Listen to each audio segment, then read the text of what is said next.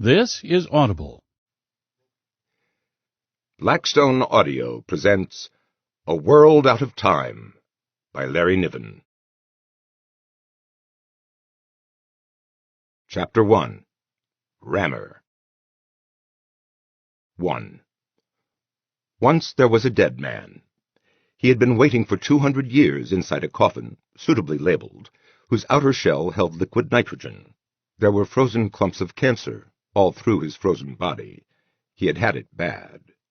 He was waiting for medical science to find him a cure. He waited in vain. Most varieties of cancer could be cured now, but no cure existed for the billions of cell walls ruptured by expanding crystals of ice. He had known the risk. He had gambled anyway. Why not? He'd been dying. The vaults held over 1 million of these frozen bodies. Why not? They'd been dying. Later there came a young criminal. His name is forgotten and his crime is secret, but it must have been a terrible one. The state wiped his personality for it. Afterward he was a dead man, still warm, still breathing, even reasonably healthy, but empty. The state had use for an empty man. Corbell woke on a hard table, aching as if he had slept too long in one position.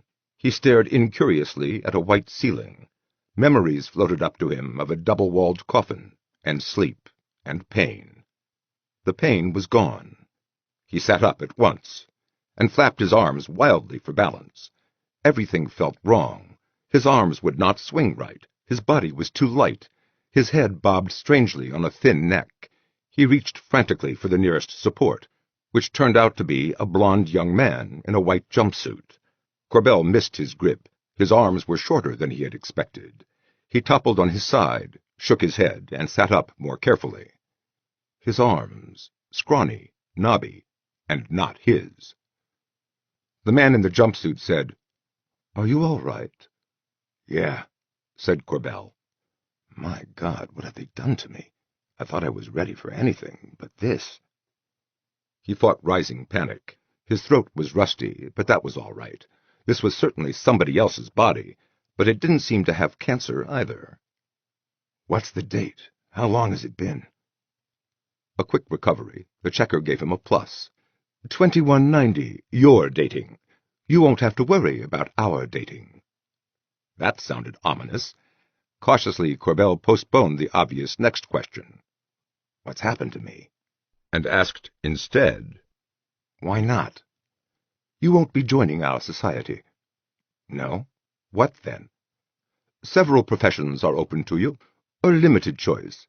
If you don't qualify for any of them, we'll try someone else." Corbell sat on the edge of the hard operating table. His body seemed younger, more limber, definitely thinner, not very clean.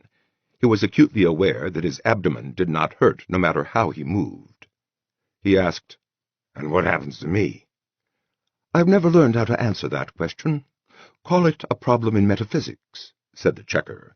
"Let me detail what's happened to you so far, and then you can decide for yourself."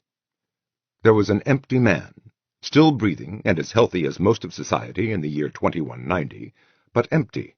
The electrical patterns in the brain, the worn paths of nervous reflex, the memories, the person, had all been wiped away as penalty for an unnamed crime. And there was this frozen thing. "Your newspapers called you people corpsicles," said the blond man. "I never understood what the tapes meant by that." "It comes from popsicle, frozen sherbet." Corbell had used the word himself before he became one of them, one of the corpsicles, the frozen dead. Frozen within a corpsicle's frozen brain were electrical patterns that could be recorded. The process would warm the brain and destroy most of the patterns, but that hardly mattered, because other things must be done too. Personality was not all in the brain. Memory RNA was concentrated in the brain, but it ran all through the nerves and the blood. In Corbell's case, the clumps of cancer had to be cut away. Then the RNA could be leached out of what was left. The operation would have left nothing like a human being, Corbell gathered. More like bloody mush. "What's been done to you is not the kind of thing that can be done twice," the checker told him. "You get one chance, and this is it. If you don't work out, we'll terminate and try someone else. The vaults are full of corpsicles." "You mean you'd wipe my personality?" Corbell said unsteadily. "But I haven't committed a crime. Don't I have any rights?" The checker looked stunned. Then he laughed. "I thought I'd explained. The man you think you are is dead. Corbell's will was probated long ago. His widow—" "Damn it, I left money to myself." "No good." Though the man still smiled, his face was impersonal, remote, unreachable. A vet smiles reassuringly at a cat due to be fixed. A dead man can't own property. That was settled in the courts long ago. It wasn't fair to the heirs. Corbell jerked an unexpectedly bony thumb at his bony chest. "But I'm alive now." "Not in law. You can earn your new life. The state will give you a new birth certificate and citizenship, if you give the state good reason." Corbell sat for a moment, absorbing that. Then he got off the table. "Let's get started, then. What do you need to know about me?" "Your name?" "Jerome Branch Corbell." "Call me Pierce." The checker did not offer to shake hands. Neither did Corbell, perhaps because he sensed the man would not respond, perhaps because they were both noticeably overdue for a bath. "I'm your checker. Do you like people? I'm just asking. We'll test you in detail later." "I get along with the people around me, but I like my privacy." The checker frowned. "That narrows it more than you might think. The isolationism you called privacy was, well, a passing fad. We don't have the room for it, or the inclination either. We can't send you to a colony world." "I might make a good colonist. I like travel." "You'd make terrible breeding stock. Remember, the genes aren't yours. No, you get one choice, Corbell. Rammer." "Rammer?" "I'm afraid so." "That's the first strange word you've used since I woke up. In fact, hasn't the language changed at all? You don't even have an accent." "Part of my profession. I learned your speech through RNA training many years ago. You'll learn your trade the same way, if you get that far. You'll be amazed how fast you learn with RNA shots to help you along. But you'd better be right about liking your privacy, Corbell, and about liking to travel, too. Can you take orders?" "I was in the Army." "What does that mean?" "Means yes." "Good. Do you like strange places and faraway people, or vice versa?" "Both." Corbell smiled hopefully. "I've raised buildings all over the world. Can the world use another architect?" "No. Do you feel that the state owes you something?" There could be but one answer to that. "No." "But you had yourself frozen. You must have felt that the future owed you something." "Not at all. It was a good risk. I was dying." "Ah." The checker looked him over thoughtfully. "If you had something to believe in, perhaps dying wouldn't mean so much." Corbell said nothing. They gave him a short word association test in English. That test made Corbell suspect that a good many corpsicles must date from near his own death in 1970. They took a blood sample, then exercised him to exhaustion and took another blood sample. They tested his pain threshold by direct nerve stimulation, excruciatingly unpleasant, then took another blood sample. They gave him a Chinese puzzle and told him to take it apart. Pierce then informed him that the testing was over. "After all, we already know the state of your health." "Then why the blood samples?" The checker looked at him for a moment. "You tell me." Something about that look gave Corbell the creepy feeling that he was on trial for his life. The feeling might have been caused only by the checker's rather narrow features, his icy blue gaze and abstracted smile. Still, Pierce had stayed with him all through the testing, watching him as if Corbell's behavior was a reflection on Pierce's judgment. Corbell thought carefully before he spoke. "You have to know how far I'll go before I quit. You can analyze the blood samples for adrenaline and fatigue poisons to find out just how much I was hurting, just how tired I really was."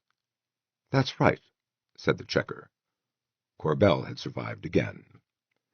He would have given up much earlier on the pain test, but at some point Pierce had mentioned that Corbell was the fourth corpsicle personality to be tested in that empty body. He remembered going to sleep that last time, 220 years ago. His family and friends had been all around him, acting like mourners. He had chosen the coffin, paid for vault space, and made out his last will and testament, but he had not thought of it as dying. He had been given a shot. The eternal pain had drifted away in a soft haze. He had gone to sleep. He had drifted off wondering about the future, wondering what he would wake to. A vault into the unknown. World government? Interplanetary spacecraft? Clean fusion power? Strange clothing, body paints, nudism? New principles of architecture, floating houses, arcologies? Or crowding, poverty, all the fuels used up, power provided by cheap labor? He thought of those, but they didn't worry him. The world could not afford to wake him if it was that poor. The world he dreamed of in those last moments was a rich world, able to support such luxuries as Jaybee Corbell. It looked like he wasn't going to see too damn much of it. Someone led him away after the testing. The guard walked with a meaty hand wrapped around Corbell's thin upper arm. Leg irons would have been no more effective had Corbell thought of escaping. The guard took him up a narrow staircase to the roof. The noon sun blazed in a blue sky that shaded to yellow, then brown at the horizon. Green plants grew in close-packed rows on parts of the roof. Elsewhere, many sheets of something glassy were exposed to the sunlight. Corbell caught one glimpse of the world from a bridge between two roofs. It was a cityscape of close-packed buildings, all of the same cold, cubistic design. And Corbell was impossibly high on a narrow strip of concrete with no guardrails at all. He froze.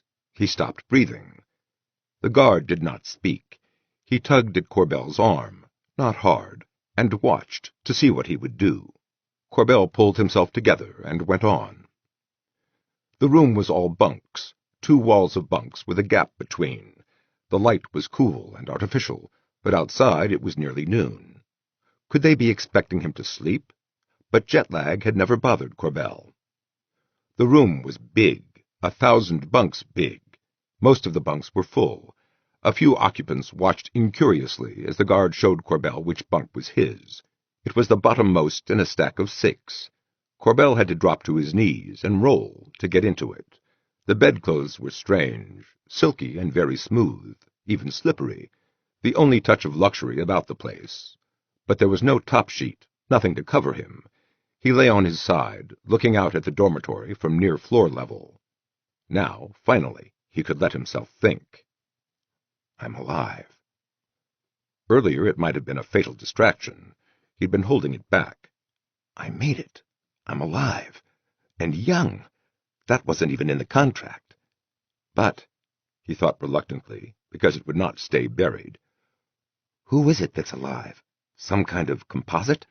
A criminal rehabilitated with the aid of some spare chemicals and an electric brainwashing device? No, Jaybee Corbell is alive and well, if a trifle confused. Once he had had that rare ability. He could go to sleep anywhere, any time. But sleep was very far from him now. He watched and tried to learn.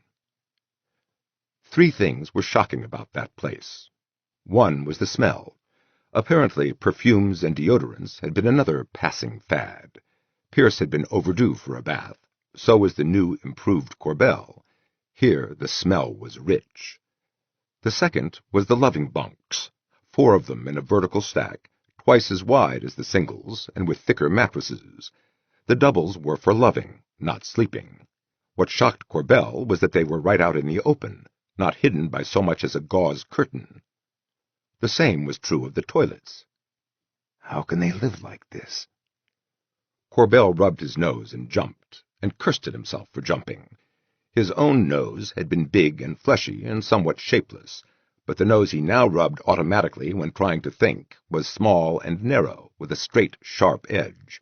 He might very well get used to the smell and everything else before he got used to his own nose. Eventually he slept. Sometime after dusk a man came for him. A broad, brawny type, wearing a gray jumper and a broad, expressionless face. The guard was not one to waste words. He found Corbell's bunk, pulled Corbell out by one arm, and led him stumbling away. Corbell was facing Pierce before he was fully awake. In annoyance, he asked, "Doesn't anyone else speak English?" "No," said the checker.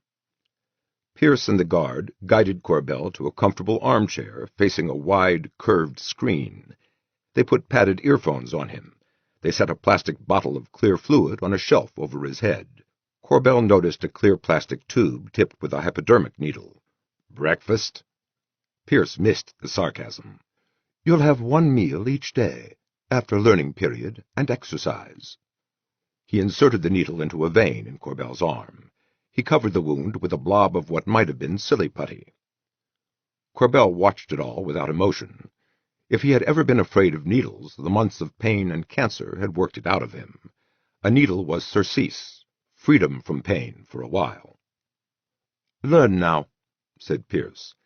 "This knob controls speed. The volume is set for your hearing. You may replay any section once. Don't worry about your arm. You can't pull the tube loose." "There's something I wanted to ask you, only I couldn't remember the word. What's a rammer?" "Starship pilot." Corbell studied the checker's face, without profit. "You're kidding." "No. Learn now." The checker turned on Corbell's screen and went away. 2. A rammer was the pilot of a starship. The starships were Bussard ramjets. They caught interstellar hydrogen in immaterial nets of electromagnetic force, compressed and guided it into a ring of pinched force fields, and there burned it in a fusion fire. Potentially, there was no limit at all on the speed of a Bussard ramjet. The ships were enormously powerful, enormously complex, enormously expensive. Corbell thought it incredible that the state would trust so much value, such devastating power and mass, to one man, to a man 2 centuries dead. Why, Corbell was an architect, not an astronaut. It was news to him that the concept of the Bussard ramjet predated his own death.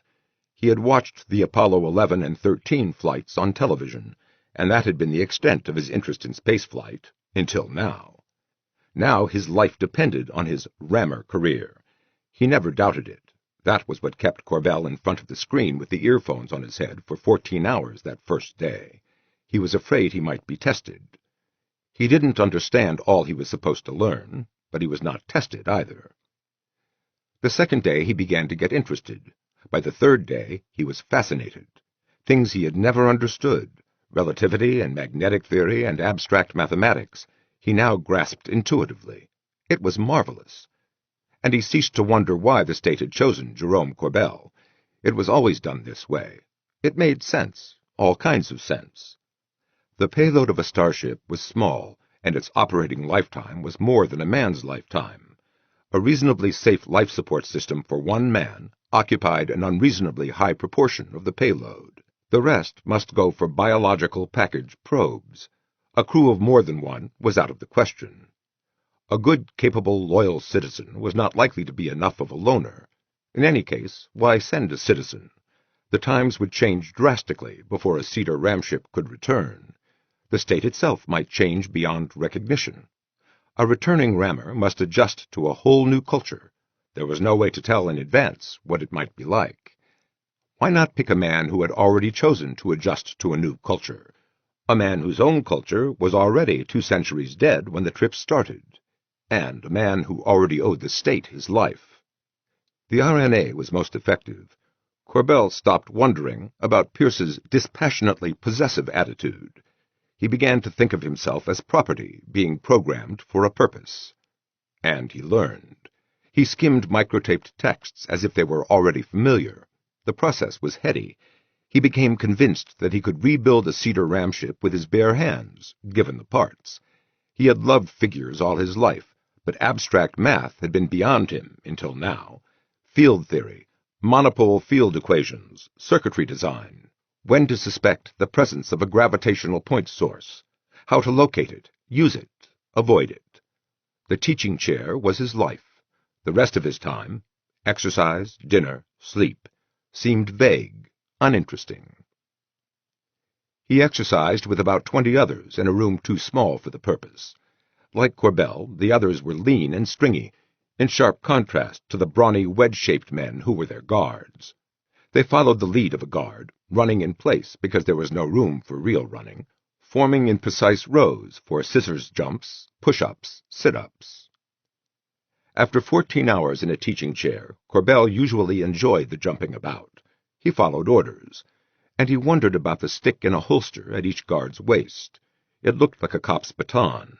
It might have been just that, except for the hole in one end. Corbell never tried to find out.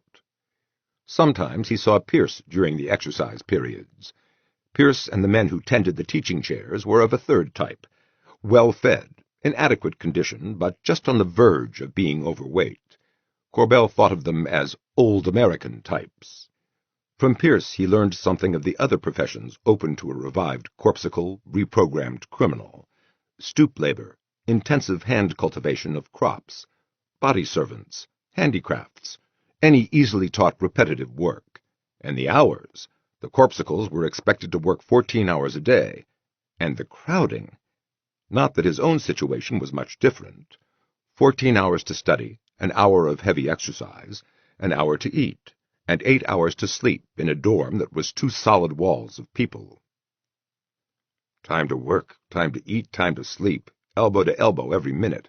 The poor bastards, he said to Pierce. What kind of a life is that? It lets them repay their debt to the state as quickly as possible. Be reasonable, Corbell. What would a corpsicle do with his off hours? He has no social life. He has to learn one by observing citizens. Many forms of felons' labor involve proximity to citizens. So they can look up at their betters while they work? That's no way to learn. It would take... I get the feeling we're talking about decades of this kind of thing. 30 years' labor generally earns a man his citizenship. That gets him a right to work, which then gets him a guaranteed base income he can use to buy education shots and tapes, and the medical benefits are impressive. We live longer than you used to, Corbell. Meanwhile, it's slave labor. Anyway, none of this applies to me. No, of course not. Corbell, you're wrong to call it slave labor. A slave can't quit. You can change jobs any time you like. There's a clear freedom of choice. Corbell shivered. Any slave can commit suicide. Suicide, my ass, the checker said distinctly. If he had anything that could be called an accent, it lay in the precision of his pronunciation. Jerome Corbell is dead. I could have given you his intact skeleton for a souvenir. I don't doubt it. Corbell saw himself tenderly polishing his own white bones. But where could he have kept such a thing? In his bunk? Well then, you're a brain-wiped criminal, justly brain-wiped, I might add. Your crime has cost you your citizenship, but you still have the right to change professions. You need only ask for another, course of rehabilitation. What slave can change jobs at will? It would feel like dying. Nonsense. You go to sleep, only that. When you wake up, you've got a different set of memories. The subject was an unpleasant one. Corbell avoided it from then on, but he could not avoid talking to the checker. Pierce was the only man in the world he could talk to. On the days Pierce failed to show up, he felt angry, frustrated. Once he asked about gravitational point sources. My time didn't know about those. Yes, it did. Neutron stars and black holes. You had a number of pulsars located by 1970, and the mathematics to describe how a pulsar decays. The thing to watch for is a decayed pulsar directly in your path. Don't worry about black holes. There are none near your course. Okay. Pierce regarded him in some amusement. You really don't know much about your own time, do you? Come on, I was an architect. What would I know about astrophysics? We didn't have your learning techniques. Which reminded him of something. Pierce, you said you learned English with RNA injections. Where does the RNA come from? Pierce smiled and walked away. He had little time to remember. For that he was almost grateful. But very occasionally, lying wakeful in his bunk, listening to the shh, shh, shh of 1,000 people breathing, and the different sounds from the loving bunks, he would remember someone. It didn't matter who. At first it had been Mirabelle, always Mirabelle. Mirabelle at the tiller as they sailed out of San Pedro Harbor.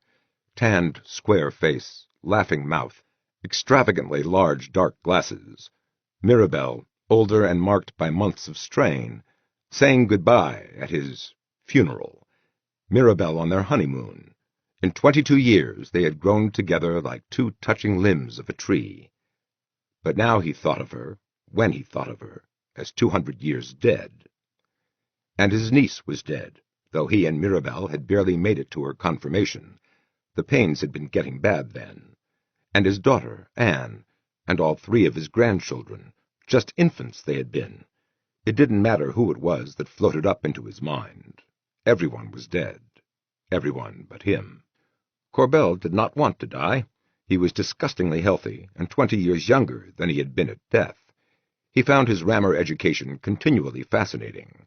If only they would stop treating him like property. Corbell had been in the army, but that was 20 years ago. Make that 240. He had learned to take orders, but never to like it.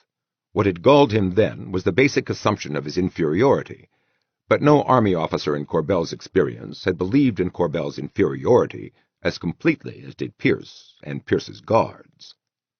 The checker never repeated a command, never seemed even to consider that Corbell might refuse. If Corbell refused even once, he knew what would happen. Pierce knew that he knew. The atmosphere better fitted a death camp than an army. They must think him a zombie. Corbell was careful not to pursue the thought. He was a corpse brought back to life, but not all the way. What did they do with the skeleton? Cremate it? The life was not pleasant. His last-class citizenship was galling. There was nobody to talk to, nobody but Pierce, whom he was learning to hate. He was hungry much of the time. The single daily meal filled his belly, but it would not stay full. No wonder he had wakened so lean.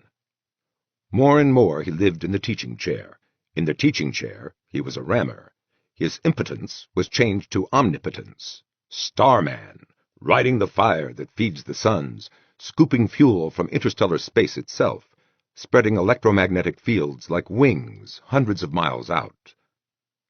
2 weeks after the state had wakened him from the dead, Corbell was given his course. He relaxed in a chair that was not quite a contour couch. RNA solution dripped into him. He no longer noticed the needle. The teaching screen held a map of his course, in green lines in 3-space. Corbell had stopped wondering how the 3-dimensional effect was achieved. The scale was shrinking as he watched. 2 tiny blobs, and a glowing ball surrounded by a faintly glowing corona. This part of the course he already knew. A linear accelerator would launch him from the moon, boost him to Bussard ramjet speeds, and hurl him at the sun. Solar gravity would increase his speed, while his electromagnetic fields caught and burned the solar wind itself.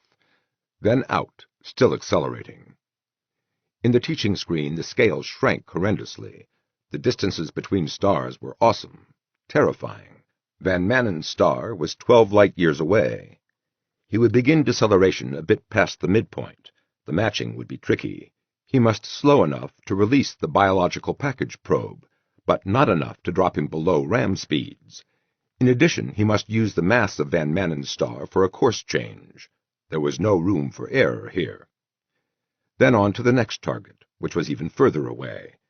Corbell watched, and he absorbed, and a part of him seemed to have known everything all along, even while another part was gasping at the distances.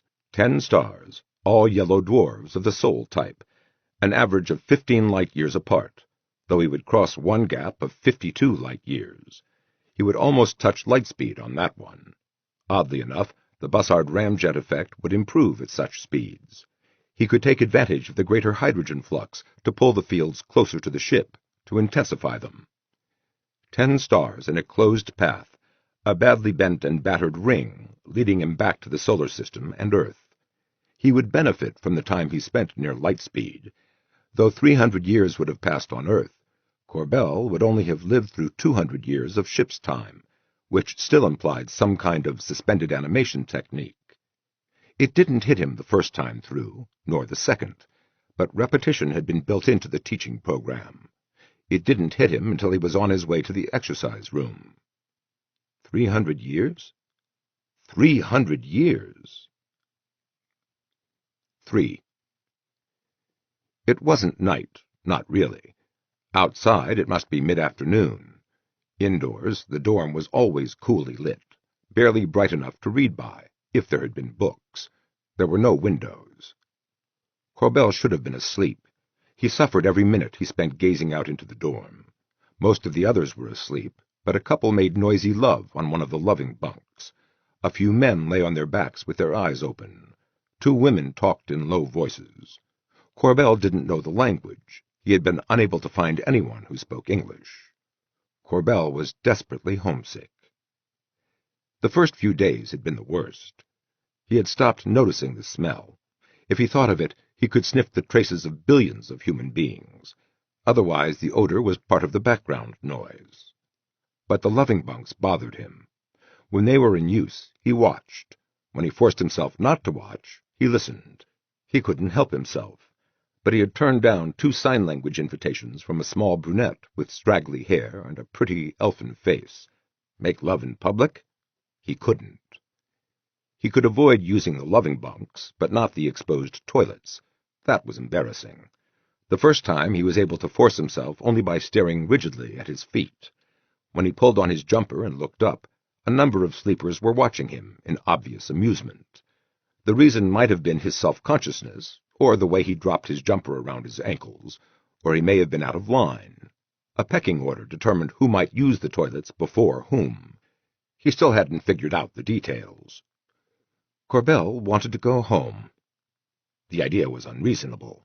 His home was gone, and he would have gone with it if it weren't for the corpsicle crypts. But reason was of no use in this instance. He wanted to go home. Home to Mirabel. Home to anywhere. Rome, San Francisco, Kansas City, Brasilia.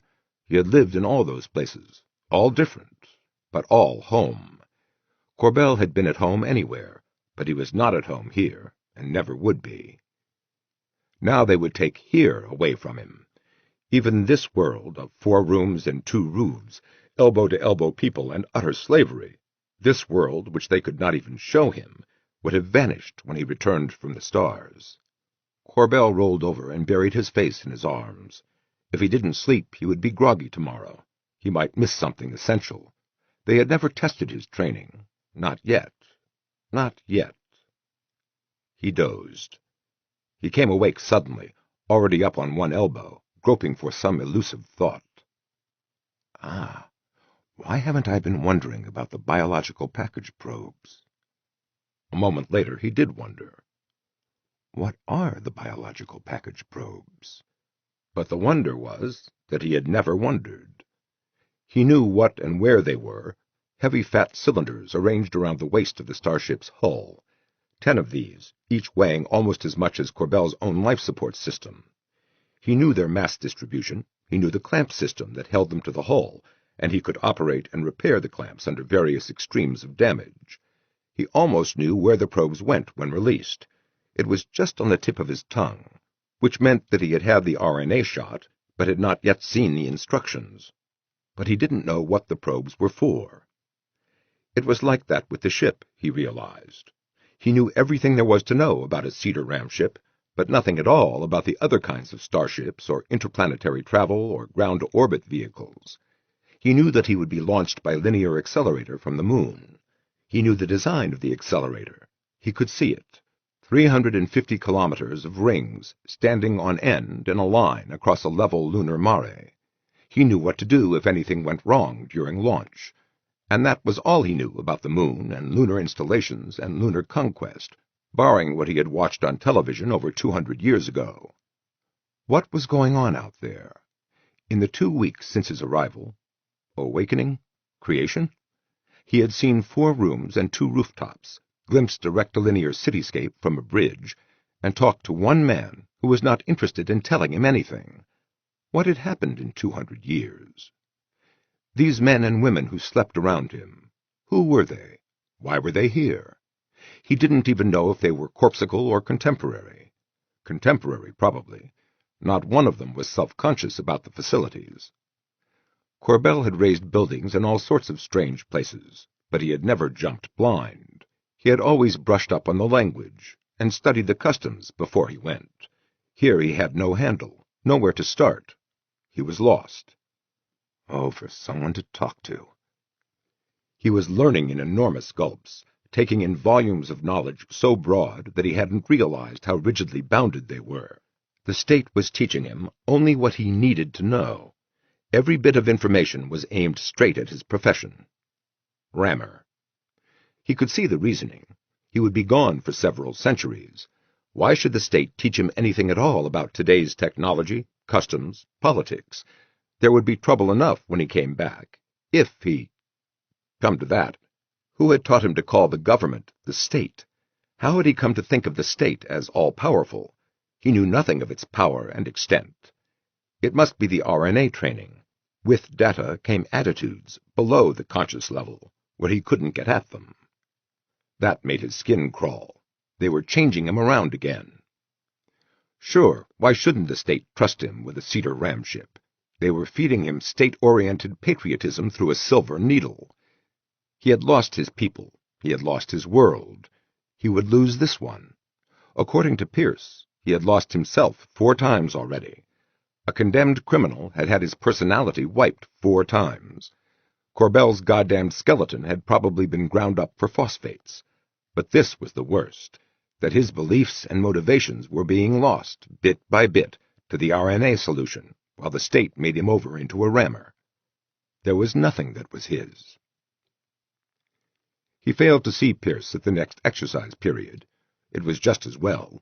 He was somewhat groggy. As usual, he ate dinner like a starving man. He returned to the dorm, rolled into his bunk, and was instantly asleep.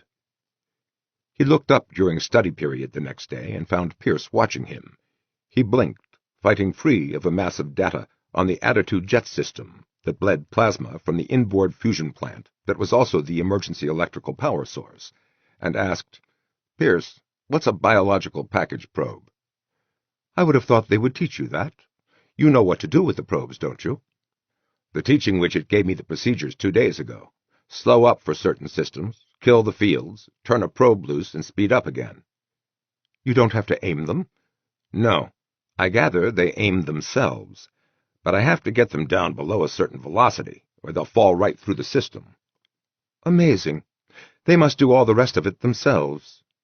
Pierce shook his head. "I wouldn't have believed it. Well, Corbell, the probes steer for an otherwise terrestrial world with a reducing atmosphere. They outnumber oxygen-nitrogen worlds about 3 to 1 in this region of the galaxy, and probably everywhere else, too, as you may know, if your age got that far." "But what do the probes do?" "They're biological packages, a dozen different strains of algae. The idea is to turn a reducing atmosphere into an oxygen atmosphere, just the way photosynthetic life forms did for Earth, something like 15 times 10 to the 8th years ago." The checker smiled, barely. His small, narrow mouth wasn't built to express any great emotion. "You're part of a big project." "Good Lord! How long does it take?" "We think about 50,000 years. Obviously, we've never had the chance to measure it." "But good Lord! Do you really think the state will last that long? Does even the state think it'll last that long?" "That's not your affair, Corbell. Still—" Pierce considered. "I don't suppose I do, or the state does, but humanity will last. One day there will be men on those worlds. It's a cause, Corbell, the immortality of the species, a thing bigger than one man's life, and you're part of it." He looked at Corbell expectantly. Corbell was deep in thought. He was running a fingertip back and forth along the straight line of his nose. Presently he asked, "What's it like out there?" "The stars? You're—" No. The city. I catch just a glimpse of it twice a day. Cubistic buildings with elaborate carvings at the street level." "What the bleep is this, Corbell? You don't need to know anything about Celador. By the time you come home, the whole city will be changed." I know. That's why I hate to leave without seeing something of the world. I could be going out to die." Corbell stopped. He had seen that considering look before, but he had never seen Pierce actually angry. The checker's voice was flat, his mouth pinched tight. "You think of yourself as a tourist." "So would you if you found yourself 200 years in the future. If you didn't have that much curiosity, you wouldn't be human." "Granted that I'd want to look around. I certainly wouldn't demand it as a right. What were you thinking when you foisted yourself off on the future? Did you think the future owed you a debt? It's the other way around, and time you realized it." Corbell was silent. "I'll tell you something. You're a rammer because you're a born tourist. We tested you for that. You like the unfamiliar. It doesn't send you scuttling back to something safe and known. That's rare." The checker's eyes said, "And that's why I've decided not to wipe your personality yet." His mouth said, "Was there anything else?" Corbell pushed his luck. "I'd like a chance to practice with a computer like the ship's autopilot computer." "We don't have one, but you'll get your chance in 2 days. You're leaving then." 4. The next day he received his instructions for entering the solar system. He had been alive for 17 days. The instructions were understandably vague. He was to try anything and everything to make contact with a drastically changed state, up to and including flashing his attitude jets in binary code. He was to start these procedures a good distance out. It was not impossible that the state would be at war with something. He should be signaling not a warship. He found that he would not be utterly dependent on rescue ships. He could slow the ram ship by breaking directly into the solar wind until the proton flux was too slow to help him, then whip around Sol and back out, slowing on attitude jets, using whatever hydrogen was left in the inboard tank. That was emergency fuel. Given no previous emergencies, a nearly full tank would actually get him to the moon and land him there. The state would be through with him once he dropped his last probe. It was good of the state to provide for his return, Corbell thought, and then he shook himself. The state was not altruistic. It wanted the ship back. Now, more than ever, Corbell wanted a chance at the autopilot computer. He found one last opportunity to talk to the checker. "A 300-year round trip, maybe 200 ship's time," Corbell said. "I get some advantage from relativity. But, Pierce, you don't really expect me to live 200 years, do you? With nobody to talk to?" "The cold sleep treatment—" "Even so." Pierce frowned. "You've been briefed on the cold sleep procedure, but you haven't studied medicine. I'm told that cold sleep has a rejuvenating effect over long periods. You'll spend perhaps 20 years awake and the rest in cold sleep. The medical facilities are automatic. You've been instructed how to use them. Do you think we'd risk your dying out there between the stars, where it would be impossible to replace you?" "No." "Was there anything else you wanted to see me about?" "Yes." He had decided not to broach the subject. Now he changed his mind. "I'd like to take a woman with me. The life support system would hold 2 of us. I worked it out. We'd need another cold sleep chamber, of course." For 2 weeks this had been the only man Corbell could talk to. At first he had found Pierce unfathomable, unreadable, almost inhuman. Since then he had learned to read the checker's face to some extent. Pierce was deciding whether to terminate Jerome Corbell and start over. It was a close thing, but the state had spent considerable time and effort on Jerome Corbell. It was worth a try, and so Pierce said, "That would take up some space. You would have to share the rest between you. I do not think you would survive." "But—" "What we can do is this. We can put the mind of a woman in your computer. The computer is voice-controlled, and her voice would be that of a woman, any type of woman you choose. A subplot enclosing the personality of a woman would leave plenty of circuitry for the computer's vital functions." "I don't think you quite get the point of—" "Look here, Corbell. We know you don't need a woman. If you did, you would have taken one by now, and we would have wiped you and started over. You've lived in the dormitory for 2 weeks, and you have not used the mating facilities once." "Damn it, Pierce, do you expect me to make love in public? I can't." "Exactly." "But—" "Corbell, you learned to use the toilet, didn't you?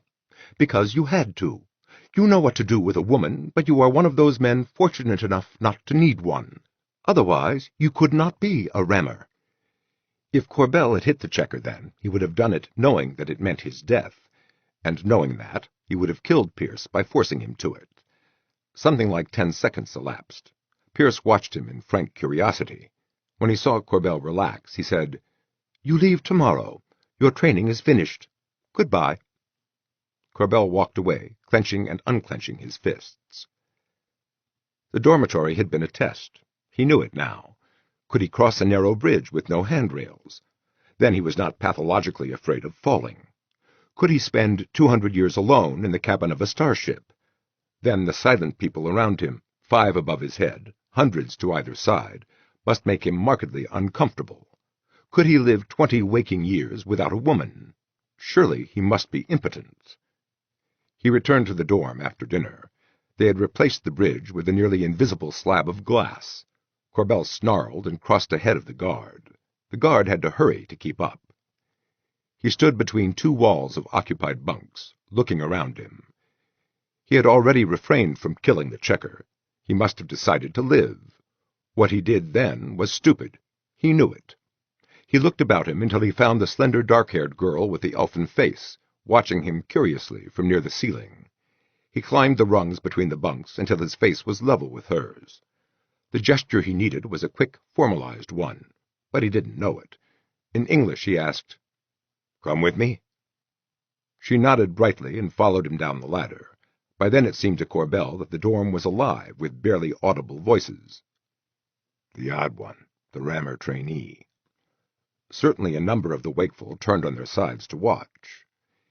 He felt their eyes on the back of his neck as he zipped open his gray jumpsuit and stepped out of it. The dormitory had been a series of tests.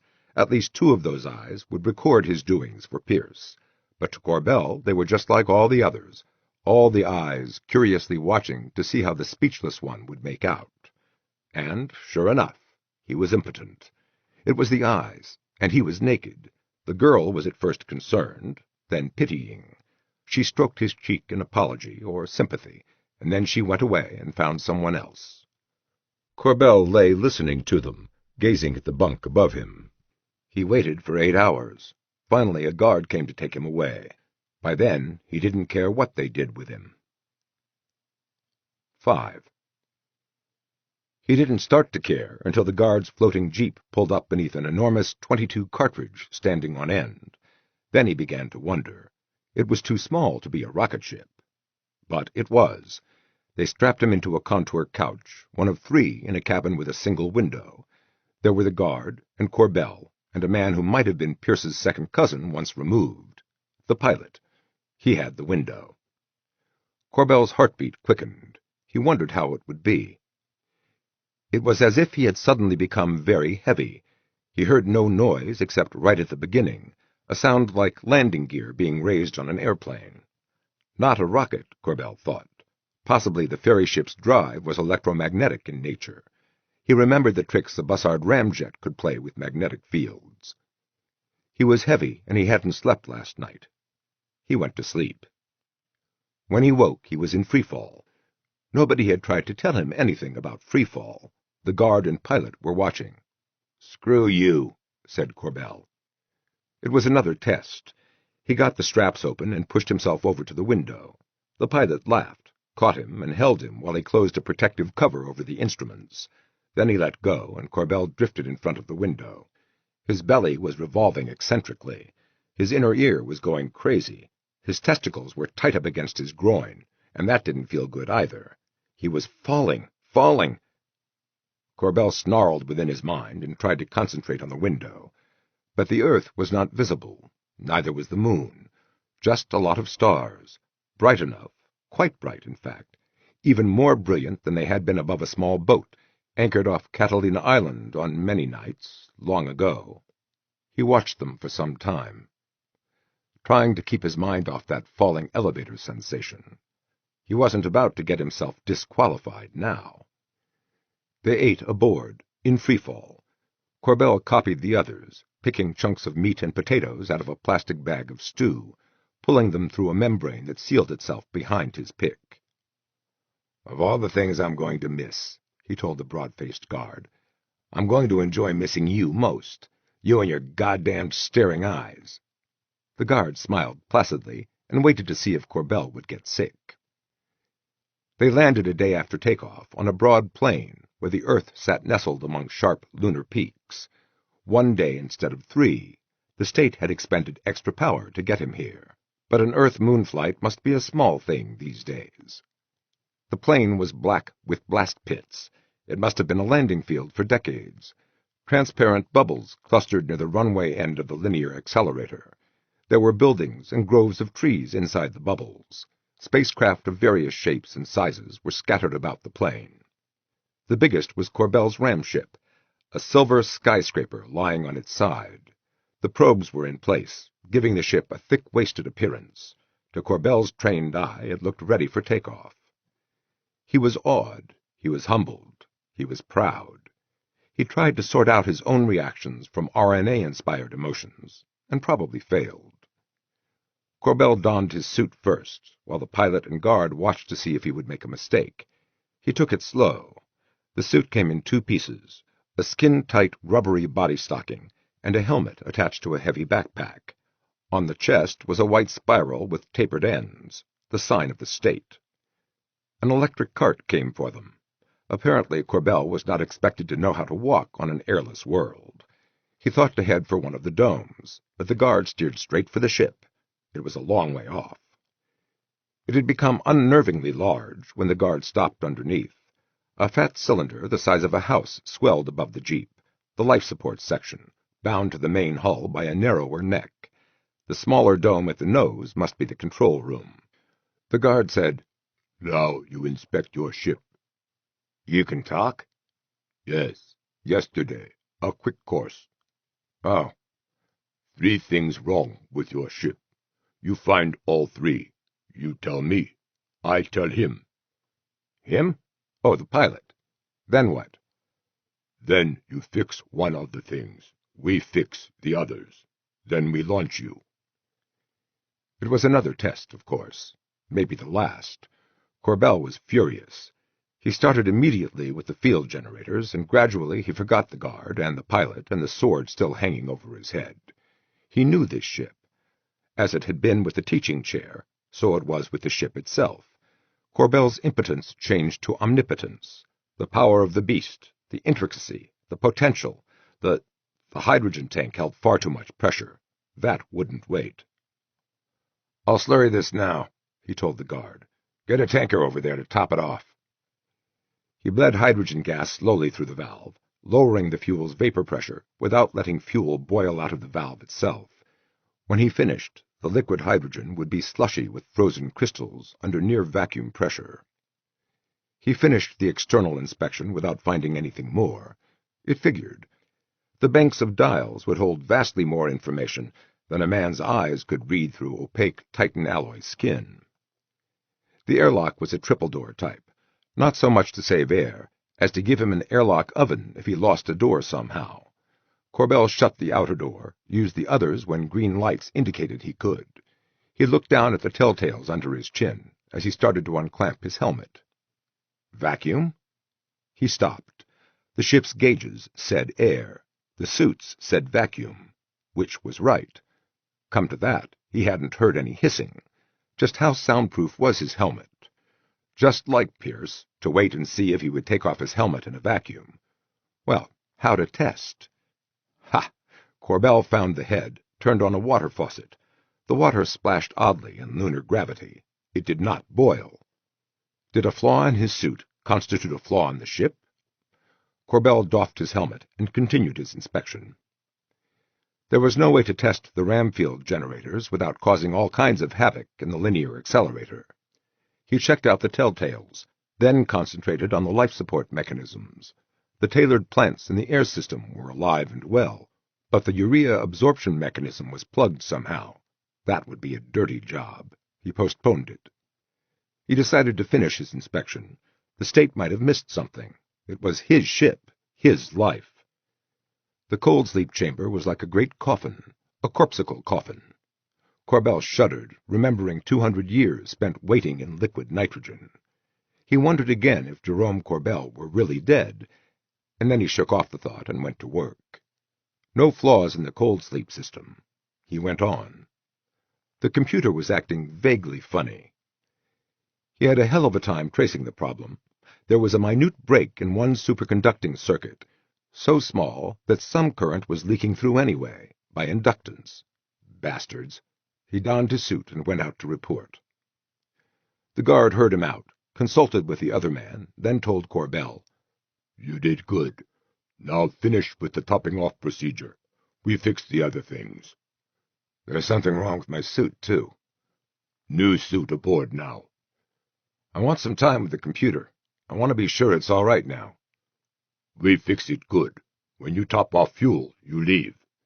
That suddenly, Corbell felt a vast sinking sensation. The whole moon was dropping away under him. They launched him hard. Corbell saw red before his eyes, felt his cheeks dragged far back toward his ears. The ship would be all right.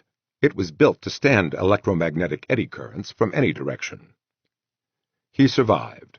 He fumbled out of his couch in time to watch the moonscape flying under him, receding, a magnificent view. There were days of freefall. He was not yet moving at ram-scoop speeds, but the state had aimed him inside the orbit of Mercury, straight into the thickening solar wind. Protons, thick fuel for the ram fields, and a boost from the sun's gravity. Meanwhile, he had most of a day to play with the computer. At one point it occurred to him that the state might monitor his computer work. He shrugged it off. Probably it was too late for the state to stop him now. In any case, he had said too much already. He finished his work with the computer and got answers that satisfied him. At higher speeds, the ram fields were self-reinforcing. They would support themselves and the ship. He could find no upper limit to the velocity of a cedar ram ship. With all the time in the world, then, he sat down at the control console and began to play with the fields. They emerged like invisible wings. He felt the buffeting of badly controlled bursts of fusing hydrogen. He kept the fields close to the ship, fearful of losing the balance, here where the streaming of protons was so uneven.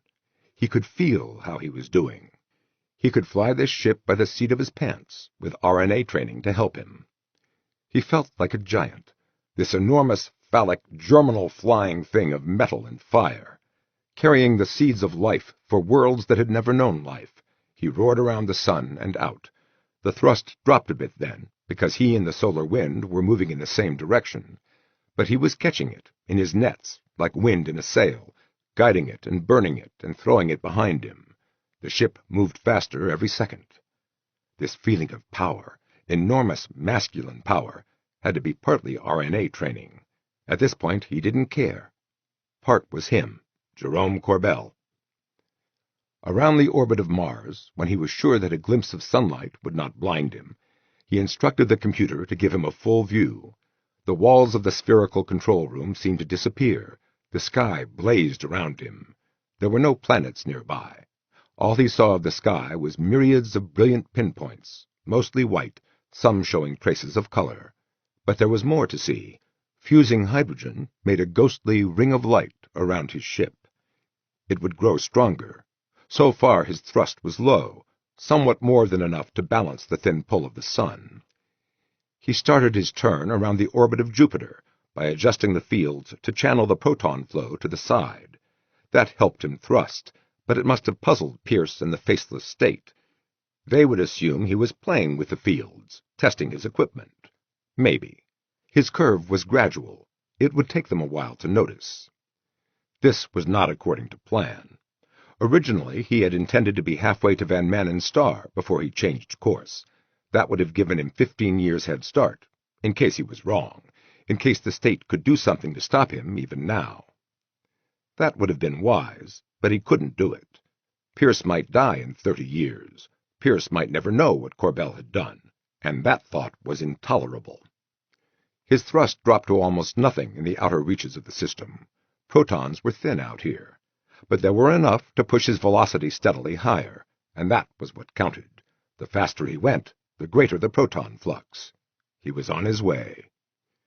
He was beyond Neptune when the voice of Pierce the Checker came to him, saying, "This is Pierce for the state. Pierce for the state. Answer, Corbell. Do you have a malfunction? Can we help? We cannot send rescue, but we can advise. Pierce for the state. Pierce for the state." Corbell smiled tightly. Pierce? The Checker's name had changed pronunciation in 200 years. Pierce had slipped back to an old habit, RNA lessons forgotten. He must be upset about something. Corbell spent 20 minutes finding the moon base with his signal laser. The beam was too narrow to permit sloppy handling. When he had it adjusted, he said, This is Corbell for himself. Corbell for himself. I'm fine. How are you? He spent more time at the computer. One thing had been bothering him, the return to Sol System. He planned to be away longer than the state would have expected. Suppose there was nobody on the moon when he returned. It was a problem, he found. If he could reach the moon on his remaining fuel, no emergencies, remember, he could reach the Earth's atmosphere.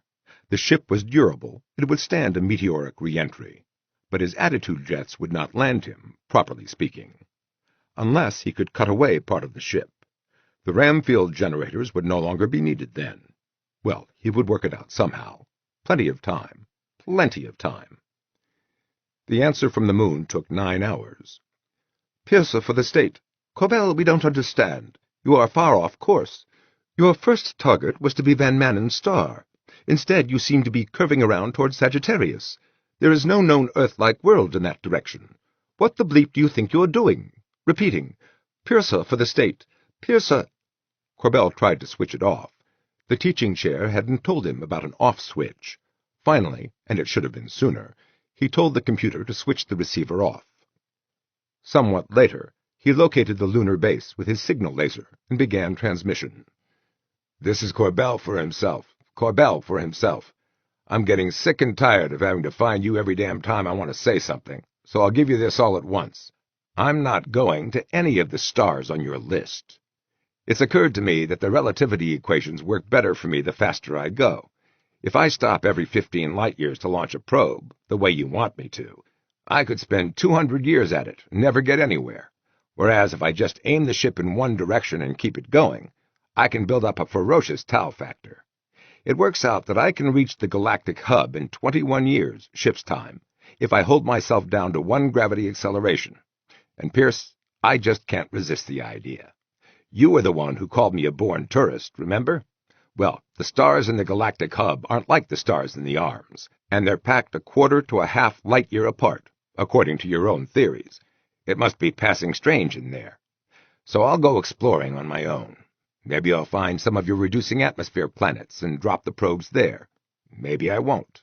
I'll see you in about 70,000 years, your time. By then your precious state may have withered away, or you'll have colonies on the seeded planets, and some of them may have broken loose from you. I'll join one of them. Or... Corbell thought it through, rubbing the straight, sharp line of his nose. I'll have to check it out on the computer, he said. But if I don't like any of your worlds when I get back, there are always the clouds of Magellan. I'll bet they aren't more than 25 years away, ship's time.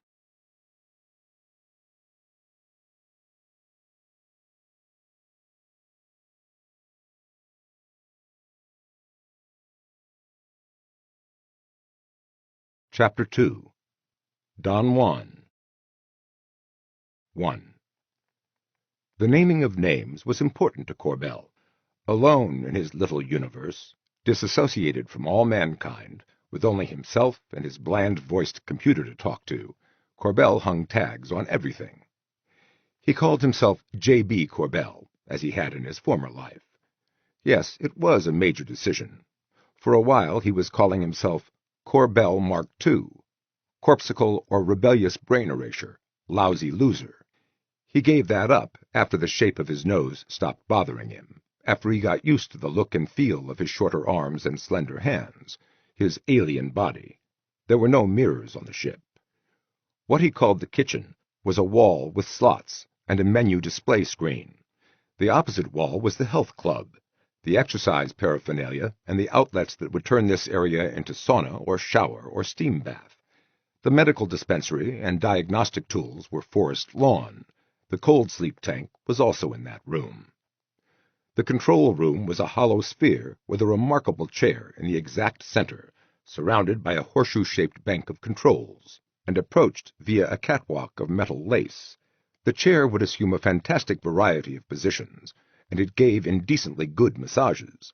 The spherical wall could disappear to display the black sky, as if Corbell and the control bank floated alone in space. It would display textbooks on astronomy or astrophysics or state history, or updated diagrams of the ship. Corbell called it the womb room. The computer could be voice-operated from anywhere aboard. There was a helmet, like a hairdryer, with a thick cord attached that would plug the pilot directly into the computer's senses. Corbell was afraid to use it. The computer answered to "computer." Corbell refused to personalize it. He spoke to it only to give orders and request information. But he dithered for months before naming the great cedar ramship he had stolen from Piersa and the state. Don Juan, he called it, for its phallic overtones. Trivial decisions, but that was Corbell's problem. He had already made his major decisions. That was his finest hour, when he broke free of Piersa and drove for the galactic core. Don Juan should have capped his career then, by blowing up. 21 years from now he could make his next major decision. A year on his way, and Corbell was starving for the sound of another voice. He dithered. What would Pierce say that would be worth the hearing? A year ago he had hung up on Pierce. He had had the computer disconnect the message laser receiver, as a gesture of contempt. That gesture was important. Could Pierce know, never mind how, that he was no longer talking to a void? Corbell held lengthy conversations about it. "Can I possibly be that lonely?" he demanded of himself. "Or that bored? Or that desperate to hear another human voice again? Other than my own?" His own voice echoed back from the womb room walls. "Computer," he said at last, "reconnect the message laser receiver." And he waited. Nothing. Hours passed, and nothing. He was savage. Pierce must have given up. Somewhere in the city that Pierce had never shown Corbell, Pierce the Checker would be training another revived corpsicle. The voice caught him at breakfast 3 days later. "Corbell!" "Huh?" That was strange. Computer had never addressed him before. Was it an emergency? "This is Pierce, you traitorous son of a bitch! Turn this ship around and carry out your mission." "Get stuffed," Corbell said, feeling good. "Get stuffed yourself," said the voice of Pierce, turned suddenly silky smooth. Something was wrong here. Don Juan was almost half a light-year from Sol. How could Pierce... "Computer, switch off the message laser receiver." "That won't work, Corbell. I've beamed my personality at your computer, over and over again for these past 7 months. Turn us around or I'll cut off your air." Corbell yelled something obscene. The silence that followed commanded attention. The purr of air moving through the life support system was a sound he never heard any more, but he heard its absence. "Turn that back on!" he cried in panic. "Will you bargain, Corbell?" "Never! I'll throw—" What was heavy and movable? Nothing? "I'll pry the microwave oven loose and throw it into the computer. I'll give you nothing but a wrecked ship." "Your mission—" "Shut up!"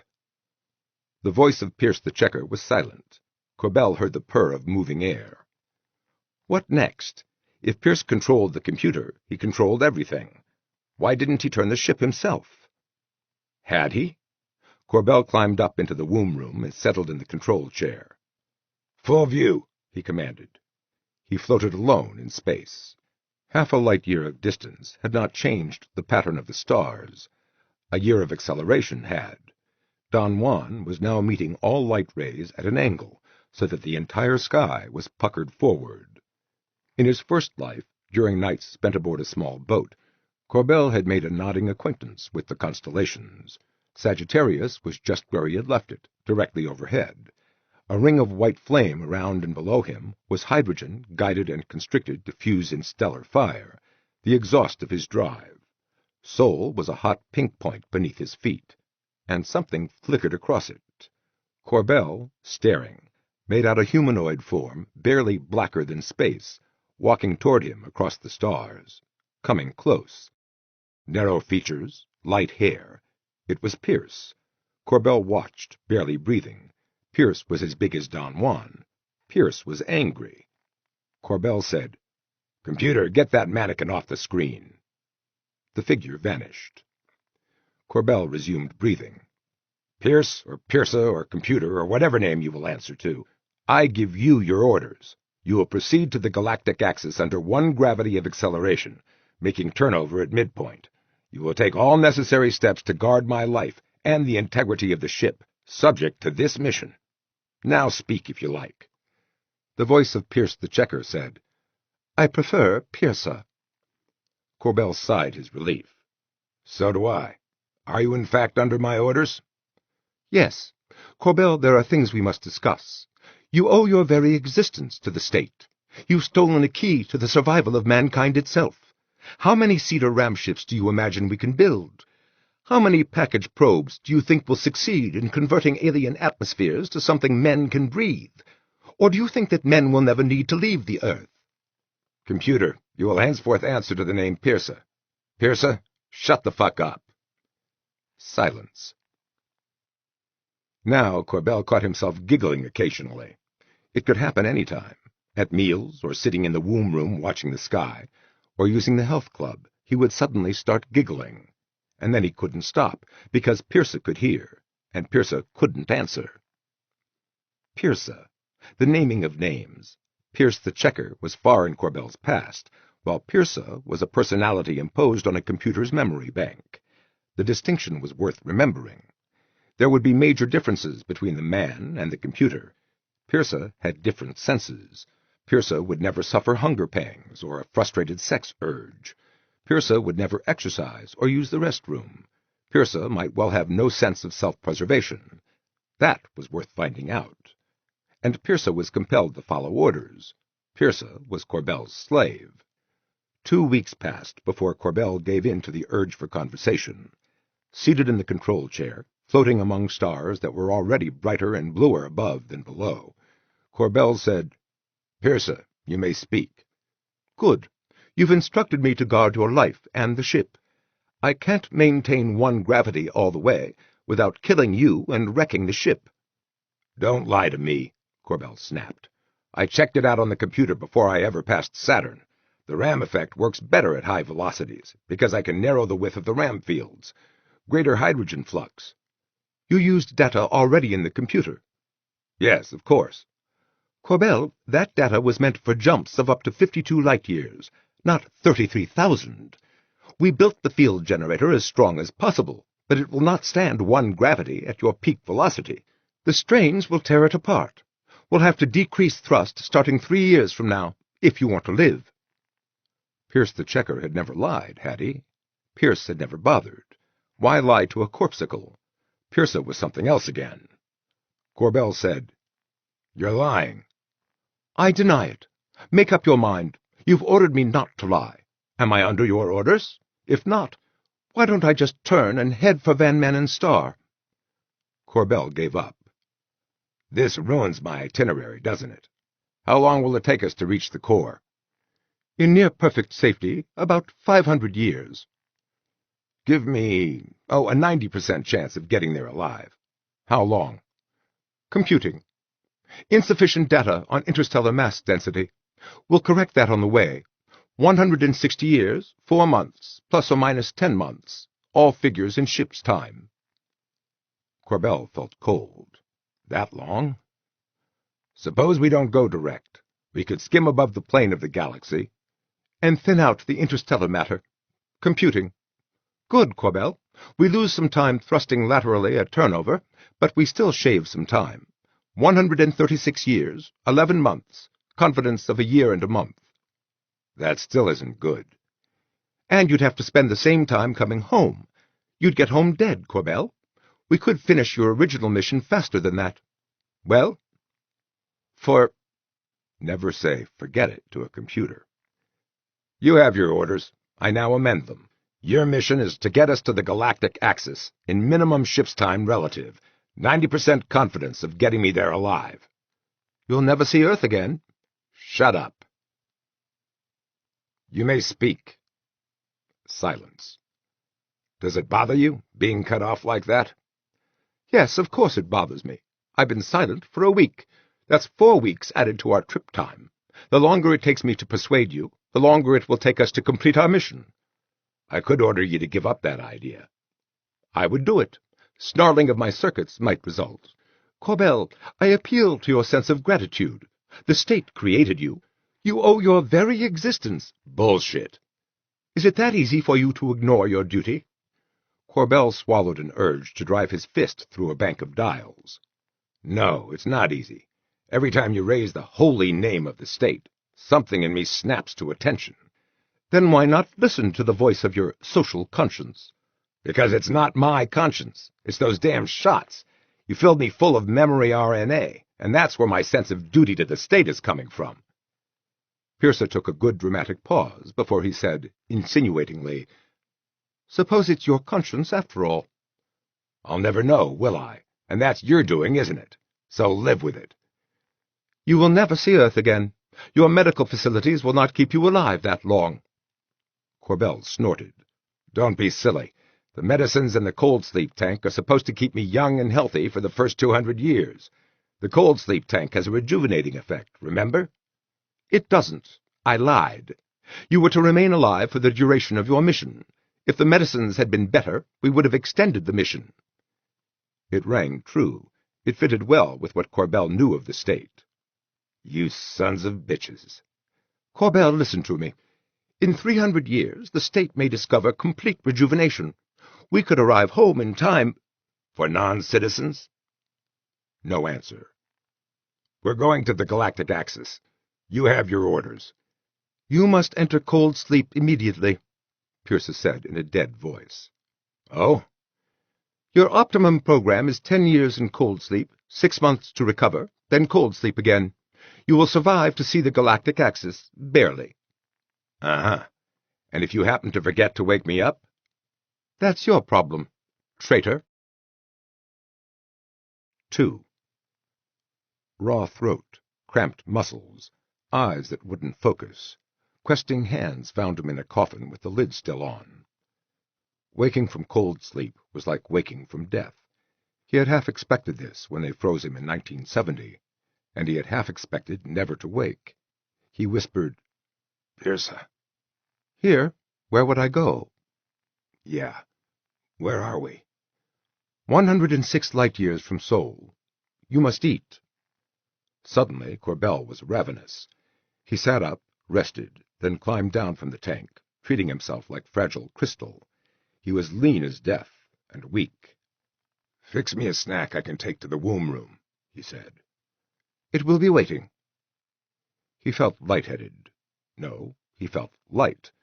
He picked up a large bulb of hot soup in the kitchen, and sucked at it as he continued to the womb room. "Give me a view," he said. The walls disappeared. The stars blazed violet-white over his head. The stellar rainbow spread out from there, violet stars in the center, then rings of blue, green, yellow, orange, dim red. To the sides and below there was almost nothing, a dozen dim red points, and the feathery ring of flame that marked his drive. That had dimmed too, for Pierce had pulled the ramfields close, and had reddened because the fuel guided into that ring was moving at near light speed relative to the ship. Pierce was bitter. "Are you satisfied? Even if we turned back now, we have lost over 400 years of Earth time." "You bore me," said Corbell, though he felt stabbing pain from what he would once have called his conscience. "What happens next?" "Next, you eat and exercise. In 6 months you must be strong and fat." "Fat?" "Fat. Otherwise you could not survive 10 years in cold sleep. Finish your soup, then exercise." "What do I do for entertainment?" "Whatever you like." Naturally, Pierce was puzzled. The state had provided nothing for Corbell's entertainment. "Yeah, I thought so. Tell me about yourself, Pierce. We're going to be together a long time." "What do you want to know?" "I want to know how you got to be this way. What was it like to be Pierce the Checker, citizen of the state? Start with your childhood." Pierce was a poor storyteller. He rambled.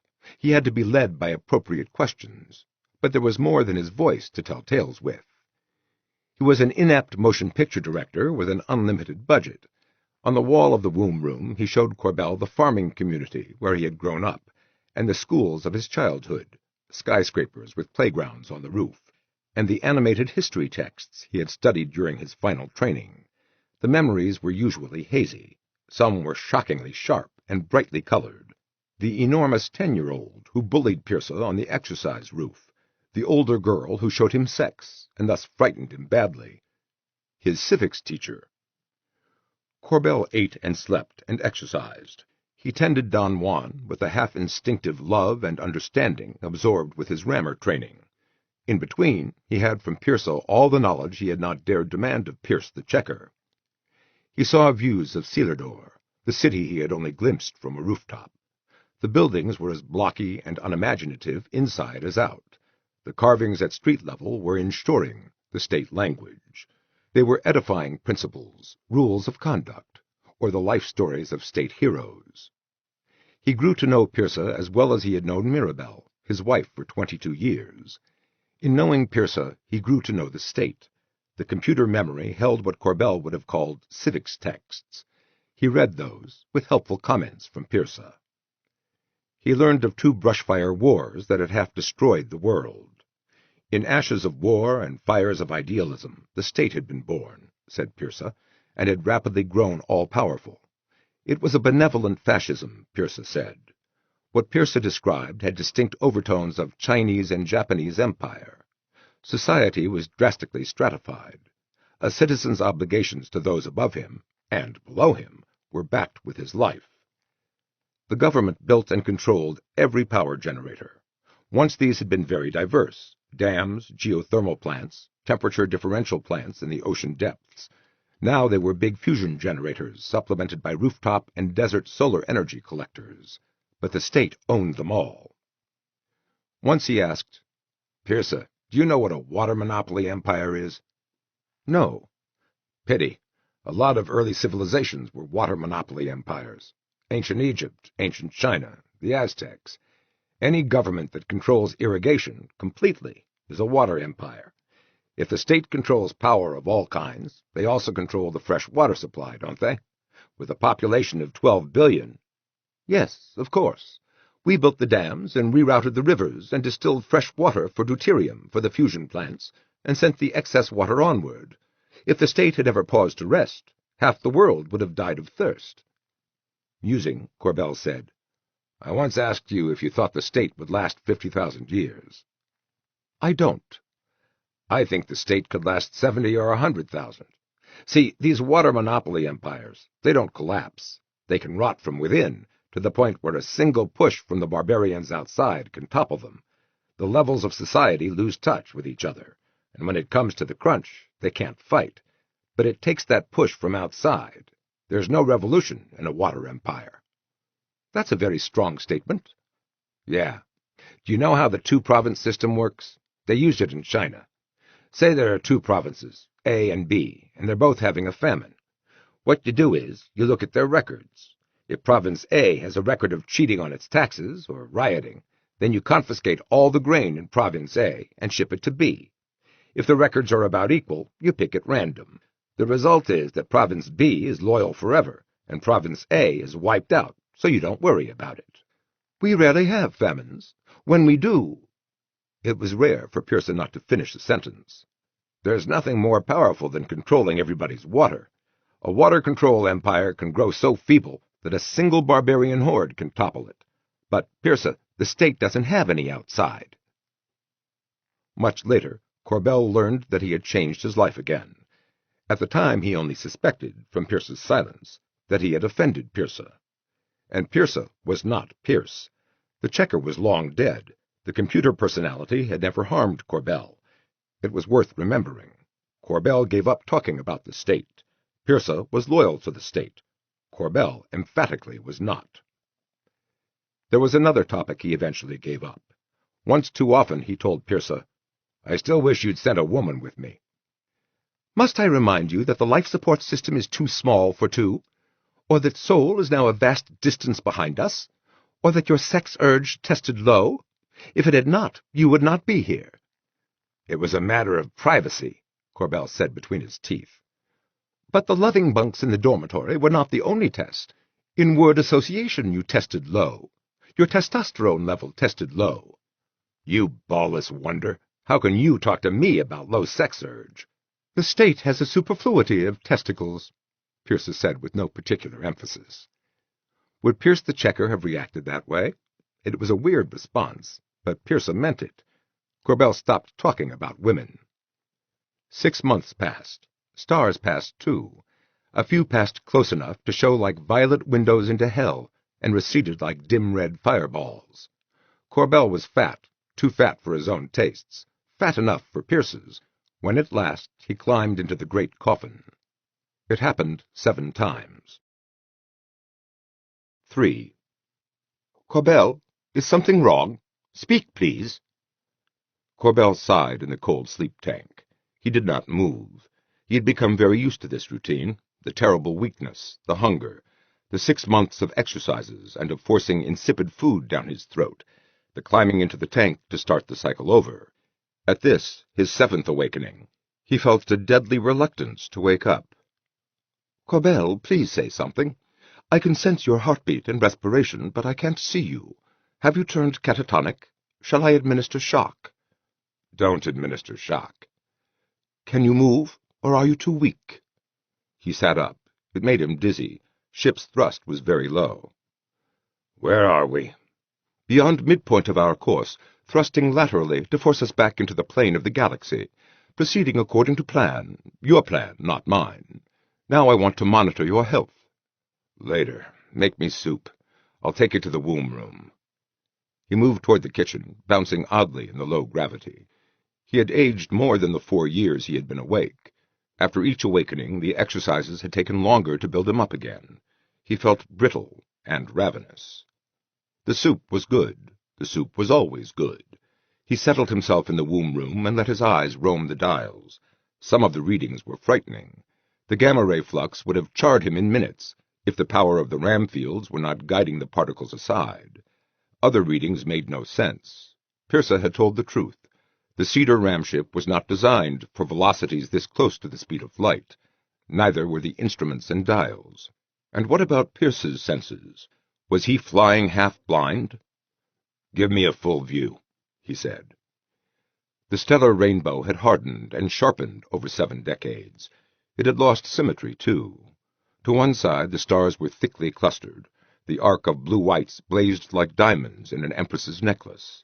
To the other, the side that faced intergalactic space, the rainbow was almost dark. Each star was sharply defined within its band of color.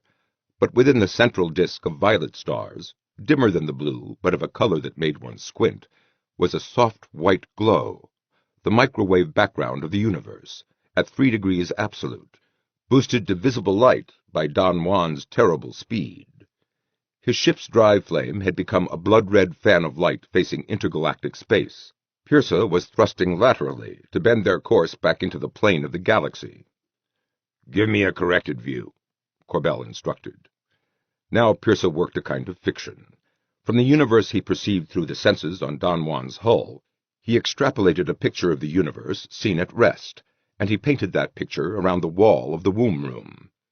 The galaxy was incomparably beautiful, a whirlpool of light spread out across half the universe. Corbell looked ahead of him for his first view of the galactic core. It was there, just brighter than the rest, and hazy, without definition. He was disappointed. He had thought the close-packed ball of stars would flame with colors. He could pick out no individual stars, only a vague glow around a central bright point. Behind him, the stars were similarly blurred. "I'm getting poor definition in the view aft," Pierce volunteered. "The light is drastically red-shifted." "And forward?" "This is not according to theory. I would have expected more definition within the core. There must be a great deal of interstellar matter blocking the light. Even so, I need more data." Corbell didn't answer. A multiple star cluster had caught his eye, 6 brilliant points whirling frantically as they came toward him. They passed on the right, still jiggling madly, and froze in place as they came alongside. "The next time that happens, I'd like to see an uncorrected view." "I'll call you, but you won't see much." So here he was at the halfway point, with his destination in sight. No man before him could have seen the glow of the galactic core, or the frantically spinning star cluster flashing past at this close to light speed. His enemy's soul had become Corbell's slave. Corbell flies toward the core suns like a moth toward a flame, expecting death. But he has his victories. He finished his anonymous soup. Don Juan's kitchen and/or chemistry lab supplied just enough taste, just enough variety, to keep a state non-citizen from cutting his throat. On such fare he must grow fat, and exercise to distribute the fat. Lately it tended to settle in a pot-belly, which was no help at all. He was getting old. Despite the cold sleep tank and all the medicines available, he would be decrepit before they reached the core suns. His second life should have been more like his first. He had hoped to make friends, to carve out some kind of career. He had been frozen at age 44. There would have been time even for a marriage, children. Things would look better when he had built up some strength. He could go on an oxygen drunk. On request, Pearsa would fill the cabin with pure oxygen, while lecturing Corbell on the adverse medical effects for as long as Corbell would let him. "About now you usually start telling me my duty," he said. "There's no point," said Pearsa. "We're decelerating now. We'll be among the core suns before we can break to a stop." Corbell smiled. "Anyone but you would have given up sooner. Expand my view of the core suns, please." The hub of the galaxy rushed toward him. Dark clouds with stars embedded in them surrounded a bright core. They looked like churning storm clouds. They had changed position since his last waking period. But the core itself was a flat, featureless glow, except for a single bright point at the center. "The interstellar matter must be almighty thick in there. Can our ram fields handle it?" "If we give up thrust and settle for shielding the life support system and nothing else, you'll be amazed at what we can handle." "I'll be dying anyway, of old age." "Corbell, there is a way you can go home again." "Damn it, Pearsa, have you been lying to me?" "Calm down, Corbell. There is a way to make you young, if you're willing. You can understand why I didn't raise the subject before." "I sure can. Why now? Why would you do this for someone who betrayed your precious state?" "Things have changed, Corbell. By now we may be the last remnants of the state, and you weren't even a citizen." "And you are?" "I am a human personality imposed on a computer's memory banks. I could never be a citizen. You could have been. Such as you are, you may well represent the state. The state may not survive the 70,000 years we will be gone. You are worth preserving." "Thank you." Unreasonably, Corbell was touched. "The state may exist only in your memory. I'm glad you forced me to teach you speech. I'm glad I told you so much about myself. You must live." "Make me young," Corbell said, with the fervor of a man growing old much too fast. "What does it take?" "We have the equipment to take a clone from you. You surely find nothing strange about the concept of cloning." "We knew about it. Cloning of carrots, anyway. But we can clone men. We can clone you. Let the individual grow in sensory deprivation in your cold sleep tank. We can record your memories and play them into the clone's blank mind." How? Oh, of course, the computer link. The link was a direct telepathic control over the computer. Corbell had never dared use it. He had been doubly afraid of it since the computer became Pierce the Checker. Pearsa might use it to take him over. Pearsa said, "We must also have injections of your memory RNA." Corbell yelped. "You're talking about grinding me up into chemically leached hamburger." "I'm talking about making a young man of you." "It wouldn't be me, you madman." "The new individual would be as much Jerome Branch Corbell as you are." Thanks a lot. You told me what happened to the real Corbell, ground up for hamburger and leached for RNA and injected into a brain-wiped criminal." "The real Corbell must have been insane, or stupid. At 70 degrees and below, the phospholipids in the glia in the brain freeze. The synapses are destroyed. Any educated man knows this," said Pearsa. "He and the other corpsicles never had a chance. You are an improvement on that, Corbell. I will make the clone an improvement over you." "I thought you might. No thanks. There isn't going to be a Corbell Mark III. 6 months later, he was not ready for the cold sleep tank. "You've been shirking your exercises," Pearsa said. Corbell had just finished an exercise period. Tendinitis had led him to favor his arms these past 2 months, but they hurt anyway. 2 hot wires in his shoulders. "It's your schedule," he grumbled. "I would have to thaw you early. Coming out of cold sleep is a trauma. You want to reach the galactic core in optimum condition. Take another 2 months awake." "Fine. I hate that damn tank anyway." Corbell slumped in a web chair. In near freefall, he was too prone to lose muscle tone. His pot belly protruded. He had nobody else to talk to, and Pearsa had endless patience. It should have been good timing when Pearsa said, "Have you given any thought to regaining your youth?" Corbell shuddered. "Forget it." Hastily, "I don't mean that literally. If you wipe it from your memory banks, you'll only think of it again later." "I take it you've cancelled your command. What is your objection?" "It's ugly. As things stand now, you will die of aging on the return voyage. The cold sleep treatment is not enough." "I will not be ground up for hamburger. Not again." "You know the details of Don Juan's excrement recycling system. Do you find that ugly?" "Since you ask, yes." "But you eat the food and drink the water." Corbell didn't answer. "You would be a young man when it was over." No, I would not," Corbell was shouting. "I would be hamburger, contaminated hamburger, garbage to be recycled for the benefit of your damn clone. He would even be a good copy, because you'd be shoving some of your own thoughts in through the computer link." "You have no loyalty to anything but yourself." Corbell thought, I can shut him up any time. He said, "Whatever it is I am, I'll settle for it."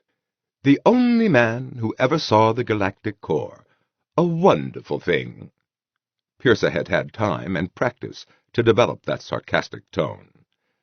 "What will you do afterward, once your sole ambition in life is satisfied? Will you order me to self-destruct? A grand funeral pyre for your ending? A fusion flame that alien eyes might see?"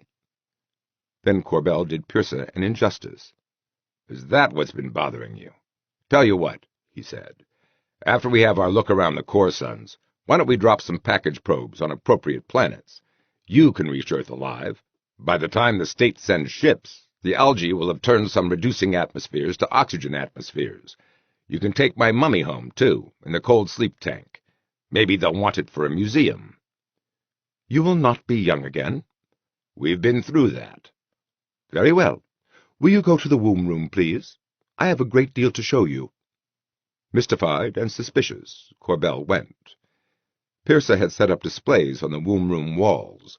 There was a greatly enlarged, slightly blurred view of the galactic core, as Corbell had seen it 6 months ago. Drastically flattened, the glow of the suns blurred by interstellar matter. There was a contrasting enlargement of the center of the spiral galaxy in Andromeda. There was a diagram, an oddly contoured disk cut down the center. Corbell frowned, wondering where he had seen that before. Pearsa spoke, as he settled himself in the control chair. "I have never known why you chose the galactic axis as your destination. I may never understand that." The core of Andromeda Galaxy glowed with colored lights. Corbell pointed. For beauty, for the same reason I once went through the Grand Canyon on muleback. Can you imagine a planet on the edge of that sphere? The nights? "I can do better. I can put it before you by extrapolation." And Pearsa did. Corbell's chair floated above a dark landscape. The sky was jammed with stars, competing for space, big and little, red and blue and pure white, and a spinning pair that threw out a spiral of red gas. The sky turned. A wall of blackness rose in the east, 10,000 cubic light-years of dust cloud. And then the womb room was as it had been, while Corbell was still gaping. "I could have done that before your first term in the cold sleep tank. We could have completed your mission, seeded the worlds assigned to you, and I could have displayed that sky for you at any time. Why didn't you say something?" "It's not real. Pearsa, didn't any of your aristocrats ever go cruising through, say, Saturn's rings, just for the joy of it?" "For the mining possibilities." "Mining! If they said that, they lied." "Are you sorry you came?" Why had he kept on? Knowing that the trip would take more than 21 years, that it would take his life, had not changed his mind. Corbell, the reconstituted corpsicle, would never carve out a normal life for himself. Very well, he would do something memorable. "No, why should I be sorry? I expected strangeness in the galactic core. I was right, wasn't I? It's nothing like other galaxies, and I'm the first to know it." "You're insane." "Imagine my amazement." "Never mind. Your choice has had unforeseen consequences. State astronomers expected a close-packed sphere of millions of suns, averaging a quarter to half a light-year apart, with red giant suns predominating. Instead, we find this: the matter in the core forced into a disk that flattens drastically toward the center, with a tremendously powerful source of infrared and radio energy at the axis. Like your diagram? Yes, very like this diagram, which I find in my databanks, a representation of the structure of the accretion disk around the black hole in Cygnus X1. Oh. He had not seen that diagram during his rammer training. His rammer training had not even told him how to avoid stellar-sized black holes, because there were none to be expected on his planned course. He had seen something very like that diagram in an article in Scientific American. Yes, Corbell, your wonderland of lights is being absorbed by a black hole of galactic mass. Its spin must be enormous, from the way it has flattened the mass of stars around it. Eventually, the entire galaxy may disappear into— Corbell, are you ill? No, Corbell said, his hands covering his face, muffling his voice. Don't be depressed. This is our chance for life. What? A thin chance to see Earth again before you die. A unique experience, win or lose. Isn't that what you want? Let me explain. 4. At the 13th awakening, he tried to sit up too fast. He woke again, dizzy, flat on his back in the coffin, with Pierce calling in his ear. Corbell! Corbell? Here. Where would I go? Be more careful. Lie there for a minute. Lean as death he was, and old. Arthritis grated in his knobby joints. With the familiar hunger came nausea. He ran a hand over his scalp. He had been half bald when he entered Forest Lawn, and more of his hair came away. Where are we? 1 month from the black hole and closing. The view will please you. He emerged from the cold sleep tank like a sick Dracula. He made his limping way to the kitchen, then to the health club. His muscles were slack and tended to cramp.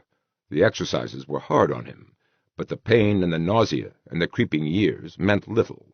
He felt good. At worst, he had found a brand-new way to die. He asked of the ubiquitous microphones, "Suppose we go too far in. We won't ever die, will we? We'd be stopped above the Schwarzschild radius." Only to an outside observer, not to ourselves. Are you about to change my orders? No. Some minutes later, he eased himself into the womb-room chair. He sipped the last of the broth. Full view. Don Juan raced above a sea of churning stars.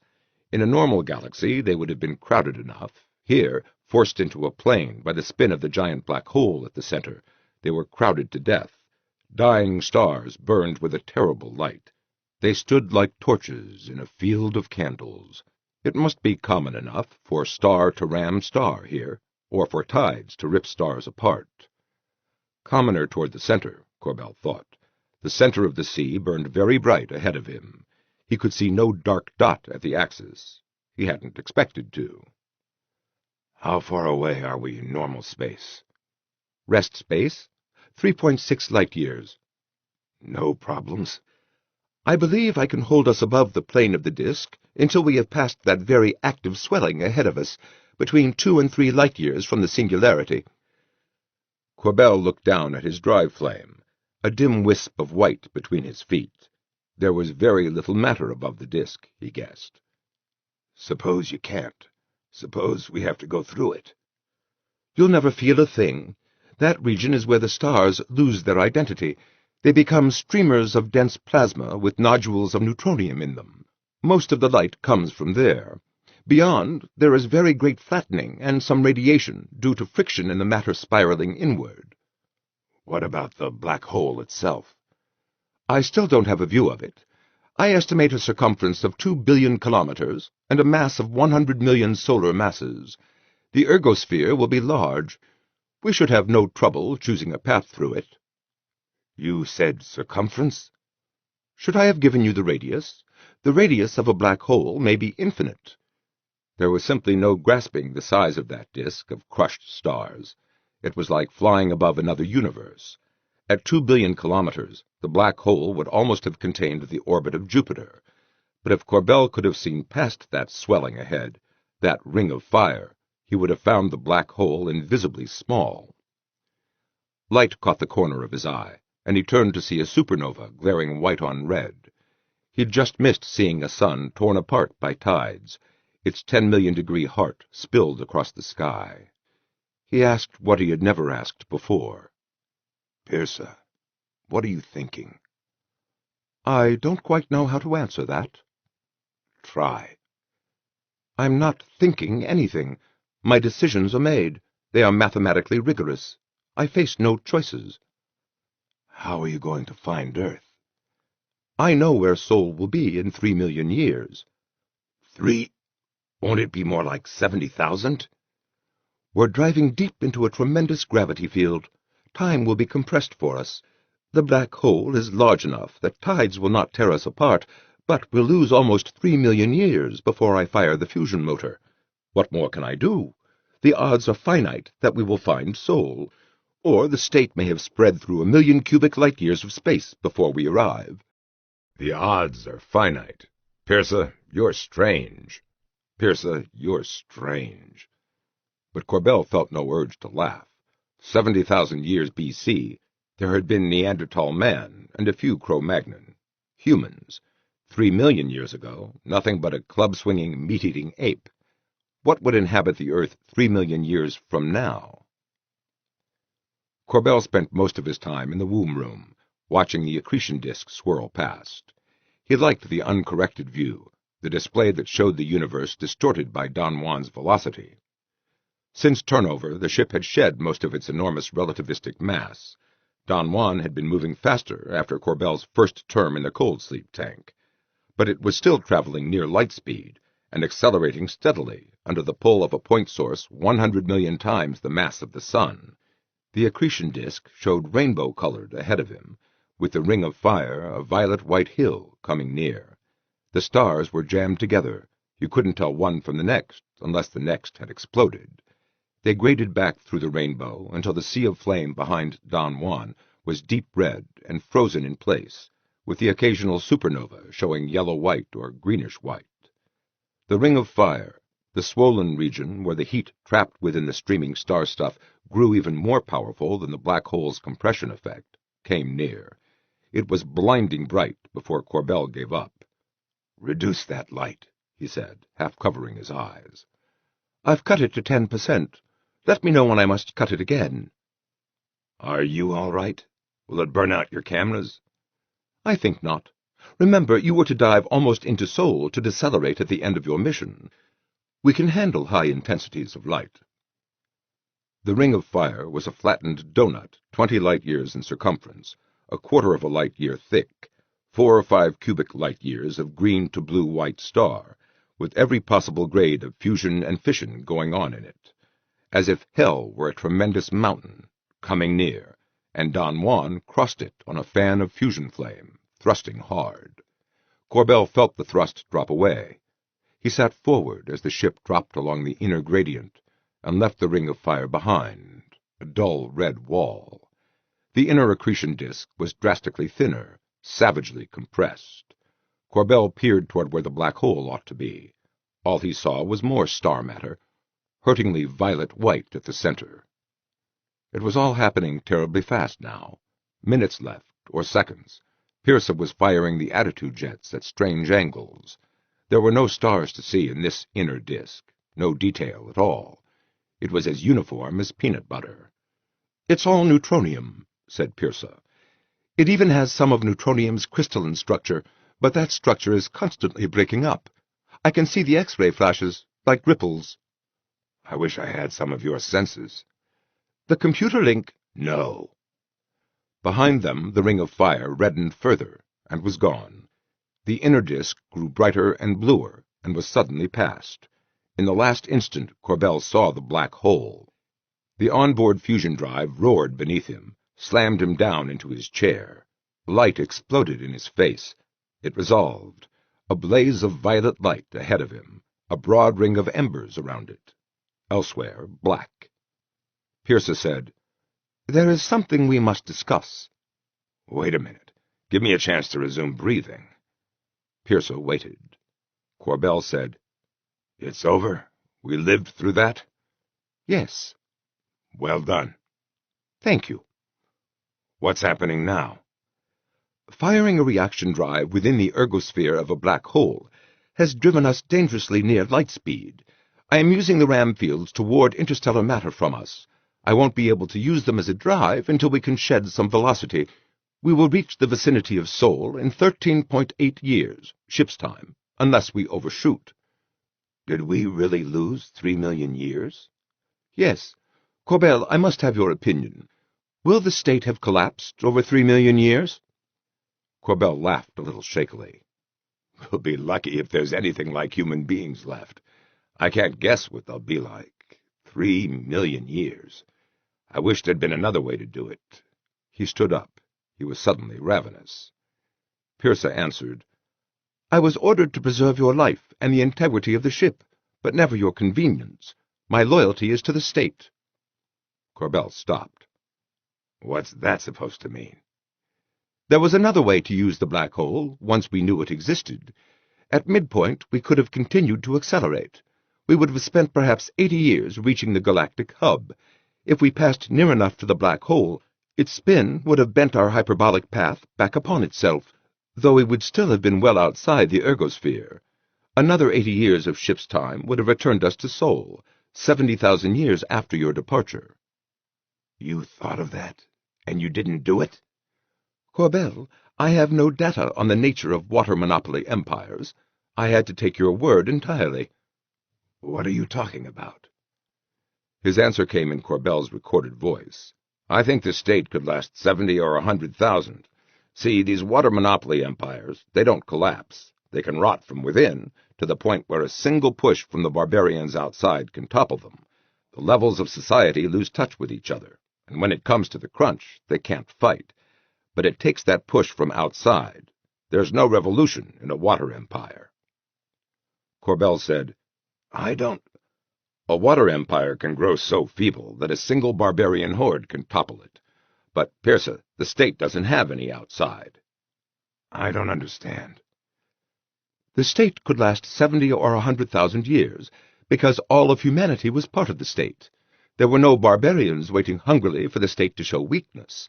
The state could have grown feeble beyond any precedent, feeble enough to fall before the hatred of a single barbarian. You, Corbell. You. Me? Did you exaggerate the situation? I thought of that, but I couldn't risk it, and I couldn't ask. He's a computer. Perfect memory, rigid logic, no judgment. I forgot. I talked to him like a human being, and now... You have heroically saved the state from me. I'll be damned. Was the danger unreal? I couldn't ask. You might have lied. I never wanted to overthrow the damn government. All I wanted was a normal life. I was only 44 years old. I didn't want to die. You never could have had what you called a normal life. It was already impossible in 2190 Anno Domini. I guess not. I just didn't see it. Let's go home.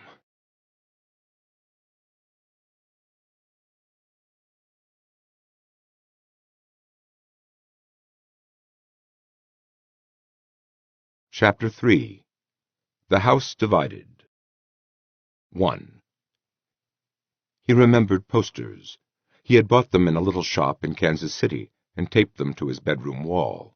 They had been there for a year before he tired of them, blown-up photographs of the planet Earth, taken from close orbit and from behind the moon by Apollo astronauts.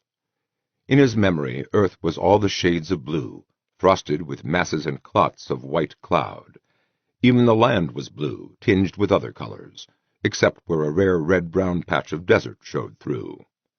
Jerome Branch Corbell, bald and wrinkled and very thin from his time in the cold sleep tank, hovered in black space in a contour couch, surrounded by an arc of lighted dials and gauges. Clouds and landscape raced past 300 miles below. It could have been Earth. Even the shapes of seas and continents seemed vaguely familiar. There was far too much reddish-brown in the mix, but after all, 3 million years. He tried his voice. It was husky, rusty with long sleep, and pitched too high. Is it Earth? "I don't know," said Pirsa. "Pirsa, that's silly. Is this the solar system, or isn't it?" "Try not to get excited, Corbell. I don't know if this is Sol system. The data conflict. This is the system from which came messages. I've followed them to their source." "Let's hear these messages. Why didn't you wake me earlier, before we were committed?" "We were committed before I found the anomalies. I waited until we had achieved orbit before I woke you. I was afraid you might die of the shock. You can't tolerate another spell in cold sleep, Corbell. You would not live to reach another star." Corbell nodded. This last of his thawings was the worst yet. It was like waking with Asian flu and a brandy hangover. He felt sick and ugly. Less than 10 years ago, by the evidence of his memory, the state had brought a young man to life. 10 years awake, plus a century and a half in cold sleep, had left of the young man a withered stack of bones. He had grown mortally afraid of senility, but his thoughts seemed clear. "Let's deal with the messages," he said. What appeared on the womb room walls was not quite reality. Pirsa controlled those images. Pirsa projected what his senses picked up from the world below. Now Pirsa made a window appear in what had been deep space. Through the window, Corbell saw 2 translucent cubes, slowly rotating. Within the cubes were shapes and figures formed in much tinier cubes, about 100 per side. "A laser was beamed at me while I was still 32 light-years distant from this star system," said Pirsa. "There were 2 separate messages, 2 sequences of dots and gaps, each totaling 1,030,301 bits each. 101 cubed. 101 is prime. There is some ambiguity, of course. I may have reversed, left for right." It was not the best way to make pictures, but Corbell could recognize a man and a woman holding hands, the same figures in each cube. There were polygons of assorted sizes, in rows, and rough spheres. Pirsa created a red arrow for a pointer. "In your opinion, are these intended to represent human beings?" "Sure." He indicated the similar figures in the right-hand cube. "And these?" "Yes." The arrow returned to the left-hand cube. This was the first message to arrive. "These figures may represent atoms, carbon and hydrogen and oxygen. Do you agree?" "For all of me, they do. Why would they be there?" "They form the basis for protoplasmic chemistry. This bigger row, might it be a solar system? The large, nearly spherical hollow object would be the sun. The symbols inside may be 4 hydrogen atoms next to a helium atom. The row of smaller polygons would be planets." "All right. Is it the solar system?" "Not unless the solar system has changed radically. What about this second cube? Why are these human figures different from the others?" Corbell looked from one to the other. In the first message, the figures were solid, except for hollow bubbles to mark the lungs. The cubistic figures in the second group were hollow, and there was an X of small cubes running through them. "I think I see. They're crossed out in that second message, and those rows of polygons look like 8 more stellar systems, suns and planets, drawn smaller, some double suns." "What message do you see?" 8 star systems, 2 with double stars, crossed out hollow people. All right, read it this way. To whom it may concern, we are human, we fit the given model. Our chemistry is based on carbon and water. We come from a star system that looks like this. The similar people who come from these 8 other systems look human, but they aren't. Except no substitutes. Does that sound right? "I agree." "Well, it's a very human thing to say. I could see your precious state sending a message like that, except the state didn't have any natural enemies. Everyone belonged to the state. So this is the message you followed home?" "Yes. I felt that human beings must have sent it, and I was not sure of finding Sol otherwise." "How did they find us? Whoever sent that beam would have had to find us a couple of 100 light-years out. We were still moving at near light speed, weren't we?" "The exhaust from a ram ship would be most conspicuous to the right instruments, but the returning beam was very powerful. Sending it required strong motives." Corbell smiled in evil satisfaction. "The strongest. Heresy. Your state came apart, Pirsa. The colonies revolted. The state around Sol must have wanted to warn any returning starships, don't stop at the colonies. The state was a water monopoly empire, as you told me. Such entities do not die by internal revolution. They die only by conquest by an outside force. Corbell laughed. He didn't like the sound, a high-pitched cackle. I'm not a history teacher, Pierce, you idiot. I'm an architect. It was a friend who told me about water-control empires, and he was one of these guys who say everything in absolutes because it gets more attention. I never knew how seriously to take him. But you believe him? Oh, a little. But what empire ever lasted 70,000 years? If you hadn't taken me so damn seriously, we'd have been home 2,930,000 years ago. Corbell was studying the pattern of the sun and planets in the left-hand cube. We're in a system that matches that picture? Yes. There was the sun, then 3 small objects, then a large object with a conspicuous lump on it, a large moon, then 3 medium-sized objects. The Earth isn't there. Otherwise... Do you see the body now rising beyond this world's horizon? For a split second Corbell thought it was the moon rising above the world's hazy edge. It was half full. It showed bigger than the moon. It glowed in white and orange-white bands along the lighted side. What should have been the dark side glowed just at red heat. Pierce said, "This oxygen-atmosphere world we circle is in orbit around that larger body. The primary is a massive gas giant, hotter than theory would account for. There are other anomalies in this system." We're in orbit about a moon of that thing? I said that, yes. Corbell's head whirled. All right, Pierce. Show me. Pierce showed him, with diagrams and with photographs taken during Don Juan's fiery fall through the system. The sun was a young red giant, swollen and hot, of about 1 solar mass, but with a diameter of 10 million kilometers. Pierce showed him the inner planet next to a map of Mercury. Granted, the 2 planets resembled each other, but this system's version was scarred and gouged in a different pattern. The second planet had considerably less atmosphere than Venus, but what there was included some oxygen. But it was the right size and in the right place. There was nothing in Earth's orbit. The third planet remarkably resembled Mars, but for the lack of moons, and the great featureless mare marring one face. There are curious parallels all through the system, Pierce remarked. Corbell's reaction to these revelations was a slowly mounting anger. Had he come home, or hadn't he? Right. Curious. What about Earth? A moon much like the Earth circled this 4th planet, a world as massive as Jupiter, but far hotter than a world at this distance from its primary ought to be, even given the hotter sun. It was pouring out infrared radiation in enormous quantities, and more dangerous radiation, too. And the other moons? Their orbits would be funny anyway. They'd have been altered when the Earth was moved into place, if that's Earth. I thought of that, but I can find no moon of this world analogous to Ganymede, the biggest of the Jovian moons. All right, go on. The 5th planet was an unknown, an ice giant in a drunken, skewed orbit that took it from just inside the Jovian's orbit almost out to the 6th planets. It was near the Jovian now, naked eye visible from Don Juan. Pierce showed him a close view of a marble banded in pale blues. This system may be much younger than Sol's system, Pierce said. The skewed orbit of the 5th planet has not had time to become circular via tidal effects. The Jovian is hot because it only recently condensed from the planetary nebula. The star has not yet settled down to steady burning. What about this Earth-like world? Could it have evolved that fast? No. I didn't think so.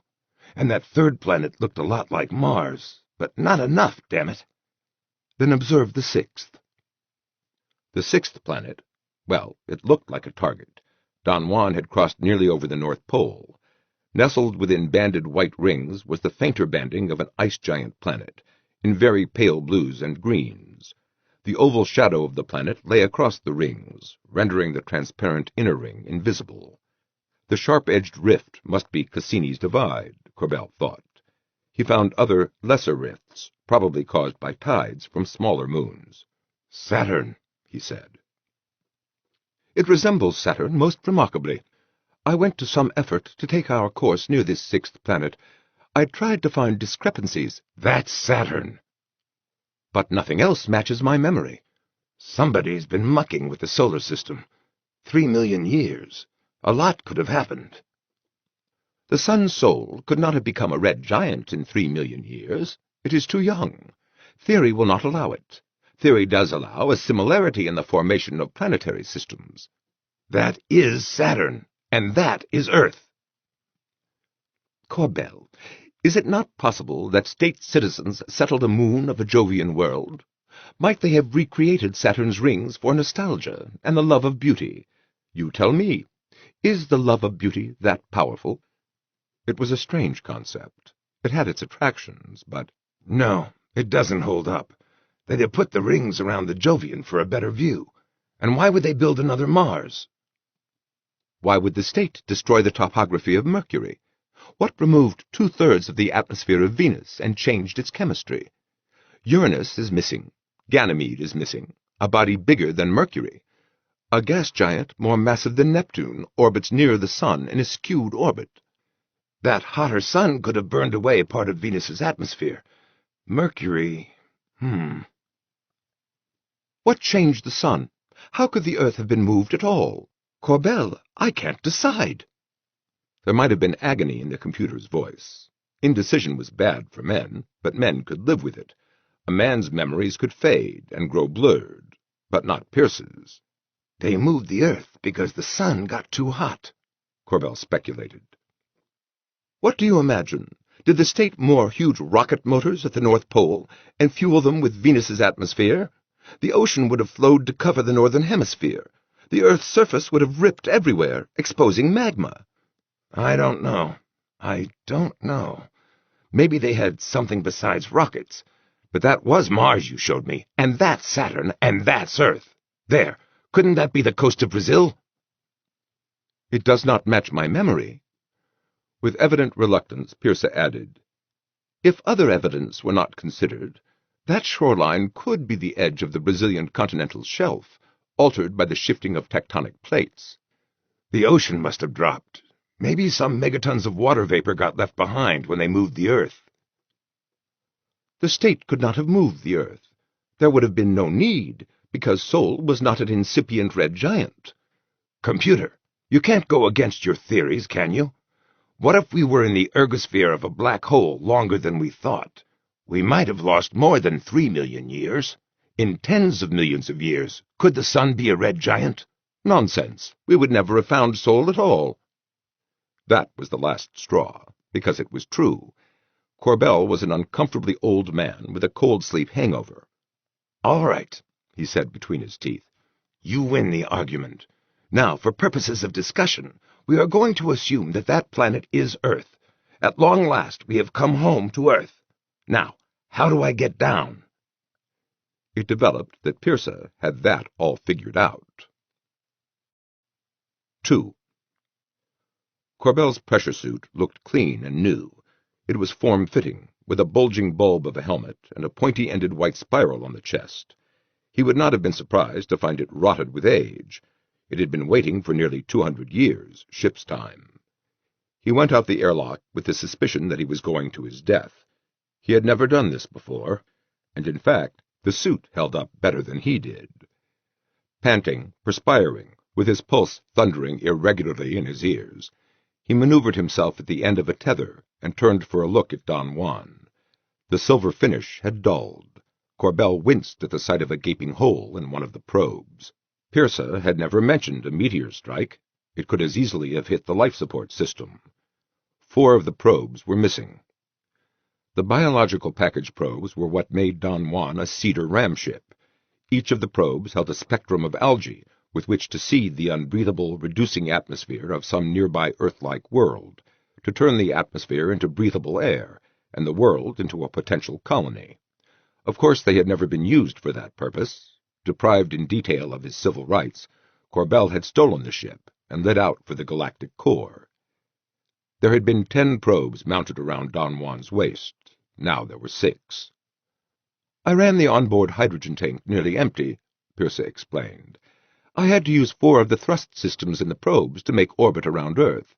Afterward, I put the probes in orbits as relay satellites. You will be able to call me from the surface wherever you are. Good. How do you feel? Can you survive a re-entry? Not yet. I'm out of shape. Give me a month. You'll have it. You'll have exercise, too. We must make ready one of the probes for your descent. I'm going down in one of those? They are designed to enter an atmosphere. Don Juan is not. I should have thought of that. I never did figure a safe way to get down. Aren't you coming down yourself? Not unless you so order. Small wonder if he sounded reluctant. It came to Corbell that Pierce's body was the ship. He would be a total paraplegic if he survived re-entry. Corbell said, Thomas Jefferson freed his slaves on his death. Can I do less? After I'm down, living or dead, magnanimously I free you from all orders, previous or subsequent. Thank you, Corbell. He had trained to work in a pressure suit, under orders from Pierce the Checker, but he'd been suspended in a magnetic field, not in actual freefall, and he had trained in a young body long ago. The work was hard. On the 2nd day he hurt everywhere. On the 3rd he was back at work. He would stop only when Pierce insisted. We won't try to build you a life support system, Pierce told him. We'll put what you need in the capsule with you, and fill the capsule with plastic foam. Your suit will be your life support system. But emptying the probe warhead involved moving large masses and manhandling the bulky cutting laser for hours at a time. The algae tanks and the machinery that served them had to be removed in inspection hatch-sized pieces. Corbell dared not rip the hull. His life depended on its integrity. He needed long rest periods. He spent them in the womb room, watching films of Don Juan's entry into what Pierce now called, rightly or wrongly, the solar system. For a computer, Pierce had been starkly ingenious. Corbell would not have thought of using the package probes as thrusters. He would not have looked for Earth as a big new moon of what Pierce now called Jupiter, and Pierce nearly hadn't either. Pierce came that close to departing Sol with Corbell still in cold sleep, to search nearby systems for remnants of the state. Corbell probably would have died en route. Apparently, the question of where they were no longer bothered Pierce. It had only required Corbell's order to stop his worrying about it. But at the time, Corbell gathered, Pierce was frantic. He had used fuel he couldn't spare to make close flybys past Saturn and Mercury. Now Corbell looked down at the Earth and yearned. All the mistakes I made, and still I got here. The mistakes, all cancelled. If I hadn't turned the receiver back on, you couldn't have beamed your personality into the computer. I'd have wrecked the ship, trying to run all the way at 1 gravity. If I'd been right about the galactic core, I'd have died of old age, that far from home. It's like something led me back here. Your records call you an agnostic. Yeah, I'm whistling in the dark. I keep thinking I'll just barely get killed landing. He was taking a long rest period in celebration. He had finally finished cleaning debris out of the probe warhead. With a meal in his hand, a layered sandwich baked like a cake, he watched the landscape roll below him. A dull red highlight gleamed on the night-side ocean, below Jupiter. Where do I want to land? Is there any sign of civilization down there? There is evidence of the generation and use of power in 3 places. On the huge blue face of the planet, a green arrow suddenly pointed at a green grid pattern. Here, and on the other side of the world, and in Antarctica. My orbit does not cover Antarctica, but I can land you there. No thanks. Isn't that just about California? Thinking, wait a minute, the west coast ought to bulge. And where's Baja California? From what seemed to be central Mexico, the coast was a convex sweep all the way up to what must be Alaska. Most of what you called California and Baja California will be an island near the North Pole. I can land you there, too. No. Wherever someone is generating power, that's where I want to land. There, where you put the grid pattern, which looks a little like a city, doesn't it? Right angles. There are many clustered buildings, yes, but no strong evidence of pre-planning. Your era would have called it a city. I advise against your landing there. If they're the ones who sent the messages, they probably won't kill me. I served their ancestral state. It might be Nevada, he thought, or Arizona. It was on the seacoast now. The differences between... Pearsa stopped. Corbell got angry. That's Earth! Earth! The screwed-up solar system bothered him, too, when he let it. Pearsa, that was Earth's plate tectonics you were describing. Did you find the island that used to be California? I found 2 islands that might have been California 3 million years ago. Well, then, did that happen by coincidence? No, Pearsa lied. Call that area where you put the grid 1 city. Call the Antarctic area 3 city. Now, what about 2 city? Where is that? Bordering the Sea of Okhotsk in Russia. Land me in 1 city, then. More calmly, Corbell added, I must be nuts, looking for civilization. Why do I want to spend my last days fighting a foreign language? But maybe I'll have time to find out what happened here. Corbell filled the probe nose cone with medicines, food, a tank of fresh water, tanks of oxygen. The plastic foam would hold them. He moored more solidly the ultrasonic whistle, controlled by signal from Pearsa, that would melt the foam. He had put on muscle weight. The heart attack he feared and thought he was prepared for had never come. Don Juan's 22nd century medicines had given him that, but he lived with hot wires in his shoulders, tendinitis. At the last, braced in the middle of the ravaged nose compartment, with one hand on the spigot of the foam tank, he hesitated. Pearsa, can you hear me? Yes? What will you do after I'm down? I will wait until I am sure you are dead. Then I will search other systems for the state. You're no crazier than I am. He wondered how long Pearsa expected him to last, and didn't ask. He opened the spigot. Foam surrounded him and congealed. Thrust built up under his back, held for a time, then eased to almost nothing. Presently there was turbulence. It was a powered landing, not a meteoric re-entry. The thrust built up again, held, died. The probe rotated, and there was a jar that drove him 2 inches into the foam. Pearsa spoke in his suit radio. May I consider myself free of your commands? Corbell suffered a quick, vividly detailed nightmare. Melt the foam first, he cried. But Pearsa was no longer bound by his orders. Pearsa would take vengeance on one whom the state considered a criminal and arch-ingrate. The foam would not melt. Corbell would die here, embedded like a fly in amber, his freedom mere yards away.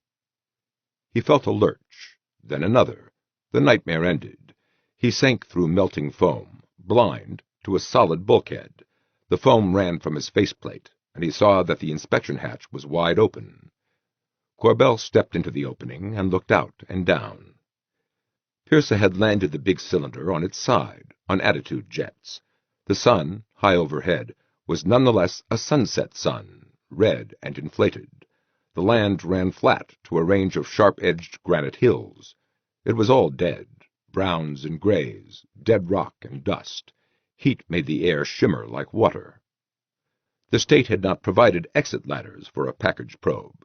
Pearsa had been clever again. The foam had run out the hatch and congealed into a foam-plastic slope. Corbell walked down it, and his boots crunched, as on snow partly thawed and refrozen. He stepped out onto the soil of Earth. The soil had died. 3 million years. Wars? Erosion? Loss of water when Earth fled inexplicably from an inexplicably expanding sun? At this moment he didn't care. He raised his hands to his faceplate. Do not try to take off your suit. Corbell, have you left the probe? Ready for his first breath of fresh air in a long time. Why not? Have you left the probe? Yeah. Good. For purposes of discussion, I have spoken of this world as Earth. Now I may speak of the differences. You have landed on a world marginally habitable at best, in a region uninhabitably hot. What? Corbell looked down. The outside temperature register was set at chin level, below the edge of his faceplate. It didn't look bad, not bad at... Centigrade. The state used centigrade. Pearsa said, It's too hot, Corbell.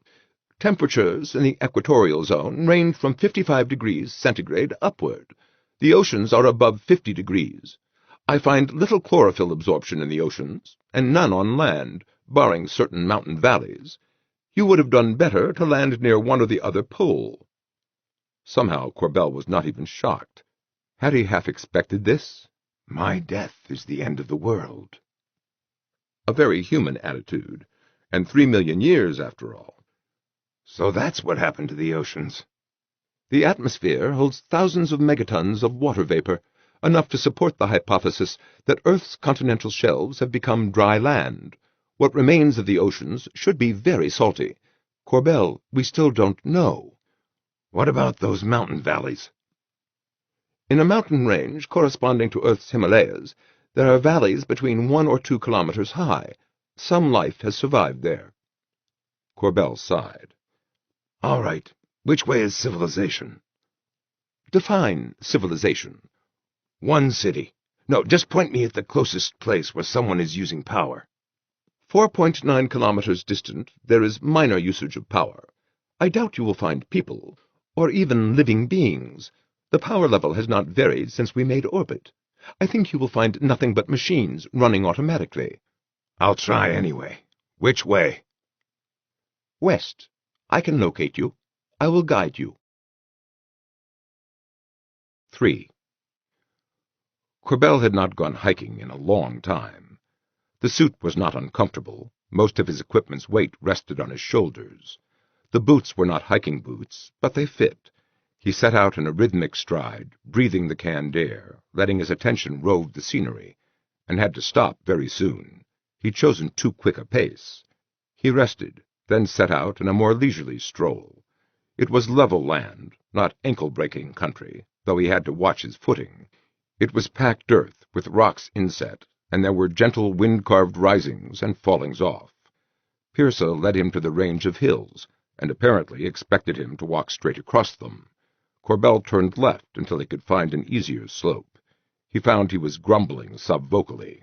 He had had to grumble subvocally for these 8 years' waking time in which he had grown 180 years old, while 3 million years passed on Earth.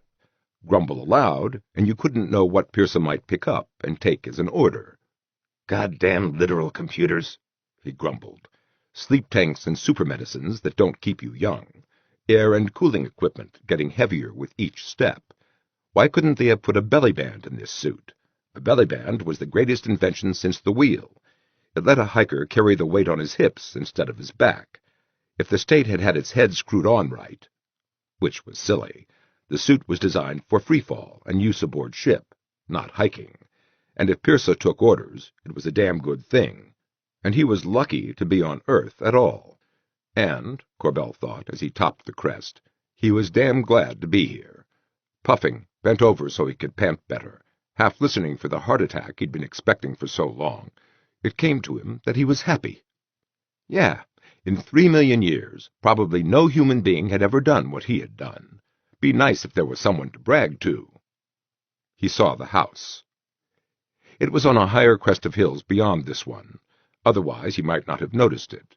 It was just the color of the hills, gray and dust brown, but he saw its regular shape against the blue of sky. It was set against the rock slope. It took him another 2 hours to reach it. He was being careful with himself. Even so, he knew how his legs would hurt tomorrow, if there was a tomorrow. He was 2/3 of the way up that second range of hills when he found the remains of a broken road. Then it was easier. The house was extravagantly designed.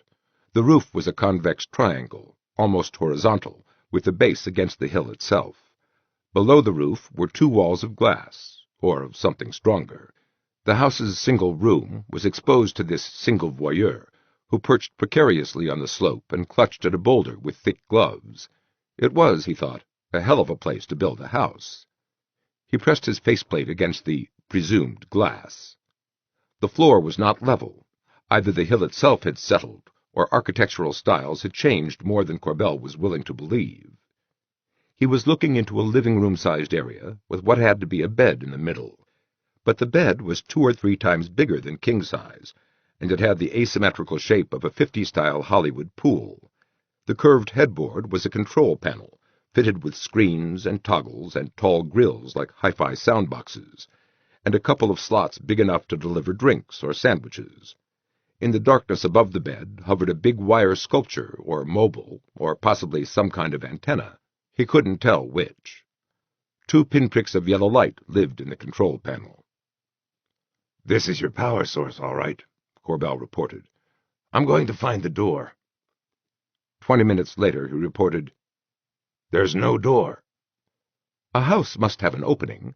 Look for an opening that doesn't look like a door. From your description, there must be more to the house than you can see. A toilet, at least, perhaps an office, or a food dispensary." "They'd have to be under the hill. All right, I'll keep looking." He found no trace of a trap door in the roof. Could the whole roof lift up in one piece on signal? Corbell couldn't guess whether the architect would have been that wasteful of power. If there was an entrance in the road itself, then hard dirt covered it. Corbell was getting annoyed. The house couldn't have been used in 100 years, possibly 1,000, conceivably 10,000. Likewise the door, wherever it might be. Maybe the house had a second, lower story, now buried in the hill, door and all. "I'll have to break in," he said. "Wait. Might the house be equipped with a burglar alarm? I'm not familiar with the design concepts that govern private dwellings. The state built our colleges." "What if it does have a burglar alarm? I'm wearing a helmet. It'll block most of the sound." "There might be more than bells. Let me attack the house with my message laser." Will it reach? Stupid. It was designed to reach across tens of light years. "Go ahead." "I have the house in view. Firing." Looking down on the triangular roof from his post on the roadway, Corbell saw no beam from the sky, but he saw a spot the size of a manhole cover turn red-hot. A patch of earth below the house stirred uneasily, rested, stirred again. Then a ton or so of hillside rose up and spilled away, and a rusted metal object floated out on a whispering air cushion. It was the size of a dishwasher, with a head, a basketball with an eye in it. The head rolled, and a scarlet beam the thickness of Corbell's arm pierced the clouds. "Pearsa, you're being attacked. Can you handle it?" "It can't hurt me. It could hurt you. I'd better destroy it." The metal object began to glow. It didn't like that. It fled away in a jerky, randomized path, while the red beam remained fixed on one point in the sky. Its upper body glowed bright red, verging on orange. It was screaming. Its frantic, warbling voice sang through Corbell's helmet. Suddenly it tilted and arced away down the hill. It struck the plane hard, turned over, and lay quiet. There was a hole in the roof now. Corbell said, "You think there are more of those?" "Insufficient data." Corbell climbed down to the roof and looked through. Molten concrete, or whatever, had set the bed afire. Corbell jumped down onto the flaming bedclothes, prepared to get off fast. Wrong again. It was a waterbed, and his feet went right through it. He waded out, then pushed the burning bedclothes into the puddle in the middle with his clumsy gloved hands. The fire went out, but the room filled with steam. "I'm in the house," he reported. Pearsa didn't bother to answer. Corbell, the architect, looked about him. This room, the visible part of the house, was a triangle. The bed in the center had the pleasing asymmetry of a puddle of water, and it was pleasing. An arc of sofa occupied one corner facing the bed. In front of the sofa was a slab of black slate, or a good imitation, arced like the sofa, but broken in the middle. Corbell bent and lifted one end of the slab. Something on the underside, solid circuitry. At a guess, this had been a floating coffee table, until whatever was holding it up burned out. From inside the room, he still couldn't see any doors. There was only one opaque wall to inspect. He moved along it, rapping. It sounded hollow. Door controls on the headboard? Nuts. You'd have to walk clear around to the other side. Wait, there was something on the back side. 3 thumb-sized circular depressions of chrome yellow against black headboard. Corbell pushed them. The back wall slid up in 3 unequal sections. The biggest one was a closet. Corbell found half a dozen garments in it, all one-piece, long-sleeved garments with lots of pockets. Some had hoods. A layer of dust at the bottom of the closet was 2 to 3 inches thick. The second section was smaller, no bigger than a telephone booth, with a free-form chair in it. Corbell stepped in. He found another chrome-yellow depression on the wall and touched it. The door shot up behind him. A chair. Funny. Now he saw the great hole in the seat of the chair. A toilet? But there was no water in the bowl, and no toilet paper. Nothing but a glitteringly clean metal sponge attached to the chair by a wire. He left the cubicle. By any terms, it was pretty basic for a house with this complexity of design. The owner should have been able to afford something better. He turned to the clothing still hanging on shaped hangers. Funny, he couldn't tell if they were made for a man or a woman. He tugged at the fabric. It was amazingly resilient, and very dusty. He tugged harder, then tried in earnest to tear the cloth. It stood his full strength. This clothing seemed new, but the dust? Say there were temporary clothes, meant to be thrown out when styles changed, and clothes meant to last longer. How long? If that layer of dust was the temporary clothes... He still hadn't found a door. The third cubicle looked promising. There was nothing in it at all, except for one unmarked switch, like the yellow circle in the bathroom, and a panel of 4 white glowing touch points. "I think I found an elevator," he said. "I'm going to try it." He used the yellow touch point. The door came up. He turned on his helmet lamp. Pierce said, "Dangerous. What if the elevator takes you down and then breaks down?" "Then you beam me another manhole to climb out of." Corbell pushed the top button. Nothing happened.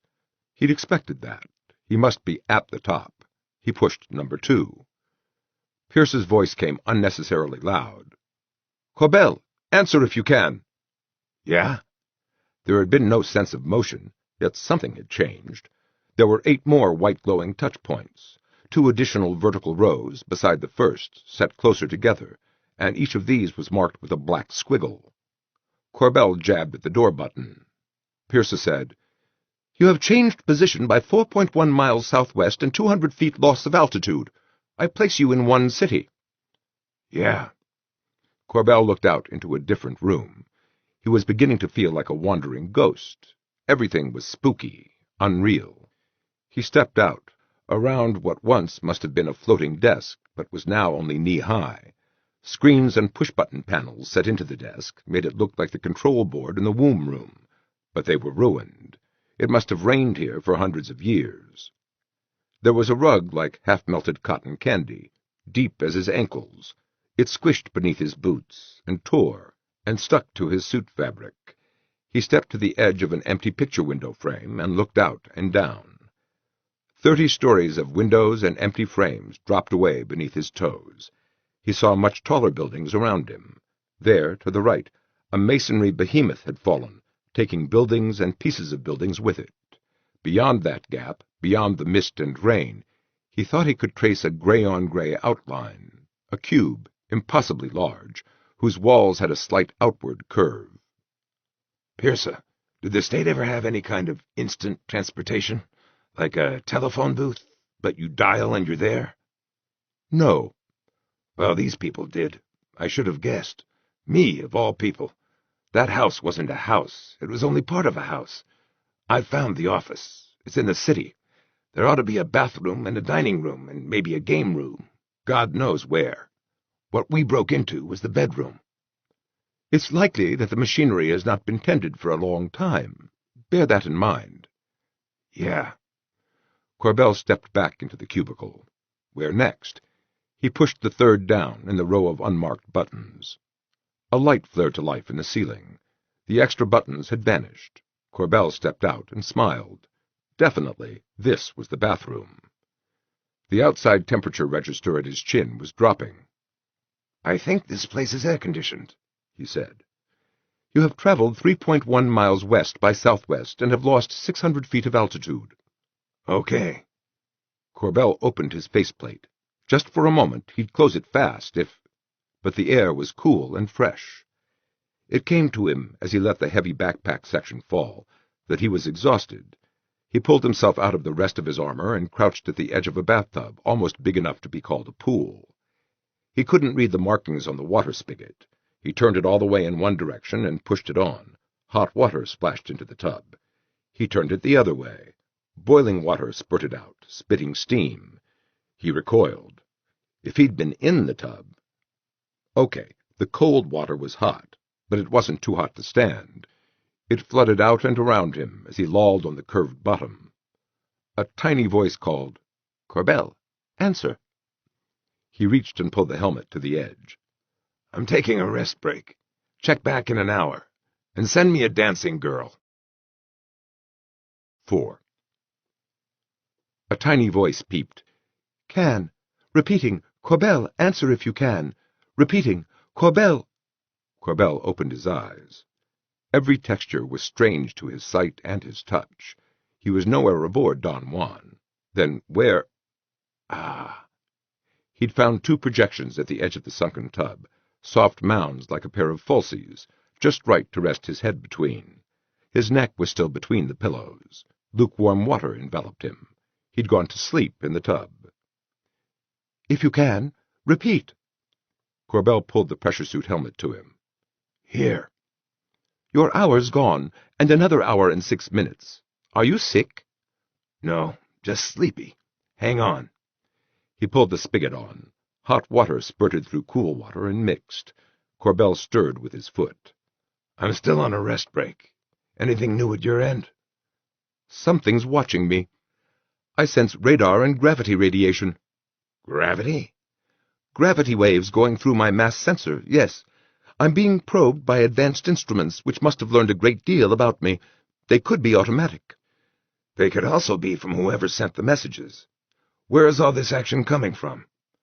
"From what would be Tasmania, if this were Earth. The probing has stopped. I can't detect the source." "If it starts throwing missiles at you, you'll have to pull out fast." "Yes, I'll have to change my orbit. I didn't want to use the fuel, but my orbit does not take me over Antarctica." "Do that."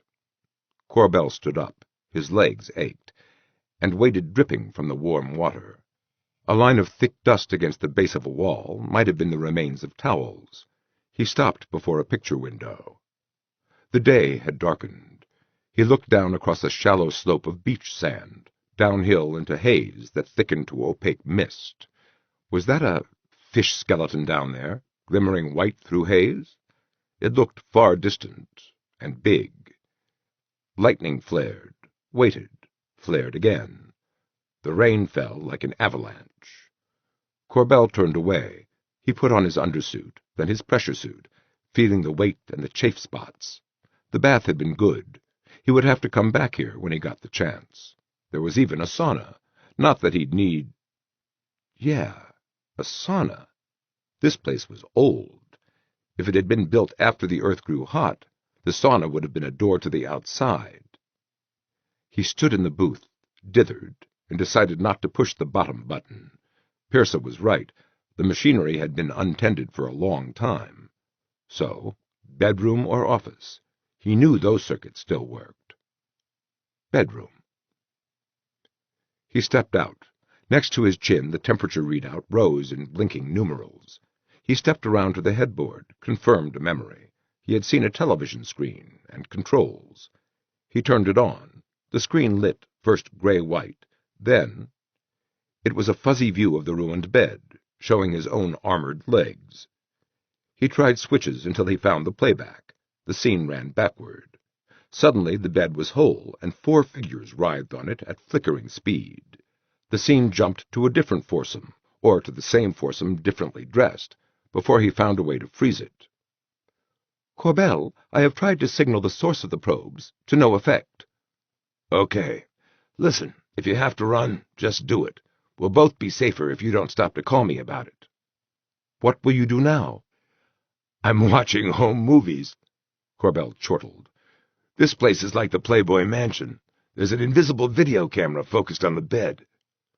"A degenerate civilization, then. Small wonder they could not save themselves. You should not degrade yourself by watching." What about the loving bunks in the dormitory in Sealardor? That wasn't degenerate?" "It was not thought polite to watch the loving bunks." Corbell swallowed his annoyance. "I want to know if they're still human." "Are they?" "The tape's faded, and they're wearing clothes, loose suits with lots of openings in them, in pastels. If they aren't human, I can't see the differences. But they're thin, and they don't seem to carry themselves right." He paused to watch. "And they're very limber. The situation isn't quite what I thought." "In what way?" "I thought it was an orgy for 4. It isn't. It's like in ancient China. 2 of them are servants. They're helping the other pair get into those advanced sexual positions. Maybe they're not servants, maybe they're trainers or teachers." He watched some more. "Or even, they're as limber as dancers. Maybe that's what they are. I wish I had a view of the couch. There might be spectators." "Corbell." "Yeah? "Are you hungry?"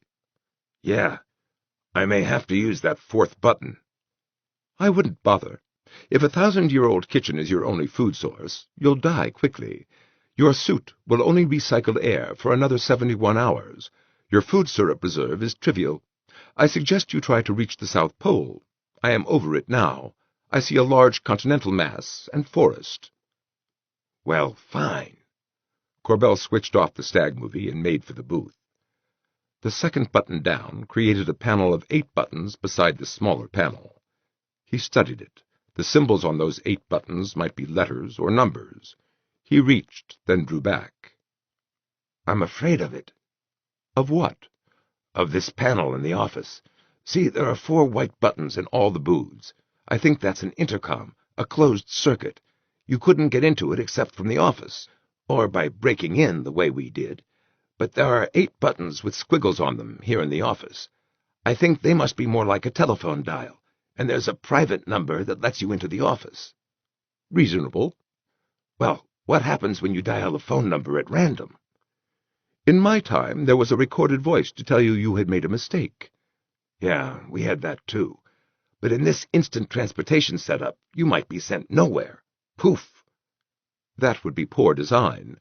Can you find a telephone directory?" There was nothing like that in the booth. Corbell opened the door.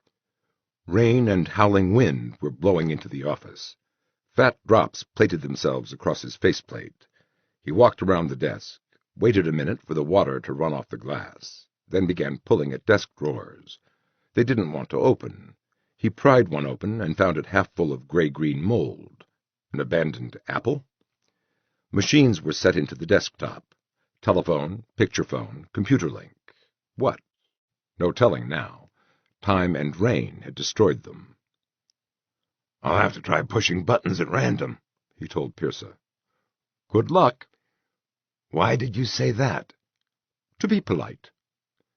Corbell examined the array of 8 buttons by the light from his helmet. The booth could kill him so fast he'd never know it. Punch at random? He could do no better than that. He chose a button, the 5th, counting across and down, whose symbol looked like an upside-down L.A. gallows. He pushed it once, pause, twice, pause, thrice. 4 did it. Suddenly there was indirect lighting around the rim of the ceiling. The door wouldn't open. Annoyed, he chose another button, an hourglass on its side, and compressed from both ends. 4, 4, 4, 4. "You have changed position twice," Pierce informed him. This time the door opened. There were disintegrating skeletons in identical uniforms? Loose garments, short pants, sleeveless shirts with rolls of fabric at the shoulders. Under the dust the garments looked new, in bright scarlet with black markings. The bones inside were crumbled with age, but they could not have been big men, 5 feet tall or thereabouts. Corbell moved among them, looking for bullet wounds. No holes in the garments or the skulls, but from the way they sprawled, they seemed to have died in a firefight, and they seemed to be human. He found desks at what looked like computer terminals. A thick sliding door had been melted out of the wall. Beyond it were cells. Their gridwork doors were decoratively lacy and different on each cell, but they were locked, and there were more skeletons in the cells. "Police station," he reported to Pierce. "I was trying for a restaurant. I pushed the same button 4 times. He heard irritation in his voice. Getting tired? "See, what I didn't want was a number that went nowhere. The numbers the restaurants fight for are the ones that are easiest to remember. At least they used to be." "The state restricts those numbers to important municipal functions. Police stations, hospitals, ombudsmen. Corbell stepped through another, larger, melted door. Doors beyond retracted before him, and he stepped into a waterfall of rain. He'd finally made it outside. He couldn't see much. A city street, and occasional heaps of clothing peeking through the mud. Skimpy one-piece shorts and undershirt garments in every pattern and color save scarlet. "I'll have to try the other repeating numbers," he said without moving. "I think it is safe. If you find a number not in use, you will not go nowhere." "You're willing to risk that, huh?" He still hadn't moved. The rain ran down his faceplate and drummed on his helmet. "There is an alternative. I have probed the city with my senses. There is hollow space, a system of tunnels underground, leading away in many directions. I can lead you to the underground space where they converge." "What's the point of... You think it's a subway system? They'd have stopped using it when they invented the booths." If they no longer use the subway cars, they may have kept the buildings as a transportation nexus. Economy. 5. He walked through pelting rain on packed dirt covered by thin mud. It sucked at his boots. He couldn't afford the energy that cost him. He was already too tired. The streets and buildings were largely intact. He found no more scenes of mass death. There was a bubble, half glass and half metal, like a Christmas tree ornament 12 feet across. It had smashed against the side of a building and was half full of rainwater. Corbell looked inside. He found spongy upholstery and a pair of seats. One was occupied. Mud with lumps of bone in it oozed from within a yellow shorts and undershirt garment. Corbell forced himself to search the big patch pockets. What he found he stowed in his tool pouch. He could examine it later. He walked on. Later there was an intact bubble, abandoned. It looked intact. The bright work in the interior gleamed. He tried to start it, but nothing he tried seemed to work. He gave up and went on. Now there was a tremendous empty lot to one side, with wind-weathered stumps of trees and traces of curving paths. A park? To his other side was a wall that went up and up, curving away from view. It curved away from before and behind him, too, so that he had no idea how high it was or how wide. In the mist beyond the office picture window, he had thought to trace the outlines of a cube bigger than belief. So, it had been real. Streets. Why streets? And cars. Corbell began to suspect what he would find at the transportation nexus. "You are over the hollow space," said Pearsa. "That's good. I'm tired." Corbell looked around him. Mummified park to the left, wall to the right. Ahead, the wall turned to glass. An entire wall of glass doors. He pushed through into gloom lit by his helmet lamp. The ceiling gave no sense of distance, only of random colors that changed with his position. The place was wide. His beam got lost in it. He glanced down at another confusing light, the glow of dials at his chin. The temperature was down to 20 degrees centigrade. "Air-conditioned," he said. "Good. Your suit batteries will last longer." "There could be anything in this place," he argued with himself. He opened his faceplate. No heat. Sniffed. A touch of staleness, that was all. "I've got to get out of this suit. I'm tired." "Drink from the syrup nipple." He laughed. He'd forgotten it was there. He sucked until his belly felt less empty. Pearsa was right. Half of his tiredness had been hunger. He pulled himself out of the rest of the suit. Stepping into the rug was a sudden, thrilling shock. It might be the same as the rotted rug in the office, but it was dry, intact, and ankle-deep, like walking on a cloud. It felt damned expensive, but there must have been an acre of it here in the foyer of a public building. "Going to sleep," he told the helmet. He sprawled out in the cloud of carpet and let it close around him. 6. Gray dawn. He wriggled a little in the luxury of the rug. The ceiling was thousands of shades of color and what seemed to be whorl patterns. You could go crazy staring into it and never know how far away it was. He closed his eyes and dozed again. "Came down to die," he thought. He said, "Pearsa, how do you expect me to die? Heart attack?" No answer. The helmet was out there by his fingertips. He pulled it close and repeated the question. "I think not," said Pearsa. "Why? The state's wonderful medicines?" "Yes, if one counts contraceptives as medicines. After the founding of the state, there was a generation in which no man or woman subject to inherited diseases might have children. The population fell by half. Famine ended." "Heart patients?" His father had died of a coronary. "Certainly the children of heart patients were not allowed to have children. Your genes are those of a criminal, but a healthy one." "You arrogant sons of bitches. What about my children?" "Their father was cancer-prone." So they'd edited Corbell's genes from the human race, and it was 3 million years too late to do anything about it. Corbell got up, stretched against stiff muscles, and looked about him. There were rings of couches around freely curved tables that still floated. The couches looked like humps in the rug. "Nuts," said Corbell. "I could have slept on a couch." He pushed down on a floating table, finally putting his full weight on both hands. He'd lowered the table an inch. When he released it, it bobbed up again. Set within one wall was a row of booths. Corbell went to examine them. The rug stuff flowed delightfully around his toes. In each booth were rows of push-buttons marked with squiggles. A dozen buttons, with the 8 marks he'd seen already, and 4 new ones. He pushed a button larger than the others. "Operator?" and got no response. Then he noticed the slot. From the tool pouch of his empty pressure suit, he spilled the items he had stolen from a smashed car. A seamless silver lipstick did nothing for him. Handkerchief. Faint colors seemed to swirl in the material. Candy wrapper. The hard candy must have melted in untold years of rain. Or it could have been drugs or medicine. Or he could be wrong on every point. A hand-sized disc of clear plastic, its rim, also plastic, embedded with green ornamental squiggles. That looked about right. Which way was up? He tried it in one of the booths. It wouldn't fit in the slot with the markings up. With the markings down, it did. He pushed the larger button, and the screen lit up. Now what? The screens might be the phone books he needed. All he had to do was punch for information, without reaching a non-existent number, and read the answer, in squiggles. Corbell was sweating. He hadn't thought this out. He lowered his hands and stepped out of the booth. Well, no hurry. His 2 days plus air reserve was not being used. There was time to explore. And there, far at the back of the lobby, were the stairs he'd expected. Broad, well-designed by the principles he had learned in his first life, carpeted in cloud rug. A flight of stairs going down into darkness.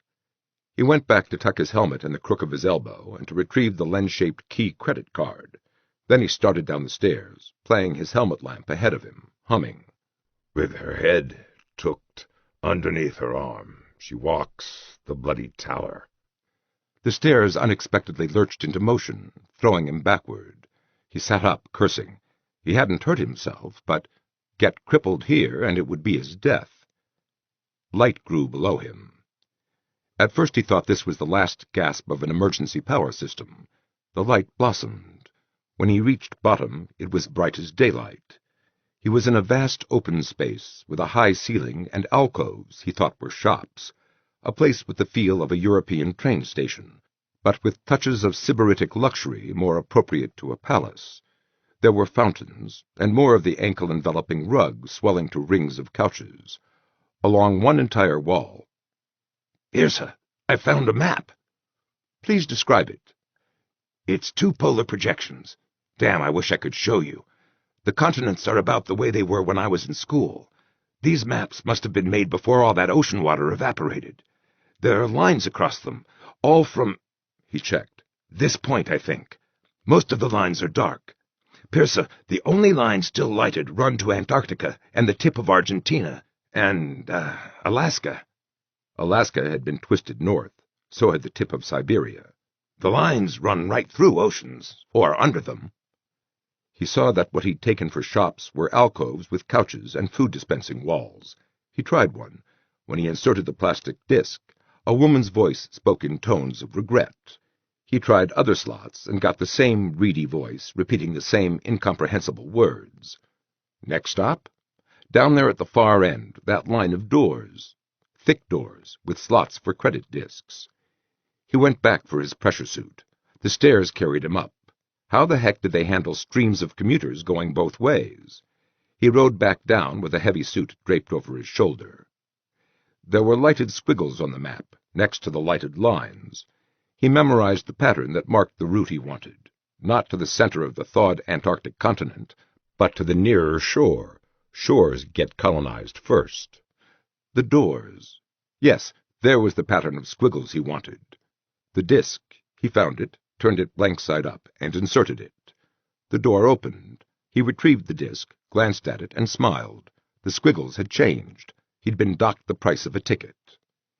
He faced glass within concrete.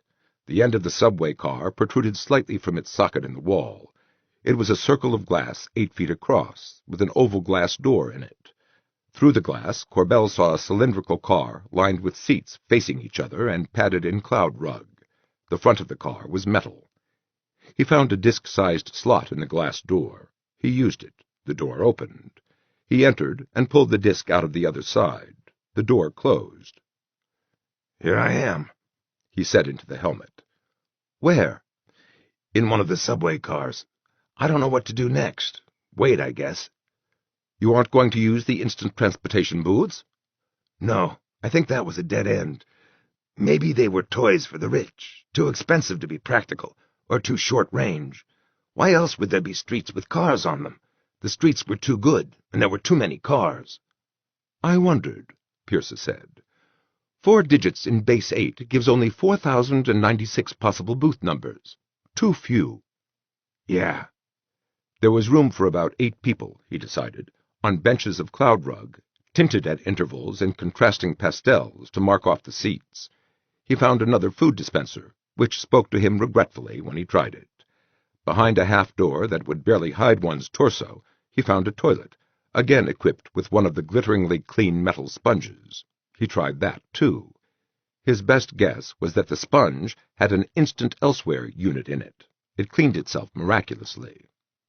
There were arms for the benches. They had to be pulled out of a slot along the back and locked. "There is increased power usage from your locus," said Pierce. "Then something's happening." Corbell stretched out on the cloud rug bench to wait. No telling about departure time. He would wait 24 hours before he gave up. His stomach growled.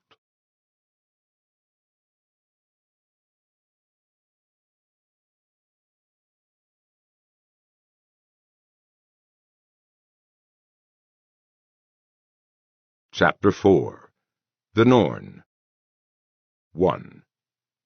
Somebody spoke to him.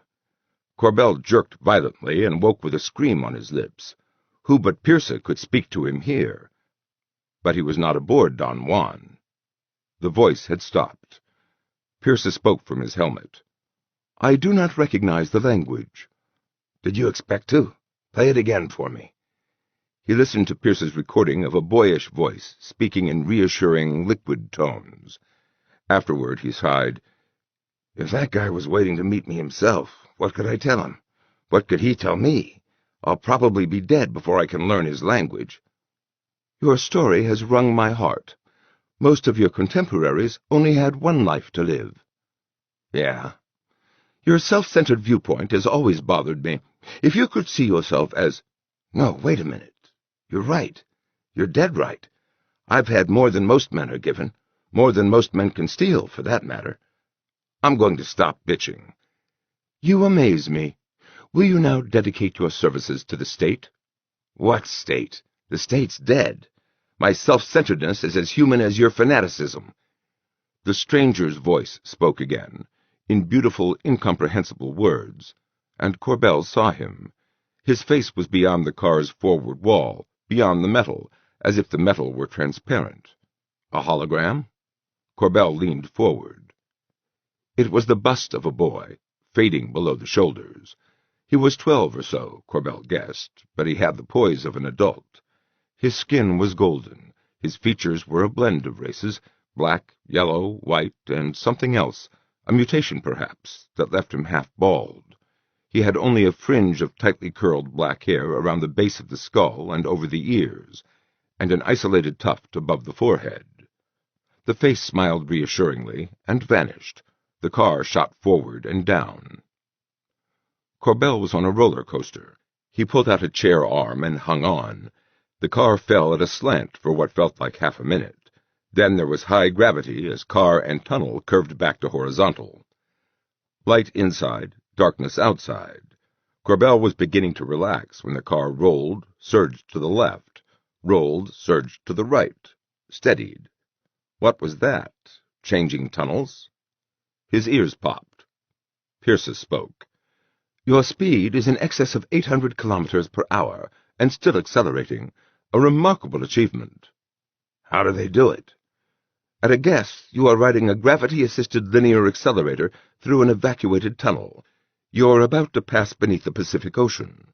Can you still hear me?" "Barely." "Corbell, answer if you can.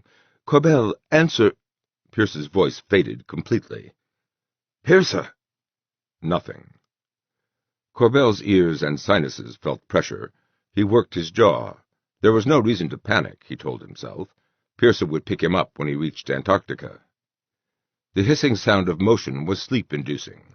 Corbell was tempted to lie down, preferably with his feet forward, because there would be deceleration at the end. To sleep, perchance to dream.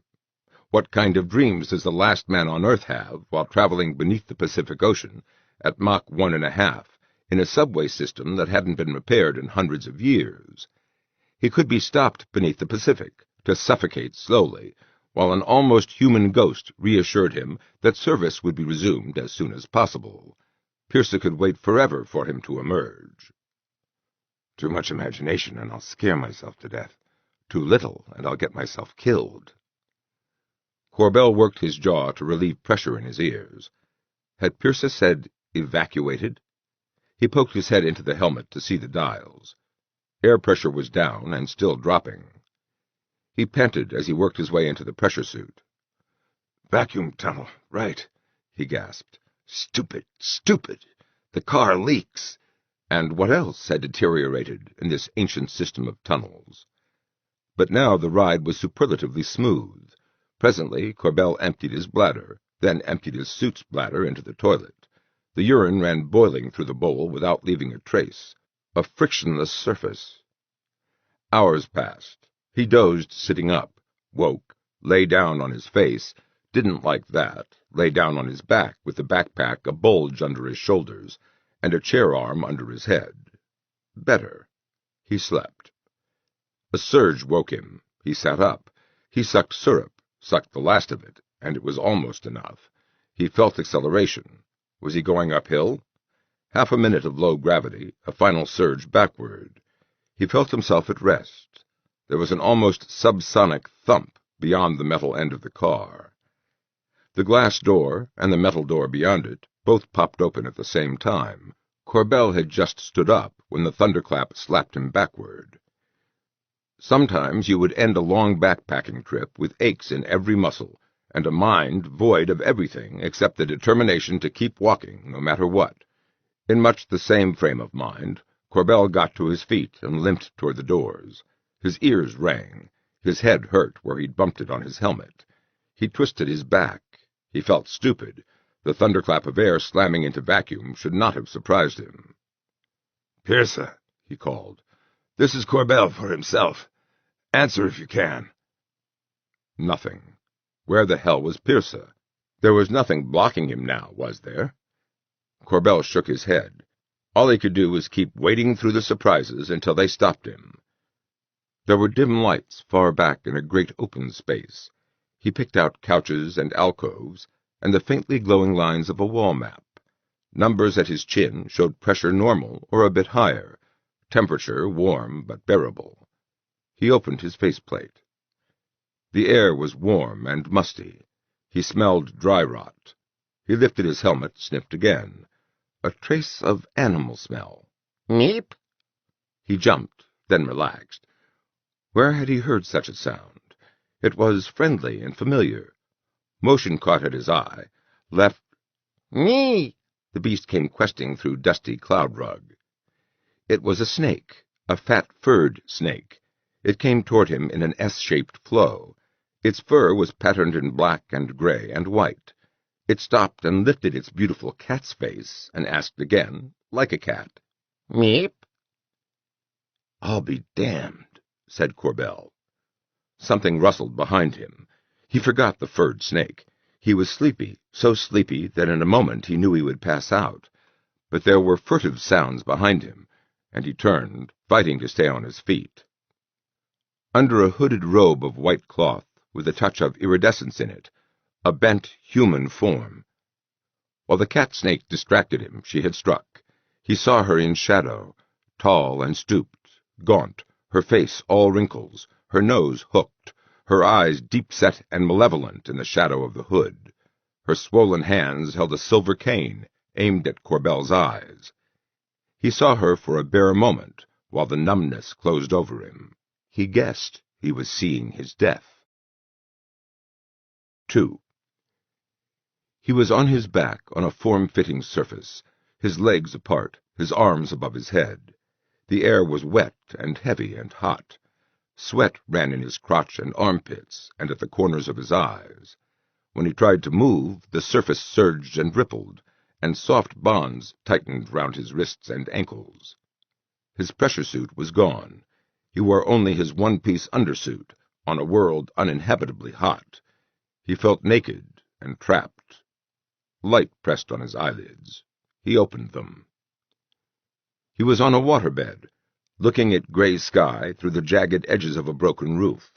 He turned his head and saw more of a bedroom, curved headboard with elaborate controls, arc of couch with floating coffee table to match. These bedrooms must have been mass-produced, like prefab houses, but a tornado had hit this one.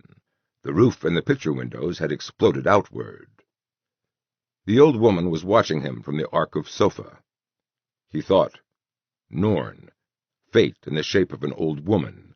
She was vivid in his memory, and so was the silver cane in her hand. He watched her stand and come toward him, and the fur boa round her shoulders raised a prick-eared head and watched him back. It was curled 1.5 times around her neck. The tip of its tail twitched. Damn it, that was a cat. He remembered a cat like that, Lion, though he'd forgotten the boyhood friend who owned it. Lots of luxurious fur, and a long, rich, fluffy tail. If Lion's tail had been multiplied by 3 and attached to Lion's head, this beast would have been the result. But how could evolution cost a cat its legs? He didn't believe it. Easier to believe that someone had tampered with the cat's genes, sometime in these last 3 million years. The woman stood over him now, her cane pointed between his eyes. She spoke. He shook his head. The bed rippled. Her hand tightened on the cane. He saw no trigger, but she must have pulled the trigger because Corbell went into agony. It wasn't physical, this agony. It was sorrow and helpless rage and guilt. He wanted to die. "Stop!" he cried. "Stop!" Communication had begun. Her name was Mirali Lyra Zilashishthar. She must have had a computer somewhere. The box she set on the headboard was too small to be more than an extension of it. As Corbell talked, meaninglessly at first, babbling merely to stop her from using the cane, the box functioned as a translator. They traded nouns. Mirali Lyra pointed at things and named them. Corbell gave them his own names. He had no names for many of the things in the room. Cat-tail he called the furred snake. Phone booth he called the instant elsewhere booth. She set up a screen, a television that unrolled like a poster. Another computer link, he guessed. She showed him pictures. Their vocabularies increased. "Give me food," he said, when his hunger had grown more than his fear. When she understood, finally, she set a plate beside him and freed one of his hands. Under her watchful eye and the threat of her cane, he ate and belched and communicated. "More." She took the plate behind the headboard. A minute or so later she brought it back reloaded, with fruit and a slice of roasted meat, hot and freshly cut, and a steamed yellow root that tasted like a cross between squash and carrot. As he shoveled down the first plateful of food, he had hardly noticed what he was eating. Now he found time to wonder, where did she cook it, and to guess that she used the phone booth to reach her stove. The cat-tail dropped from the old woman's shoulder onto the bed. Corbell froze. It wriggled across the bed and sniffed at the meat. Mirali Lyra thumped it on the chest, and it desisted. Now it crawled up onto Corbell's chest, reared, and looked him in the eyes. Corbell scratched it behind the ears. Its eyes half closed, and it purred loudly. Its belly was hard leather, ridged like a snake's, but its fur felt as luxurious as it looked. He finished his second helping, feeding some of the meat to the cattail. He dozed off, wondering if Mirali Lyra would shake him awake. She didn't. When he woke, the sky was black, and she had turned on the lights. His free hand was bound again. His pressure suit was nowhere in sight. Even if she freed him, she would still have the cane. He didn't know if the phone booth worked. At the back of his mind, he wondered if Pirsa, thinking him dead, had gone on to another star. What did she want with him? They worked on verbs, then on descriptive terms. Her language was of no form he had ever heard about, but the screen and mechanical memory made it easy for them. Soon they were trading information.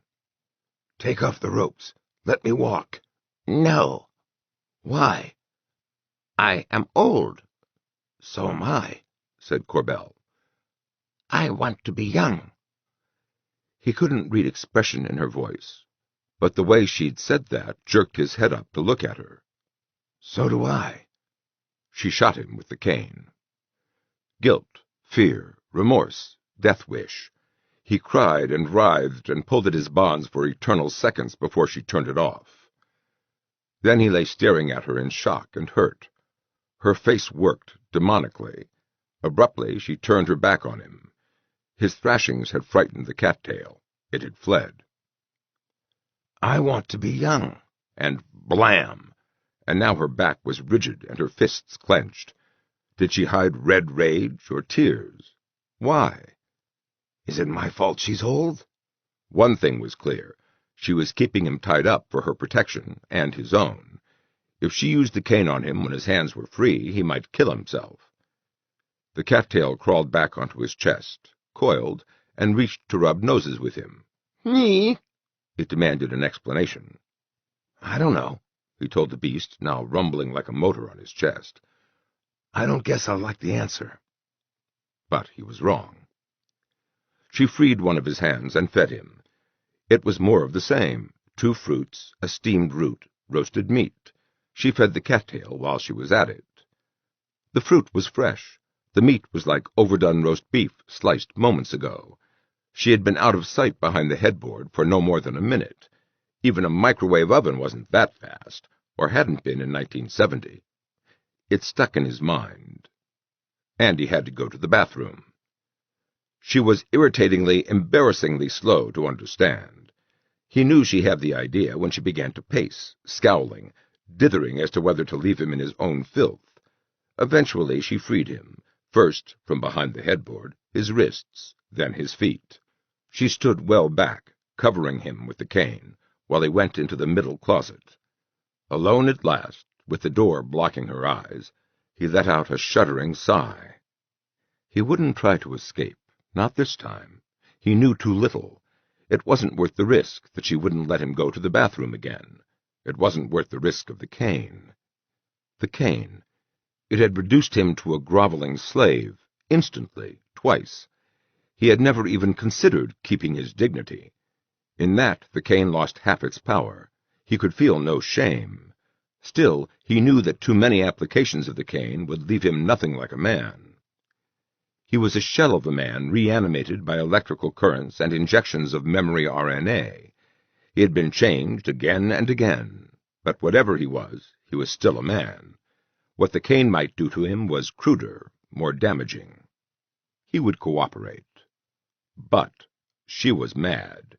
Even if sane by the standards of her time, unlikely, by Corbell's, she was mad and dangerous. Old and feeble as he was, he would have to escape before she killed him. The phone booth must be working. He'd seen no microwave oven here in the bedroom. Good. Calling Pirsa would have to wait. He dared not ask after his pressure suit. It might show that he was thinking dangerous thoughts. And even if Pirsa were still in the solar system, how could he help? Corbell left the booth and returned to his spread-eagled position on the bed. Merely Lyra moored his hands from behind the headboard, then his ankles. They resumed their conversation. The translator skipped words. He missed some of it before he realized what he was hearing. Then he asked questions, got her to back up for the blank spots. He heard it in bits and pieces. She was Merely Lyra Zilashishthar, a citizen of the state. The state? He wondered about that. But she described it in much the way Pearsa did, except that her state had been the government of all known worlds for 50,000 years, Corbell's years, for the earth had not yet been moved. In her youth she had been supernaturally beautiful. Corbell tactfully did not question this. Men went incomprehensibly mad over her. She never understood the force that drove men to such irrationality, but she used her sex and her beauty as she used her mind, for advancement. She was born hyperactive and ambitious. By the age of 20, she was high in the ranks of intrasystem traffic control. Because she was now in a position of responsibility, the state conditioned her. After conditioning, her ambition was not for herself alone, but for the good of the state. The conditioning was routine, and, Corbell gathered from later data, it didn't quite take. If she advanced the state's ambitions by guiding the courses of spacecraft within the solar system, certainly she advanced herself, and she came to the attention of a powerful man in the collateral branch of the bureaucracy, Sub-Dictator Coribessel Jakunk. Corbell heard his name often enough to memorize it. Was not her direct superior, but he could do her some good. So powerful a man was allowed some leeway for his personal desires, that he might serve the state more readily. The old woman saw nothing wrong in this. She was impatient when Corbell did not understand at once. It may have formed a spur to her own ambition. His personal desire was Merely Lyra Zilashishthar. "He told me that I must be his mistress," she said. "I wished more stature for myself than that. I refused. He told me that if I would share his life for a 4-day period, he would gain for me a position in full charge of the Bureau. I was only 36 years old. It was a fine chance." She played him as she had played other men. It was a mistake. Corbell had wondered why he was being made captive audience to an unsolicited soap opera. He began to find out. 3 million years later, at what looked to be 80 or 90 years old, she was still wondering what had gone wrong. "The first night I used a chemical to help, to make one want sex." An aphrodisiac? It went into the computer memory. "I needed it. The second night he would not let me use chemicals. He used none himself. I had a bad time, but I did not complain then or on the third night. On the 4th day he begged me to change my mind, give up my position, become his woman. I held him to his promise."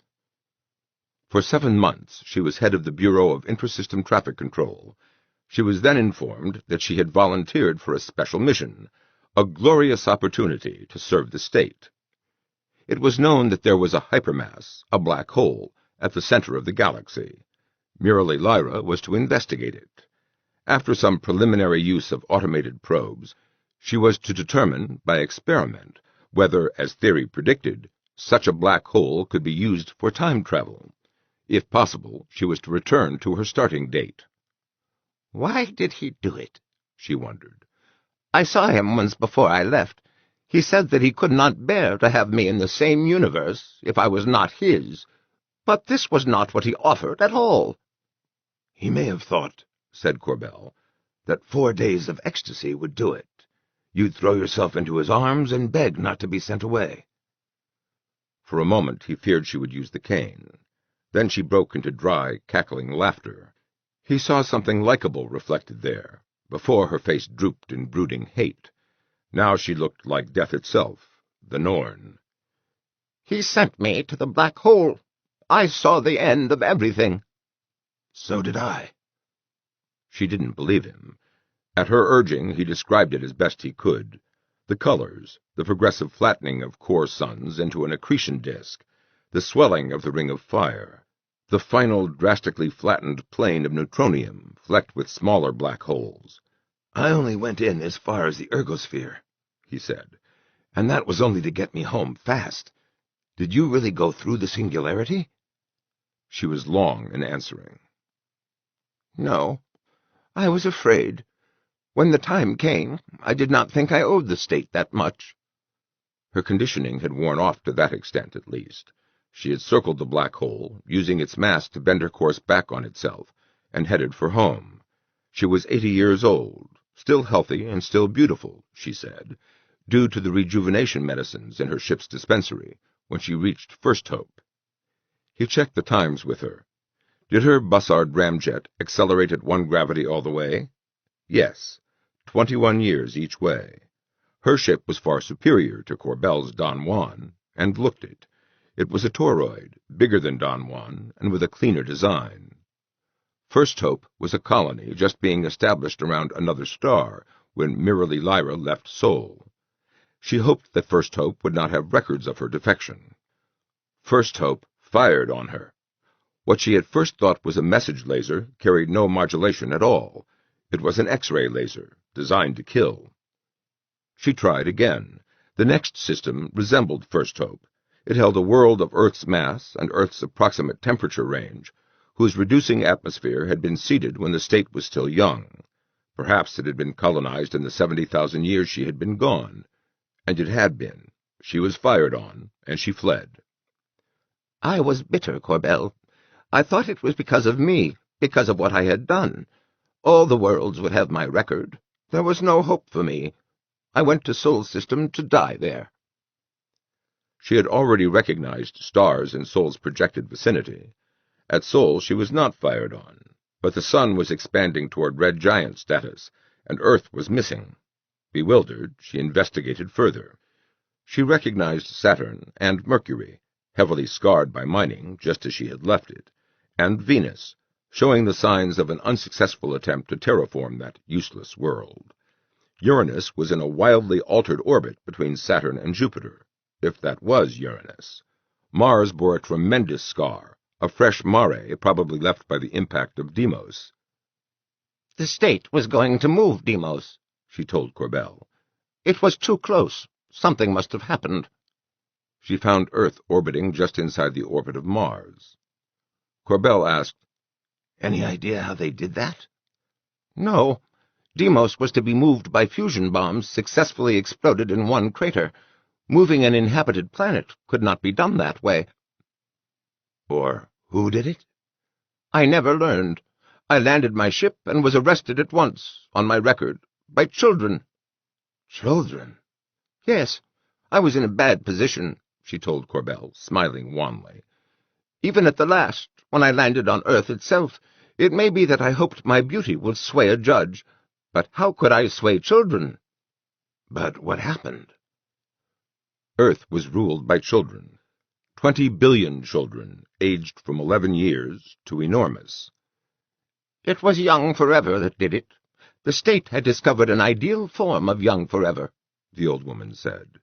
Parents can see to it that their children stop growing older at an age just below, what is your word, when girls begin their cycle of blood? Puberty. Just before puberty, they are stopped. They live nearly forever. There is no resultant rise in numbers, because these children do not have children. The method was far better than the older method of staying young forever. Older method? Of immortality? Tell me about that one. Suddenly she was enraged. I could not find out. I learned only that it was for the few, for the dictator class alone. When I arrived, it was no longer used. My lawyer knew about it. He would not discuss it. What happened to the solar system? He asked. I was not told. He laughed, and desisted when she raised the cane. So, the state hadn't let her play tourist either. She let the cane's tip fall. They told me nothing. I was treated as one not entitled to ask questions. All that I learned from my lawyer, who seemed a 12-year-old boy and would not tell his true age. They learned my crime from my ship's log. They sentenced me to— Untranslated. What was that? They stopped time for me. There was a building where some criminals went to be stored against need. The bitter smile again. I was to be flattered. Only unusual breakers of the law were thought to be of future need to the state. people of high intelligence, or with good genes, or interesting tales to tell to future historians. The building would hold perhaps 10,000, no more. I was lucky they let me keep my medicines. At that I could only choose as much as I could carry. She leaned close above the waterbed. Never mind this. Corbell, I want you to know that there was an earlier form of immortality. If we find it, we can both be young again. I'm ready, said Corbell. He pulled at the soft bindings on his wrist. I'm on your side. I'd love to be young again, so why not untie me? It can't be this easy. We may search a long time. I have already searched for a long time. I must have your youth drugs, Corbell. They may not be as good as the dictator's immortality, but they must be better than mine. Oh. He had to answer. They're aboard ship in orbit. They can't help you anyway. You're probably older than I am, not counting the time I gained in cold sleep. He felt discomfort from the sweat pooled under him. He felt more sweat starting. He felt his helplessness. He saw her raise the cane. She waited until he had stopped thrashing before she said, I understand you. You come from a time earlier than mine. Your medicines are more primitive than mine. I cannot use them, so you say. It's true. Listen, I was born before men landed on the Earth's moon. When the cancer in my belly started eating me alive, I had myself frozen. There was...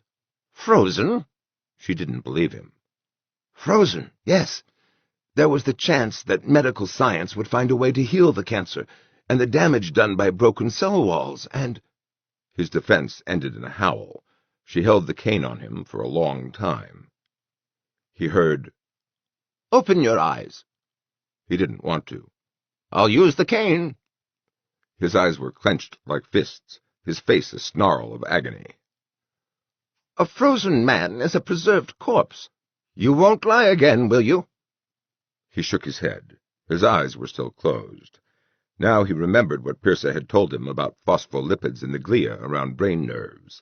They froze at -70 degrees Fahrenheit, and that was the end of the nerves. He'd been committing suicide.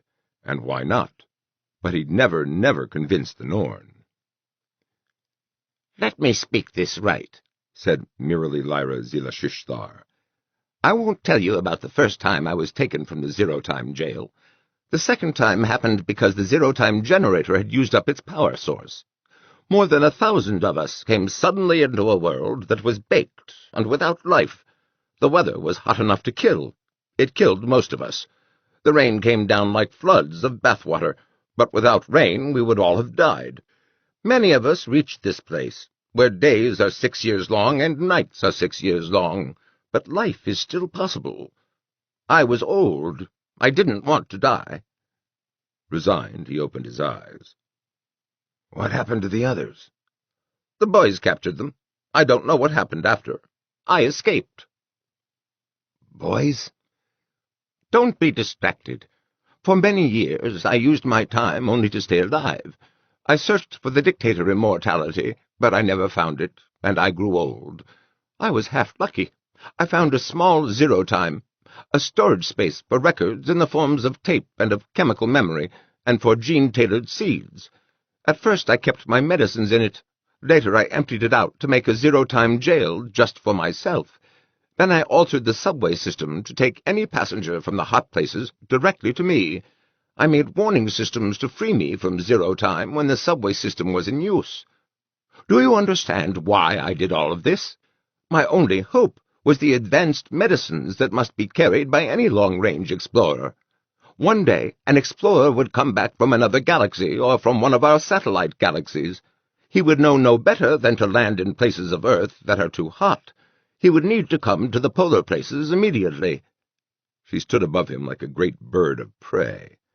The subway system would send him to me, carrying the medicines developed in my future, that will let me grow young when my own medicines have only let me stay old.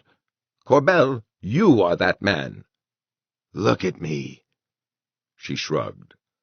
You may be 1,000 years old, or 10,000. What you must know is this. If you are what you say, you are useless to me. I will kill you. Why? But he believed her. She said, We are the last of the state. We are the last of people. Those who remain are not people any more. If we could grow young, we could breed and raise more people. But if you do not have the medicines, of what use are you?" He heard her try to soften her voice. "Consider, you are too old for even your advanced medicines to affect you. I am different. Give me back my health, and I will search out the real immortality that the dictator class used. You are old and frail. You will rest while I search." "All right," he said. The old woman was a Norn, right enough. She was both life and death to him now. "My medicines are in orbit. I'll take you to my landing craft. I'll have to contact my ship's computer." She nodded. She raised the cane, and he flinched. "If you break your word, you will take your own life when I let you." 3. When she was safely on the other side of the headboard, Corbell let himself relax. An almost silent sigh of released tension, followed by a wolfish grin and an urge to whoop, savagely repressed. At last Corbell had set himself a goal. He had come down to die on Earth, but this was better. His hands came free. He sat up, but she gestured him back with the cane. She made him put his wrists together and bound them before she freed his ankles. The cloth stuck to his wrists like bandages. He didn't think he could pull loose. The bedroom's picture windows had stretched before they broke. The edges were like lines of daggers curved outward. He followed Merrily Lyra, stepping carefully through the daggers, into knee-high grass. She gestured him ahead of her, toward a bubble car like those he had found in one city. Where his feet fell, big insects fled, whirring. It was even hotter outside, but at least there was a breath of breeze. The sun sat on the horizon, huge and red, casting long, blurred shadows. A hard-to-see red circle on the red sky, smaller than the sun, must be Jupiter. The car seemed to rest on the very tips of the grass blades. It did not shift as Corbell climbed in. Merely Lyra gestured to him to slide over, with the cane that was anesthetic and instrument of torture and what else? He was afraid to learn, and climbed in beside him. She bent to the console, hesitated, then punched numbers. "We go for your pressure suit," said the translator at her belt. The car moved smoothly away. Merely Lyra half relaxed. She was not steering. Already Corbell knew that he could not return by car. He didn't know the destination number of the house. Down the hill and into a narrow valley the car drove, accelerating. Now they were moving at hellish speed. Corbell gripped a padded bar on the dashboard and wished he dared close his eyes. She was studying him. "You did not use such cars?" "No." Inspiration made him say, "We didn't have such things on Dogpatch." She nodded. The knot in Corbell's belly eased open. God help him if she came to believe that he had left Sol System ahead of her. He had to convince her that he came from her own future. But there must have been inventions he would know nothing about, things humanity would not have forgotten.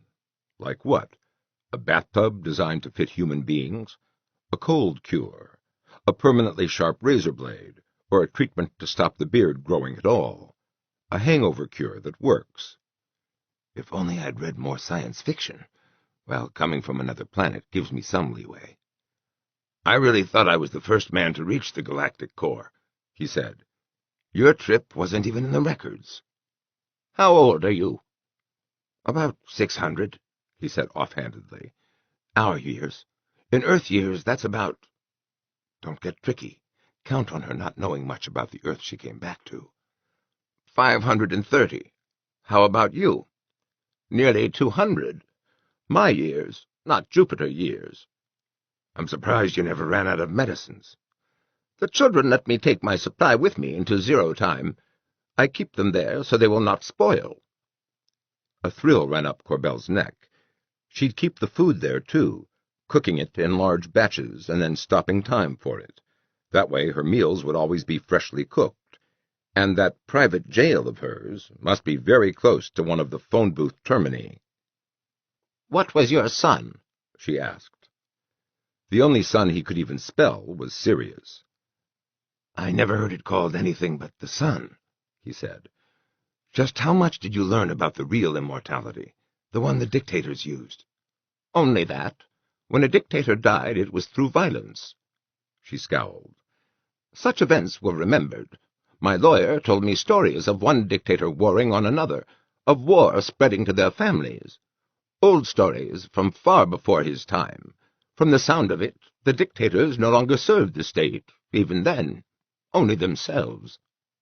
Like Greek gods, he said. He heard the gap. Merely Lyra's box had not translated his remark. Powerful and quarrelsome, he amplified. Mortals did well to bow when the gods passed, and otherwise try not to get caught in the wheels. He glimpsed details of scenery as they flashed past, green and brown hills, groves of dwarf trees. He looked for birds, but saw none. They went over a sharp crest, and Corbell's stomach dropped away. The car sped down toward what even Pearson would have called a city. It showed black outlined in red, with the red sun almost behind it. There had been a geodesic dome.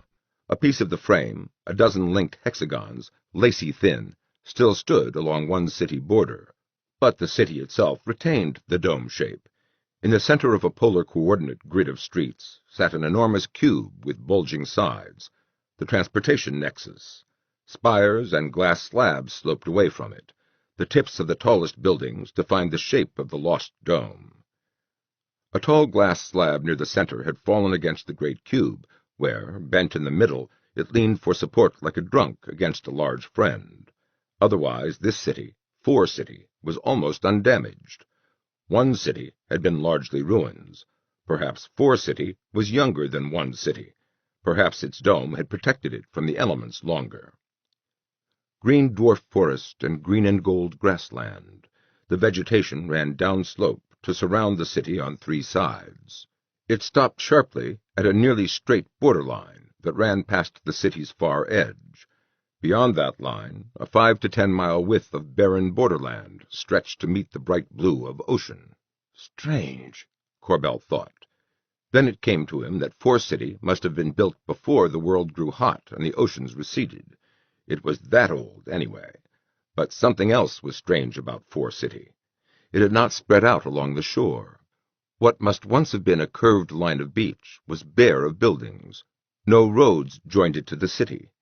Corbell, peering, made out regularly spaced black dots that might have been phone booths. He asked, "Do you know this city well? Play tour director. Where's your private jail, Merely Lyra?" She said, Yes.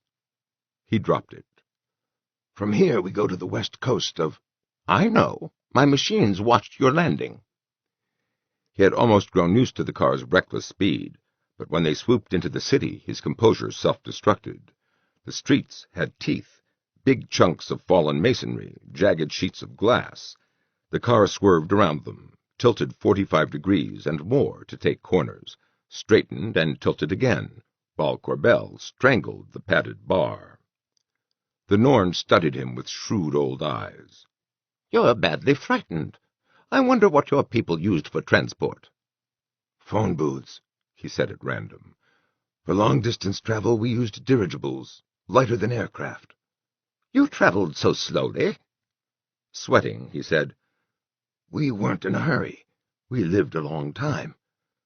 For an instant he considered telling her the truth. Get it over with. Her deal could work for him. They would use her medicines to make him young. Young Corbell would search out the dictator's immortality, while frail old Merely Lyra waited it out in a rocking chair. It made good sense. But Merely Lyra was crazy. The car swerved violently, ducking under something huge and solid. Corbell looked back.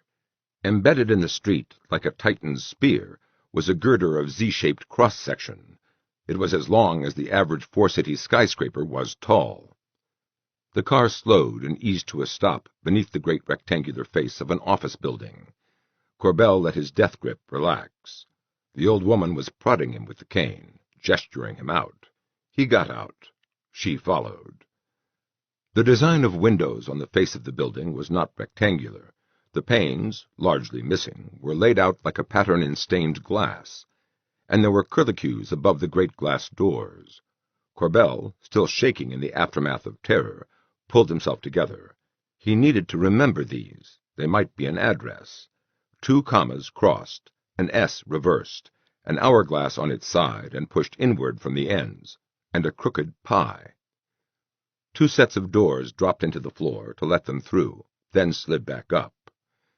Merrily Lyra took them through a lobby padded in cloud rug, then through a corridor lined with handleless doors. "The lifting boxes don't work," she explained. They climbed stairs, 3 flights, with pauses to rest. They were both panting when Merrily Lyra turned down a hallway. Corbell's fingers worked steadily at a button on his undersuit. He'd been wearing it since Don Juan took off. He'd washed it several hundred times. He twisted and twisted at the button. 1 thick, flexible thread joined it to the fabric. It would have to part all at once. More doors without handles. Merrily Lyra stopped beside the 6th door. She pressed something in her hand against the center of the door. As the door swung open, she put the unseen thing back in a pocket and gestured. Corbell passed through ahead of her. He dropped the button as his fingers brushed the jamb. It was the first big risk he'd taken. He had no choice. He had to be able to re-enter this place. Merrily Lyra kept her eyes on Corbell as the door closed behind her. It closed on the button, and she didn't notice. Corbell was looking around him, everywhere but at the door. Desk covered with widgetry, cloud rug, phone booth, picture window. The offices were mass-produced, too. There were minor differences. The phone booth door was transparent. The picture window was intact, and rain had not ruined the desk or the rug. Corbell's pressure suit and helmet had been dumped on the desk. He picked up the helmet in his bound hands. He called, "Pierce, this is Corbell for himself, calling Pierce for the state." There was no answer. "Pierce, please answer. This is Corbell calling Pierce and Don Juan." Nothing, not a whisper, and Merrily Lyra was watching. "My ship may be around the other side of the planet," he told her, "but Pierce set up relays. Or the autopilot may still be holding an equatorial orbit." But he wasn't. He'd changed it. Where was Pierce? Then he remembered. Merrily Lyra had altered the subway system. Wherever Corbell had come out, wherever he was now, it wasn't where Pierce had aimed his instruments. As far as Pierce was concerned, Corbell had never emerged from the subway system. "I will wait until I am sure you are dead," Pierce had said. "Then I will search other systems for the state." He would have to bluff. "If he's still in equatorial orbit, we'll have to call for my landing craft." He had to explain equatorial orbits to her by drawing in the dust on the desk. Then she understood. She said, "We must use the tunnel cars. Take your pressure suit. Mine is in the terminal." The phone booth was too small. Merrily Lyra clearly did not trust Corbell that close to her. She held him covered while she drew a symbol in the dust, the crooked pie. "Push this key 4 times, she said. "Then wait for me. You cannot outrun my cane." He nodded. She watched him through the door. He paused to note that 4 of the 8 symbols on the keyboard matched the 4 he'd seen over the entrance. He pushed the crooked pie 4 times. Zap! He was elsewhere. The world beyond the door snapped into another shape. Vast, empty space, rings of couches humping from the floor. Here was another intercontinental subway terminal. Corbell fumbled in the belt pouch of his pressure suit, found a circle shape. His hands were trembling violently. Clear plastic disc. Right. With both hands, he guided it into the coin slot. He stabbed at the compressed hourglass symbol, 4444. Nothing at all happened. The phone booth in the 4-city police station must be out of order. Merrily Lyra Zilashishthar stepped into view from another booth and looked about her, eyes narrowed and jaw thrust forward. She saw him, still in the booth with the door closed. He jabbed frantically at the crossed commas. Remorse, terror, guilt, death-wish flashed in his brain and were gone. And so was the light. In blackness, he rammed his shoulder against the door and ran blindly out into corridors. corridors with pale green walls and glowing white ceilings, wide doors with no knobs, only small plates of golden metal that might have been electromagnetic key plates. He turned right, right, and stopped, face to a wall, sucking air. Fatigue soaked into his legs like an acid solvent. Would she know how to trace his call? He couldn't know. He ran. A bigger door at the end of the corridor dropped open to reveal stairs. One long flight ran diagonally between a sheer wall and the tinted glass mosaic face of the building, with doors at landings along the flight. He froze in fear. If she was out there, she'd see him. Then he remembered. They'd passed a building with this pattern on its face. From the outside, it was a mirror. He was, he counted, 3 stories up. He still didn't know what kind of place this was, but it must be some kind of public service facility. All right. By the time she got here, if she ran as he'd been running, the old lady would be exhausted. She'd want to go down. So did he, and she'd guessed that. He went up. At the 4th story, the door dropped for him, then closed as he passed it. He climbed another flight, then looked back and saw footprints in the dust. He stopped, resting, listening. No sound. He walked backward down the stairs, stepping in his own footprints as best he could. When the 4th-floor door dropped, he threw his helmet through, then his pressure suit. Then he jumped for it. He had left a pair of sloppy footprints, but no other tracks, and now he was on cloud carpet. He stooped to brush away 2 dusty footprints, picked up his suit and helmet, and staggered on. He couldn't seem to get enough air.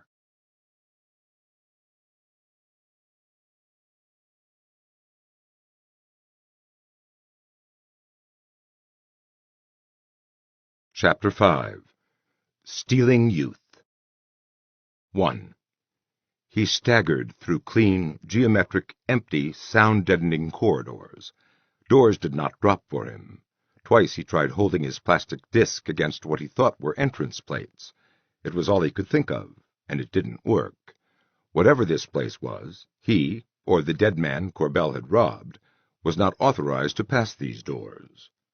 The pressure suit became too heavy for him. He dropped it. He talked to the helmet, but it didn't answer. Where the hell was Pearsa? Corbell had freed Pearsa from all orders, past and future. Corbell had gone unprotected into an unknown environment, had later dropped out of communication. Jaybee Corbell Mark II, missing, presumed dead. By now, Pearsa could be rounding the sun on his way to some nearby star, searching for the state. Pearsa's interstellar laser beam could have burned the old woman down as she crossed the street, but Corbell's computer had abandoned him, and Corbell hurled the helmet viciously into the cloud rug, but not as hard as he wanted, because his hands were still bound. The blind faceplate stared after him as he went on. His legs were starting to cramp. The clean air was turning musty with the old smell of something truly dead when Corbell came at last to an open door. He thought the mechanism had failed, and then he saw why. A small hole had been burned through the gold plate. Beyond the doorway was cruder damage and a richer smell. It had been a surgery, he guessed. At least, that looked like an operating table with machinery suspended above it, and the machinery included scalpels on jointed arms. There were crumbled brown skeletons. One, naked, lay in a pool of dust on the table. 2 others sprawled against a wall. Their stained and damaged uniforms were in better shape than the bones within. The cloth bore charred slashes that continued into the bones, as if men had been hacked by a white-hot sword. These men had been man-sized, Corbell's size. The wall behind the desk had a hole in it big enough to drive a car through. Bombs? Corbell heaved himself up on the table with the skeleton. He rubbed the bandages against a scalpel edge, and behold, his wrists were free. Now he moved to the great gap in the wall. He was getting his breath back, but his heartbeat was fast and fluttery. What he wanted most was a chance to lie down and rest, until he looked down into the vault. It was 2 stories high and windowless. To the left, a thick circle of metal almost the height of the wall, with a stylized ship's wheel set in it. It looked for all the world like a bank vault door. There were guard posts, glass cubicles set just below the ceiling, and in the cubicles were skeletons armed with things like spotlights with rifle butts. A bank vault seemed out of place in a hospital. There were shelves on all 3 walls, floor to ceiling. The few items still on the shelves were not gold bars, they were bottles. The floor, 10 feet below Corbell, was covered with broken glass. There was a half-melted metal thing, an animated dishwasher very like the machine that had attacked Corbell and Pierce as burglars. Other machinery looked intact. There was an instrument console that might have been, given the hospital motif, diagnostic equipment. There was a matched pair of transparent phone booths, glass cylinders with rounded tops. Corbell saw these and lusted. The invaders had brought a ladder. He climbed down carefully, treating himself as fragile. 4 skeletons at the bottom showed that the invaders had not had things all their own way. He stepped carefully among the bones. As a hospital, the place made a good crypt.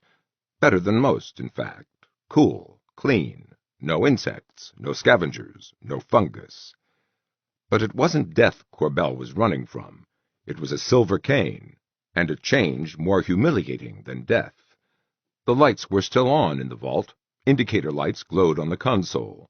With luck, the booths would work too. He stepped into one and looked for a dial. No dial, just a button set in a slender post. No choice about where he was going. Corbell wondered if the Norn would be waiting at the other end. He made himself push the button anyway. Nothing happened. He cursed luridly, pushed out of the booth and tried the other. The second booth didn't even have a door, and there was fine dust floating in it. What the hell? What was this place? The drugs on the shelves must have been incredibly valuable. 4 human guards and a metal killer, a single door that looked like it would stand off an atomic attack, an instant elsewhere booth with only 1 terminal and another booth you couldn't get out of, an invading army willing to go up against all that, with bombs. And suddenly he knew where he must be. It was a double jolt. Those shelves must have held dictator immortality, and they were bare. Everything fitted.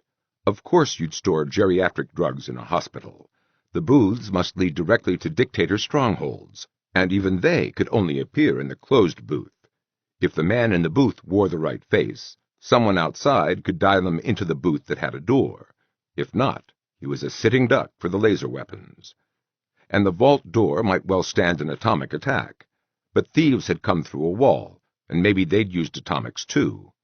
Did Merrily Lyra know about this place? She must. She'd have kept looking until she found it. And so would Corbell, and she knew it. The Norn herself had told him about dictator immortality. He had to get out of here. Exhaustion had become an agony. He would climb the ladder if he must, if he could, but he tried the vault door first. And it was open. All of his strength and weight were just enough to swing it wide. The invaders must have left by the door they could not enter. So did he, very gratefully. The line of phone booths was on this floor. He had walked a zigzag path from there. He might have trouble finding his way back. He saw the booths as he rounded a corner, and he saw Merrily Lyra Zelashishthar, holding her cane like a gun and squinting at something in her other hand. Just before he ducked back, he saw her look up at the ceiling with her teeth bared. It wasn't him she was tracing. It was his pressure suit helmet. Pierce, goodbye. Corbell counted to 30, then stuck his nose around the corner. She wasn't there. He tiptoed through the cloud rug to the next intersection and peered around it. She wasn't there either, and he crossed the intersection at a leap and was in the nearest booth with the disc in his hand. Merrily Lyra would not have liked the way he was smiling. 2 commas crossed, an S reversed, an hourglass on its side and pushed inward from the ends, a crooked pie. The corridors vanished. In blackness he thumbed the door open and stepped out into blackness. A gust of warm, damp wind whipped at him, and at the same time he saw a dim light, a slender, hot pink crescent with the horns down, at eye level. He stood still while his eyes adjusted. A world took form around him. He was on a flat roof, looking into a solar eclipse. They must be fairly common these days, with both Sol and Jupiter occluding so much of the sky. But the effect was beautiful, a hot pink ring lighting sea and city with red dusk. He wished he could stay. Merely Lyra must be finding his pressure suit helmet about now. There were stairs. He would have been happier knowing how tall the building was, but he didn't. He had to walk all the way to the bottom, and he was reassured to recognize the building that housed Merely Lyra's office. He paused for a precious moment of rest, then climbed back up 3 flights. Next question. Had the Norn noticed that the office door wasn't closed? The 6th door was open a crack, blocked by a fallen button. The door resisted his weight, then gave slowly, let him in. They must have turned these offices out like popcorn boxes, he thought. Did it connect to the exploded bedroom? He had bet his life on it. He stepped into the phone booth and looked for the intercom panel. 5 buttons? He pushed the top one. Through the glass door he saw salt dunes running downslope to a distant line of brilliant blue. He was in one of the seashore booths. He pushed the 2nd button. Back in the office, he pushed number 3. In red-tinged darkness he saw a triangular floor plan. Walls and roof exploded outward. A dark donut shape, coiled just where he would have stepped on it, raised a white face, questioningly. He shouted, "Yeah!" Meep. He jabbed the 4th button down. The startled cattail vanished. Sunken tub, shower. He thought of hot water and comfort and sleep, and the hell with it. Would the old woman set her private zero-time jail next to a Turkish bath? Why not? But he pushed the bottom button anyway, to see what there was to see. Thoughts of sleep returned. His knees sagged. His muscles and bones seemed to be melting. But he saw ovens and cupboards to left and right, a long dining table, floating, and lines of floating chairs, the hooded Norn at the far end, and the silver cane foreshortened, end on. Behind her, shards of a picture window, and a bundle of thick cables running over the sill. He stabbed 2 buttons and kicked out at the door. 2. He was trying to remember something. It was urgent. See now, I hit an intercom button, then the door button, then kick out. Or the other way around. Intercom door kick out. Didn't wait, couldn't wait, never thought so fast in my life. Pressure on his ankles. He thrashed a bit, got his elbows under him to lift his head. The door of the phone booth was trying to lift under his ankles. Beyond, the great red sun was almost whole again, a chunk still missing behind black Jupiter. Closer, a desk floated above cloud rug. He smiled and closed his eyes. It was seconds or minutes before he stirred himself. The sun was still cut by Jupiter. He stood on the edge of the door while he looked for something to wedge it. He'd got out by the skin of his teeth. With the silver cane pushing him down into unconsciousness, he'd hit the intercom button to take him to the office, the button to open the door, then got his legs across the door to wedge it. So far, so good, but... Assume the Norn was still guarding her zero-time device and her drug supply. He hadn't seen the marvelous machine. He couldn't even guess what it looked like. But what else could the cables be for? It must be there, and now Merely Lyra knew he was after her drugs. By now she would know that the intercom to the office wasn't working. She would assume Corbell had blocked the door open. He couldn't let the door close. She'd be out of it an instant later, right on his heels. Corbell began to panic. He'd barred her from the general phone booth system by barring her from the office. She couldn't use that. She couldn't come after him in the car. They'd left it here, just outside the entrance.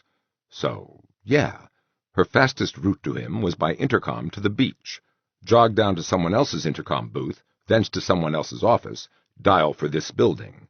By now she could be trotting down from the roof, and he still hadn't found anything to block the door.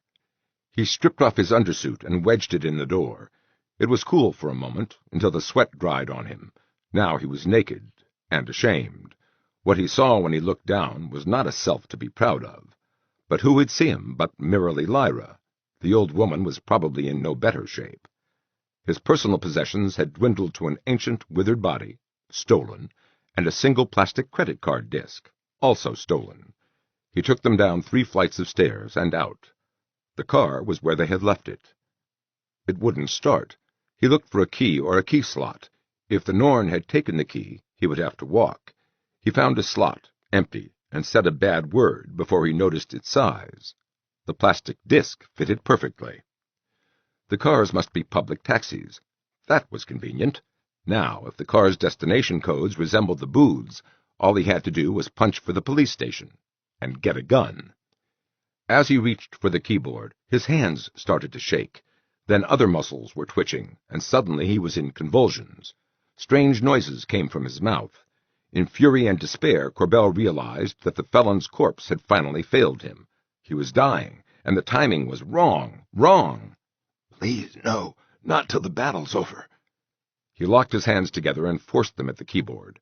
He punched the compressed hourglass, tried again and missed, again and hit, had to stop for a minute. Neck muscles locked and twisted his head backward, agonizingly, and he saw a car coming around the gently curved drive like a homing missile. The convulsions were getting worse. He stabbed at the hourglass key again, and he didn't know how often he'd hit it. When the car began to move, he let the convulsions have their way. Mental agony, unconsciousness, now convulsions. Maybe he ought to be compiling a list of what the silver cane wouldn't do. It wouldn't stop a bubble car. The convulsions eased. Presently he could turn his head. Merely Lyra was far behind him, out of her car, still firing. His motion carried him around the curve of the drive. He tried to relax. Random muscles locked and released in his legs, his back, his neck, his eyelids. He wasn't just feeling the after-effects of the silver cane. He had been through too much nightmare. He was too old for this kind of thing. He had always been too old to play monster and villagers through a maze of cityscape with an armed madwoman behind him. Come on, calm down, he whispered. It's all over. Unless there was a tracking device in Mirelle Lyra's dashboard, or in her cane. He would still get there ahead of her. Allow, say, 1 minute to search the police station for a gun, then cut his losses, get out via the booths, dial at random, and keep running. Oops, the booths didn't work. He had tried to dial the police station earlier. The car tilted far over, rounded a corner, and was on one of the radial streets. Corbell watched the rear, his chin propped on the back of the seat. It was less unnerving than watching rubble come at him. He saw the edge of the hexagonal dome go past him. The street ended. He was crossing sand. Corbell turned to see barren salt dunes flowing past him. Far ahead, the blue and white line of ocean came toward him. The car ran straight toward frothing white breakers, crossed them, and headed out to sea at something like 90 miles per hour. 3. Her voice was a rusty, querulous whine. He didn't like it. It was interfering with his search. It said, "All right, Corbell. You won the argument. If your medicines were better, you wouldn't have tried to steal mine. Now, let's talk." It wasn't much of a search. He had hoped that Mirelle Lyra might have stored food in her car, but he'd opened the glove compartment, and he'd looked under the seats, and where else was there? Slit the upholstery? Corbell was hungry. "You'll find the talking switch on the far right of the panel. Just push it upward. Corbell?" Sure, and then you'll track me down, and... But Corbell was tempted. He could ask her about food. He could ask her how to turn off the receiver. The car zipped over the waves toward whatever destination its idiot brain had read from Corbell's spastic directions. Beneath the edges of a thick gray-black cloud deck, the sun and crescent Jupiter had drifted apart along the horizon. The sun was lower now, its underside flattened. Something lifted out of the red sun glare. He thought it was a bottlenose dolphin, until its size registered. It was halfway to the horizon, and lifting like a blimp released. Its head tilted just a bit, and it looked him over while it slowly settled back into the frothing red sea. A dolphin the size of a whale. So we killed the whales off after all, he thought. And later there was an ecological niche. "I must guess you're hearing me, Corbell. I'm tracking you toward the southernmost continent, toward what used to be the boys' capital city. You can't lose me from your path because you can't leave your car.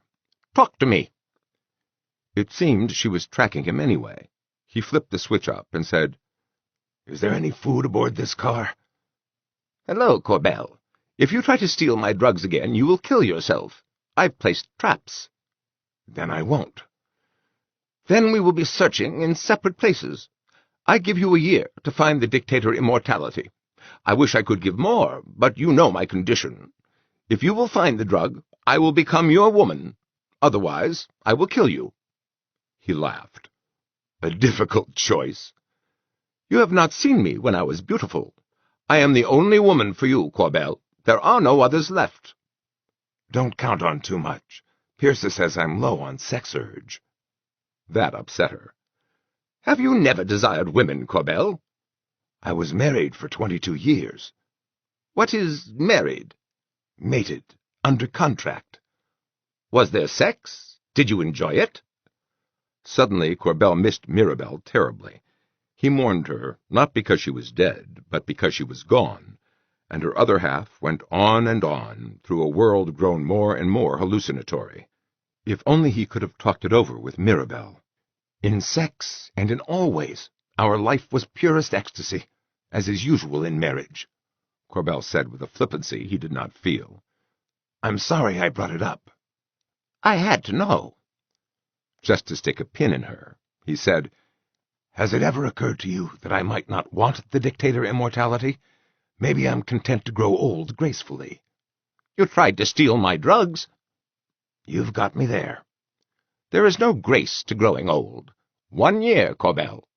"Hey, don't hang up. Have you any idea where I'm headed? I don't even know where we were." "There is a continent that covers the South Pole. You are aimed there. As for where we were, there is a continent whose long tip points at the southernmost continent. We were nearly at the tip.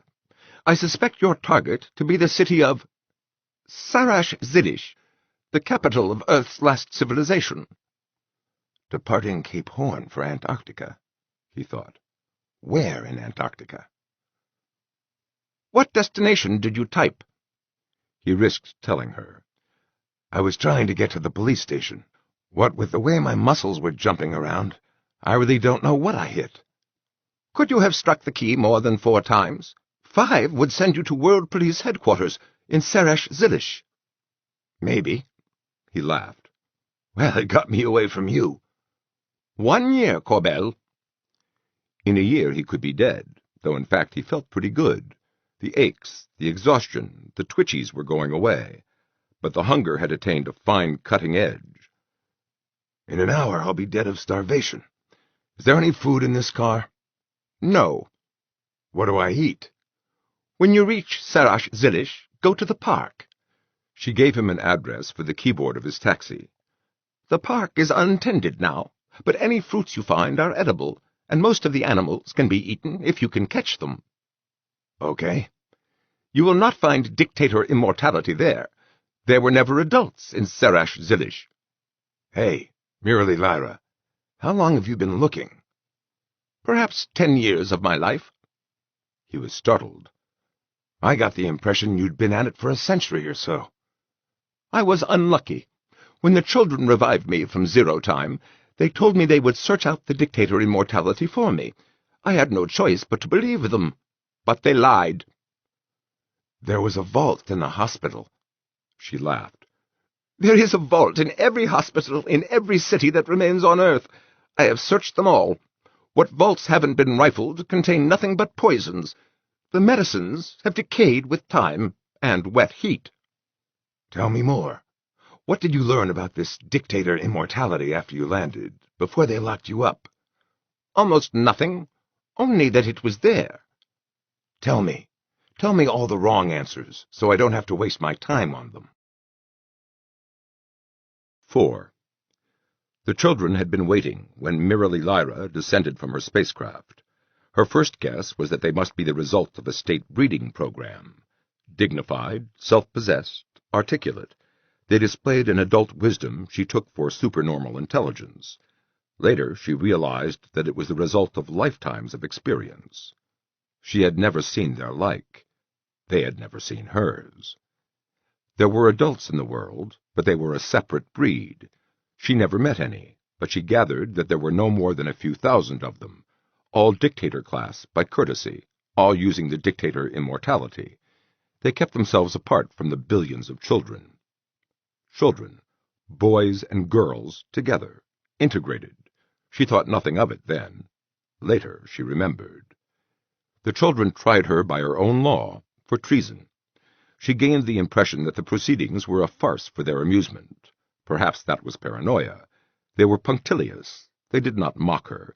They did not deviate from laws 70,000 years old. For her part, merely Lyra kept her dignity at all times, as she was at pains to inform Corbell. They sentenced her to the zero-time jail. "Didn't you ever hear anything about the interstellar colonies?" "No, nothing." "It figures. They must have broken away from the state long before you landed.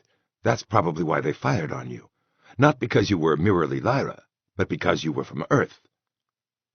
There was a silence. Then, "I never understood that. Are you saying that the state broke apart?" "Yeah. It took a hell of a long time, that's all. The state was a water monopoly empire." Corbell was talking half to himself now. "They tend to last forever, unless something comes in from outside and breaks them up. But there wasn't anything outside the state. The collapse had to wait till the state made its own barbarians."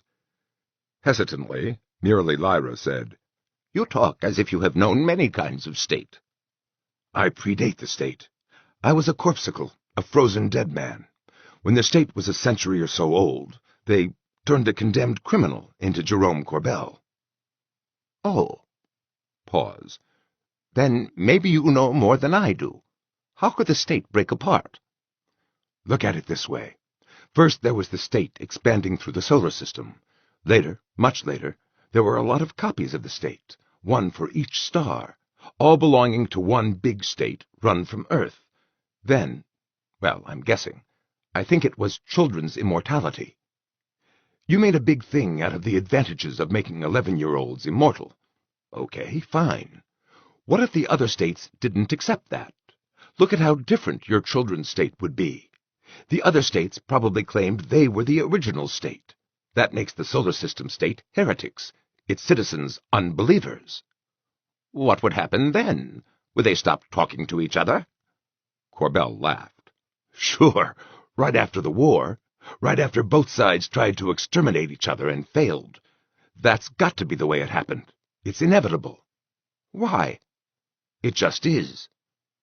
"Then," she said slowly, "that's what happened to—" "What?"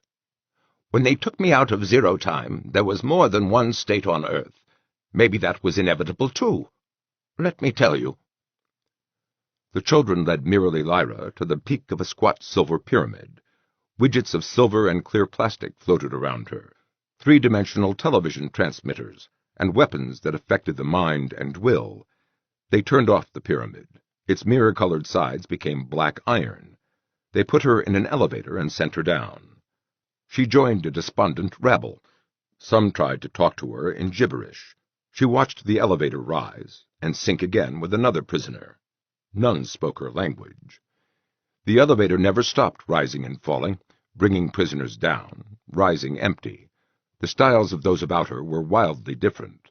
They continued to change with every new prisoner. There was no provision for feeding the prisoners. It became obvious. Nobody had been here long enough to become hungry. The 12th to descend was not a prisoner. A girl of 11 dropped just above their heads. Small machines floated around her.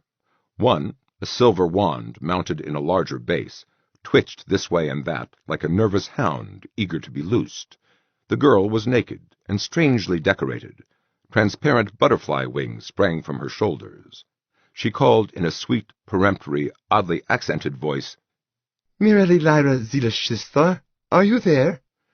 So, merely Lyra returned to the world after perhaps a quarter of an hour of subjective time. Her hosts were half a dozen children, all girls.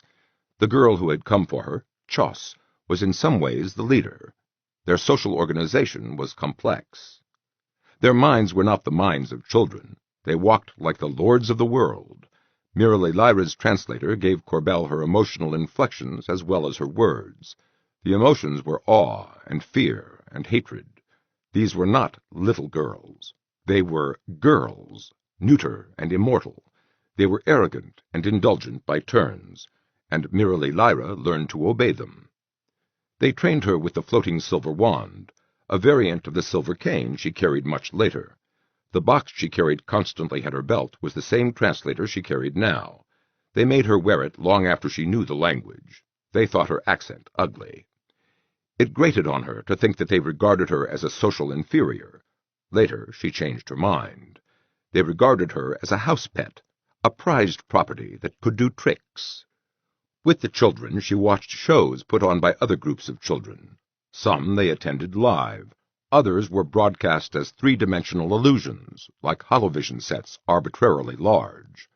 Once they floated in interplanetary space for hours, and merely Lyra wondered at the grim intensity with which Chaucer's girls watched a dull and repetitious planetarium show.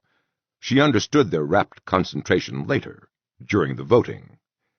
But most of the shows were bids for prestige. Some of the bulky floating widgets that followed her around were cameras and emotional sensors. Merely Lyra was another show. Because of her, the prestige of Chaucer's group was high. Her medicines had retarded, but not prevented, menopause. The change in her body was a near-killing blow to Merely Lyra's faith in herself. She was a trained SEAL, and aging. One thing kept her going. Somewhere out there was dictator immortality. At first she welcomed the chance to talk to the girls, but that was the trouble. Merely Lyra did all the talking. Her own questions were not answered. Questions the girls put to her she was expected to answer in full. If she didn't lecture at length, they became annoyed. Then, once, she found Chauce in an indulgent mood. "Chauce told me that the dictators took care of their own medical problems," said Merely Lyra. "The dictators were ruled by the boys, who made shows with them and saw to it that chemicals in their food kept them from having children. I think Chauce was jealous that the boys would not let girls play with the dictators. I'm telling this badly," she said suddenly. "These girls were all older than I. They were decadent aristocrats, not children." "Yeah, I get the impression the girls and the boys stayed apart." "Yeah, and that made it difficult for me. The boys and girls, they didn't have sex to hold them together. They were two separate states on Earth, each with its territory and its rights. They must have been separate for a long time. Chauce said that the girls ruled the sky, and the boys ruled the dictators. I would have to go to the boys to find out about dictator immortality." The girls ruled the sky? That sounded like nonsense, but... "Chauce said so. I think it was true, Corbell. I saw them vote not to move the Earth. We watched an astronomical light show, and then there were hours of discussion, and they voted. But I was more concerned with dictator immortality. Chauce promised to learn what I wanted from the boys. I was valuable to them, Corbell. They gained prestige from the stories I told and the shows they made about me." Anger crackled in the translator's voice as Merely Lyra relived evil memories. "They were forever amused by what I did not know. Other groups of girls began reviving other prisoners. After many years, I decided that Chauce had done nothing to get me what I wanted. I would have to reach the boys." "It figures." "What?" "Chauce couldn't go to the boys. They'd claim you as a dictator. Their property." "I never thought of that. I was a fool." "Go on." "The boys held the land masses of the southern hemisphere. They had built heated domes in the South Polar continent. They held 2 other continents and many islands. But the girls ruled more useful land, and more power, too, if they really ruled the sky. I knew that the Earth had been moved. There were times when Jupiter shone so brilliantly that one could see the banding and pick out the moons. I was afraid of these girls. I was trying to find a safe way to steal an aircraft, but I waited too long. One day, Chauce told me that they were tired of me, that I must go back in 0 time. I was no longer a new thing. I took a plane that night. They let me fly a long way before they brought me back with the autopilot. I learned that they had made a show of my escape." "Fun people, your girls. They put you back in the box?" "Yes. They let me keep my translator. It was the only thing they did for me. Later, they lowered 2 boys they had caught during a fight. The girls had given them soul whips," she said with grim amusement, "and I was the only one who could talk to them." "Soul whip?" "I used one to make you docile. It didn't work. A few more applications may help." "Finish your story." "We waited a long time. Nobody came to free us. Finally, the machinery stopped. Everything was killing hot. The boys ruled us with the soul whip. and I was their translator, but there was little cooperation. Some of us lived to reach the southernmost continent. There they were captured by boys, all but me. I fled back across the water alone. It was a long time before I learned enough to feel myself safe. I had to learn what could be eaten, what foods would not spoil, how to hide from storms. All things you will have to learn, too. I was old when I could begin searching again. For 10 years I searched for dictator immortality through the ruins the boys and girls left me. Then I emptied out my small zero-time storage place and went into it to wait for you. Nice try. When you are young again, then mock me. I don't expect that will happen. We can't give up. Corbell laughed. I can give up. I guess I don't believe in your dictator immortality. Have you ever seen anyone get young? No, but do you even know what makes people get old? Fires don't burn backward, lady. I am not a doctor. I only know what anyone knows. Inert molecules gather in the cells to clog them, like silt and garbage, and the poisons of industry gather in a great inland sea, until the sea becomes a great inland swamp. The cells become less active. Some die. One day there are too few active cells living too slowly. Other inert matter accumulates to block the veins and arteries. But I have medicines to dissolve them. Cholesterol, sure. But getting the dead stuff out of a living cell without killing it would be something else again. I think you were hoaxed, said Corbell. Choss and her friends acted like nasty children. Why not your boy lawyer, too? Remember, you asked the girls. They didn't raise the subject. But why? Oh, just to see what you'd... No! Everyone dies. Your lawyer's dead. Choss is dead. Even civilizations die. There was a civilization here that could move the earth. Now there's nothing. After a longish silence came the calm voice of the translating box. There are boys where you're going. I tried to talk to them once. They know nothing of dictator immortality. Do they know what happened to civilization? You said it yourself. There were 2 states on Earth. They must have fought. It could have happened. War between the sexes had always seemed silly to Corbell. Too much fraternizing with the enemy, ha. But if sex didn't hold them together... The boys know nothing, she repeated.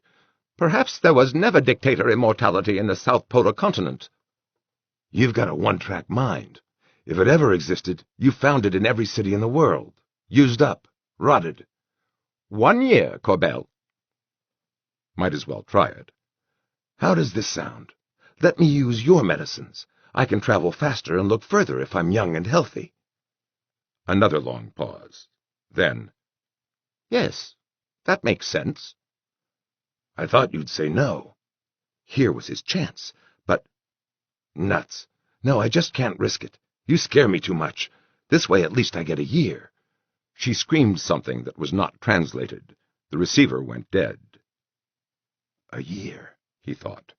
In a year, I'll be dug in so deep, she'll never find me at all.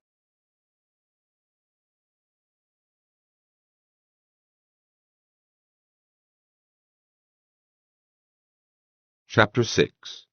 The Changelings. 1. Corbell came to the Antarctic shore in near darkness. The vanished sun had left dark red splashed across the northern horizon, and a red-on-red circle that was Jupiter's night side.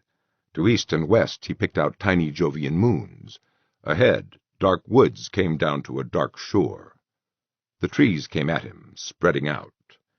Then the smooth ride was bouncing Brownian motion, and the car was dodging tree trunks at maniac speed. He gripped the padded bar to keep himself from bouncing around inside. He dared not close his eyes. The chase scenes through 4 City should have burned away his capacity for terror, but they hadn't. They hadn't. The old trees forced their way through a tangle of burgeoning life. Vines, underbrush, big mushrooms, everything living on each other. A pair of huge birds ran screaming from the car. The car rode high, but branches slashed at its underside. The forest thinned, and showed masonry, half hidden in vines. The car was already racing through Serash Zilish. Soil and grass and small bushes had invaded the streets. If this was Three City, if this was the Antarctic source of industrial activity Pearsa had sensed from orbit, then it was far gone. The car was slowing. Thank God.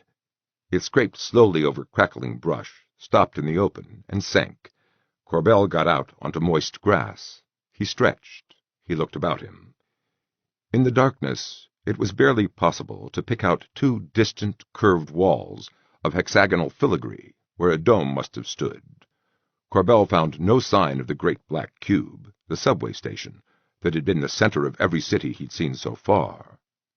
He was parked beside what must be World Police headquarters, a great wall of balconies and dark windows, with a row of large circular holes at the top, holes big enough to be access ports for flying police cars. There must be weapons in there. But there was certainly food in the park, and Corbell was faint with hunger. With some reluctance, he climbed back into the car and tapped out the number Murali Lyra had given him. Inverted L, nameless squiggle, Delta. Like the woods beyond the city, the park was spreading into the streets. The car stopped over a patch of tangled vines. He stepped out, having precious little choice, and found himself thigh-deep in the tough vines. They pulled him back like a nest of snakes. He waded out. Hunger had never done anything for Corbell's disposition. It made him irritable, unfit to live with. A wall of greenery twice his height ended just ahead of him. On the theory that there was a real wall under that tangle of vines, Corbell walked to the end, turned, and entered the park proper. There was no obvious difference. It was as dark as the inside of a mouth. Jupiter's horizontal light couldn't reach through trees and buildings. Corbell wished for a flashlight or a torch, but he didn't even have a match. Corbell Mark II, bare-ass naked against the wilderness, would not be hunting prey tonight. But fruit now. These could be fruit trees. The Norn had said they were. Corbell stood beneath a tree and ran his hands through the branches. Something round bounced against his wrist. It was pear-shaped, bigger than a pear, with thick, rough skin. With his teeth he stripped some of the covering away. He bit into creamy avocado flesh, milder in taste than avocado. He ate it all. He threw away the skin and pit and felt through the branches for another. A furry tentacle dropped familiarly around his neck. Corbell grabbed. Sharp teeth closed between his neck and shoulder.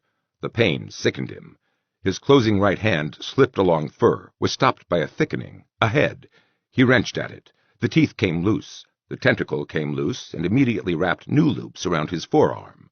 By starlight he saw a small, snarling face. He was strangling a cat-tail. The little beast could as easily have torn his eyes or his jugular. It was trying to bite him now. Even so, he didn't especially want to kill it. He banged its head against a branch. Its grip loosened. A pitcher's fastball gesture flung it away. It coiled on the ground, lifted a head to study him. He was too big. It went away.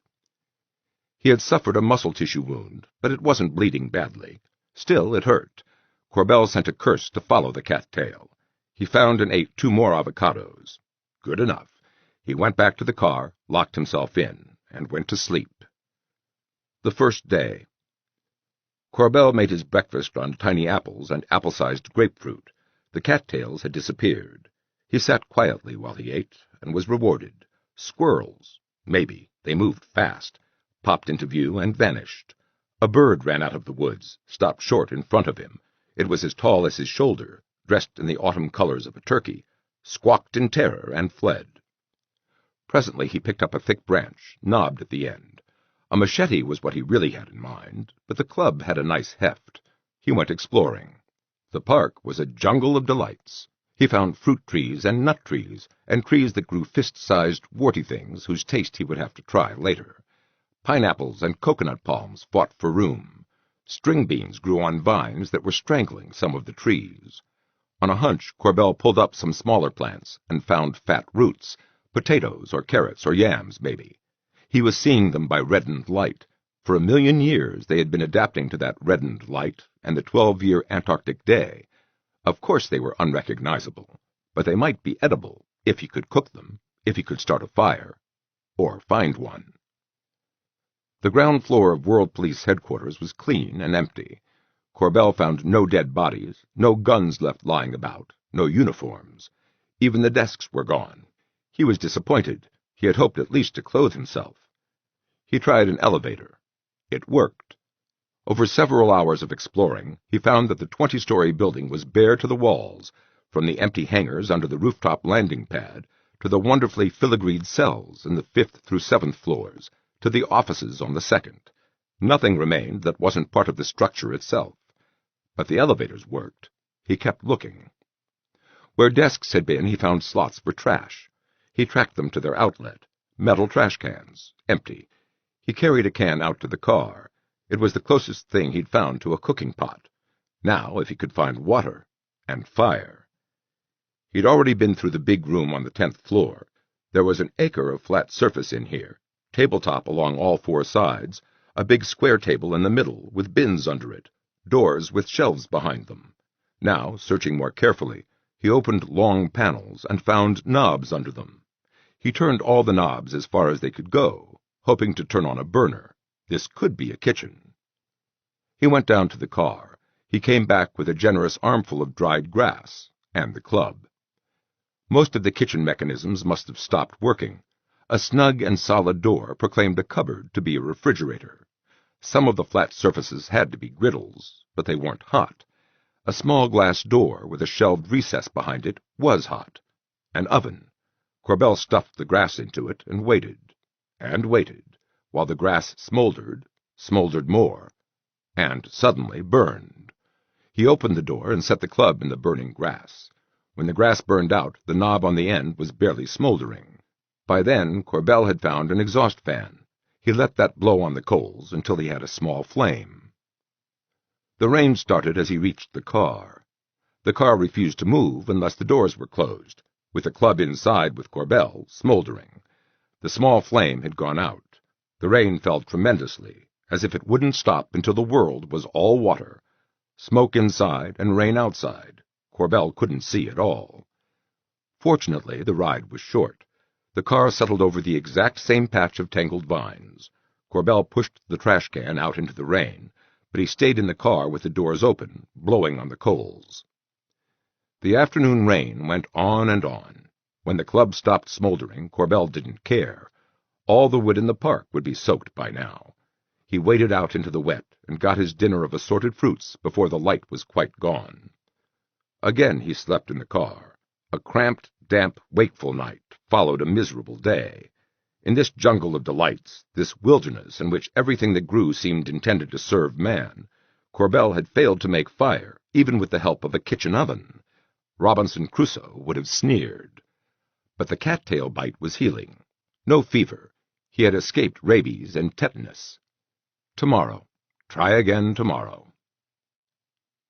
The second day was bigger, better, faster. He took the car to World Police Headquarters.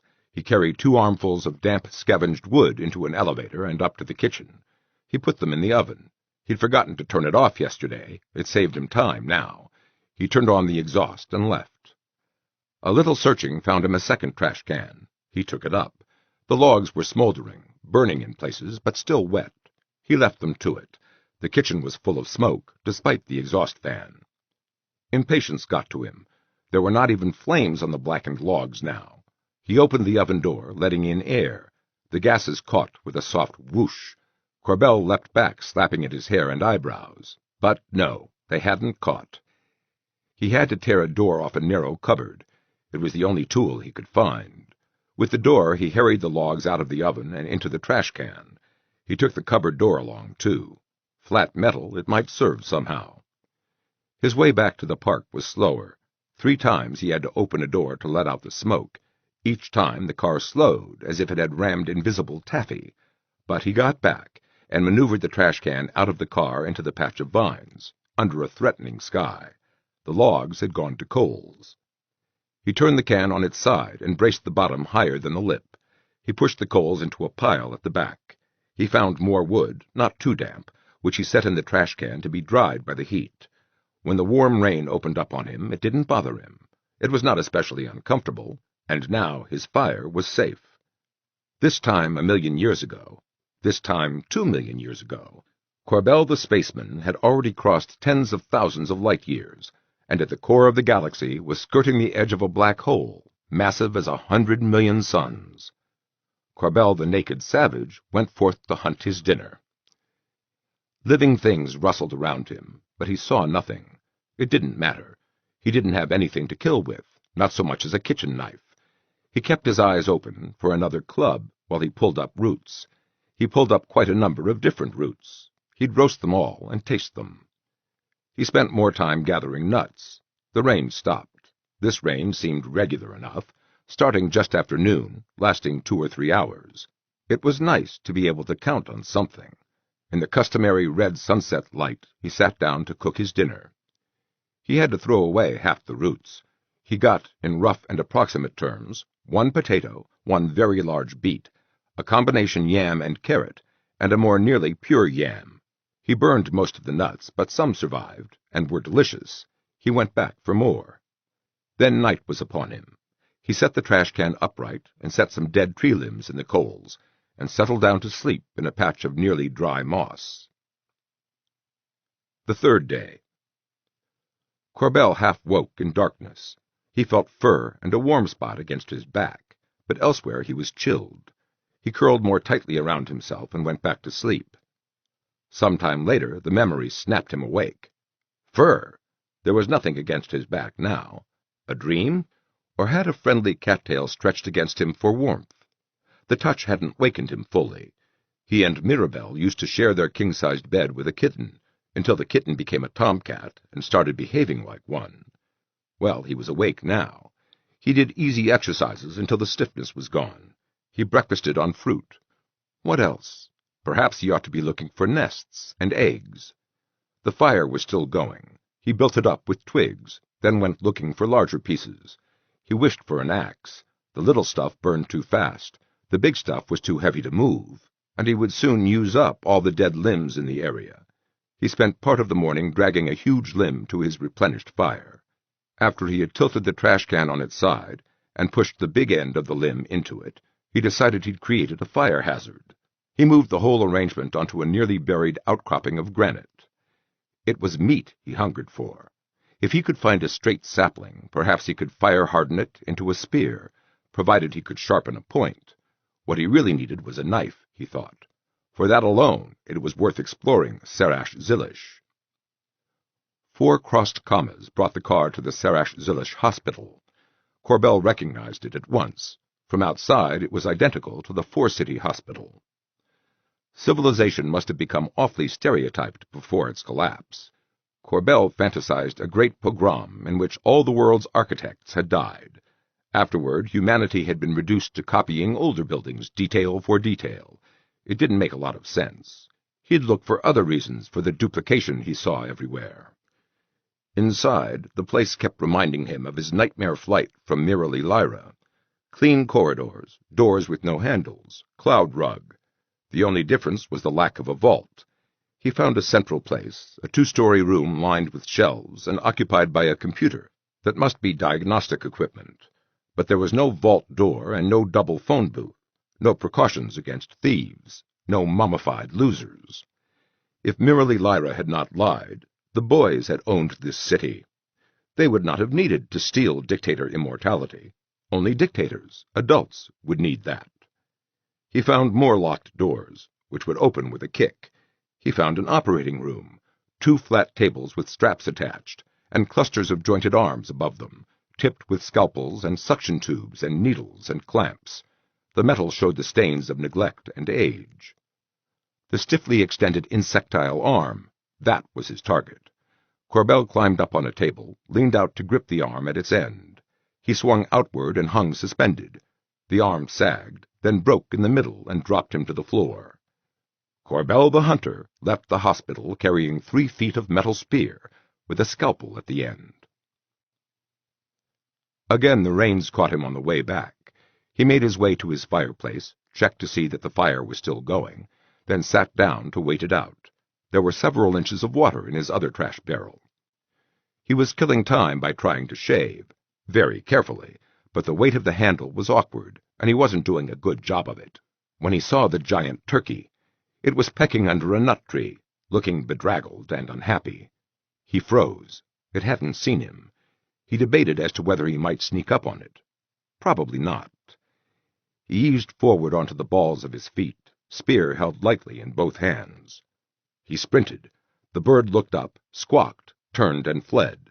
Corbell swung the spear and chopped at its foot. The bird stopped to peck at whatever had bitten it.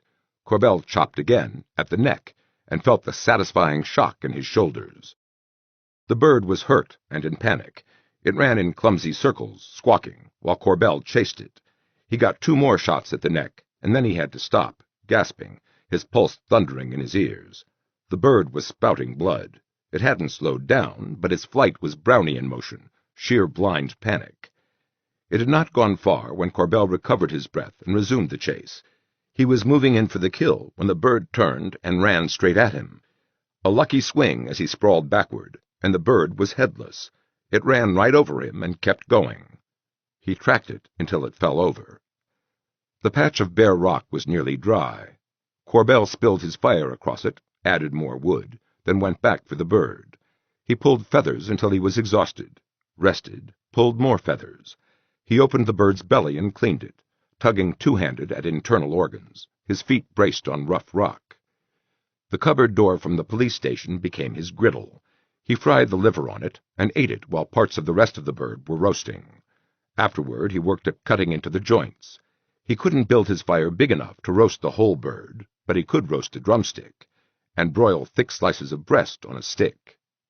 Meat! It was good to taste meat again. There was far too much for tonight.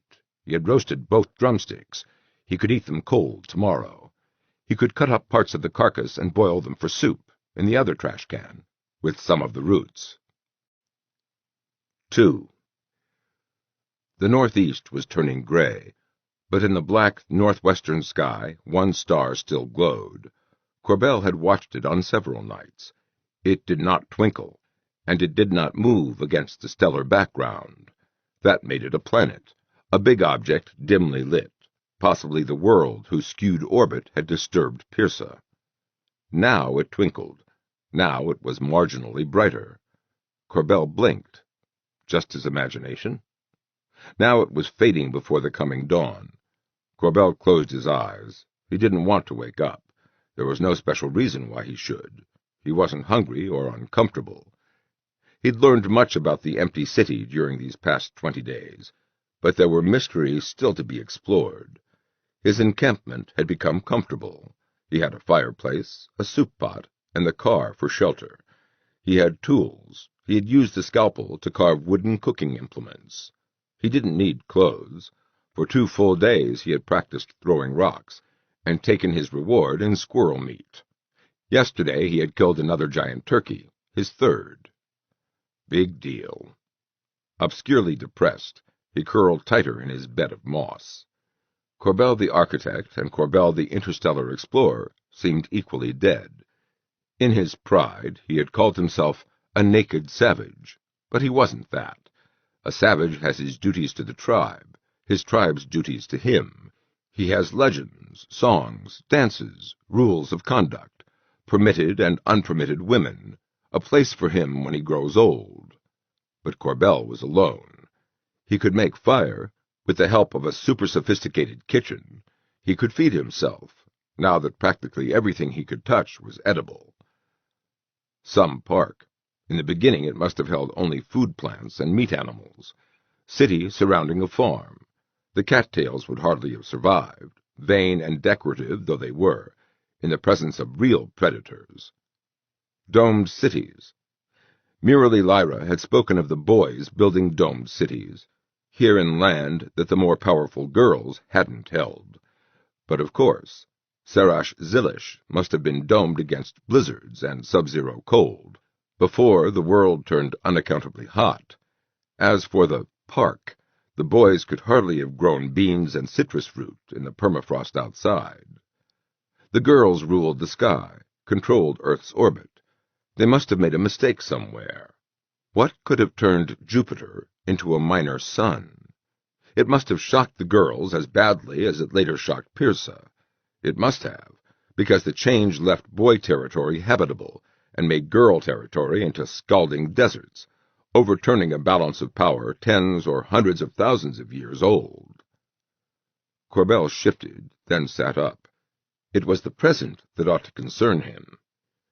3 cattails were tearing at his turkey carcass. When he moved, they jolted to attention. Corbell reconsidered his first intention. They were eating the raw meat. They had left the roasted drumsticks alone. That left plenty of meat for Corbell. They studied him, 3 snakes with solemn cat faces, furred in brown and orange, intricately patterned, as beautiful as 3 butterscotch sundaes. Corbell smiled and gestured hospitably. As if they understood, they went back to their meal. Breakfast. He ate fruit and drumstick meat and thought about coffee.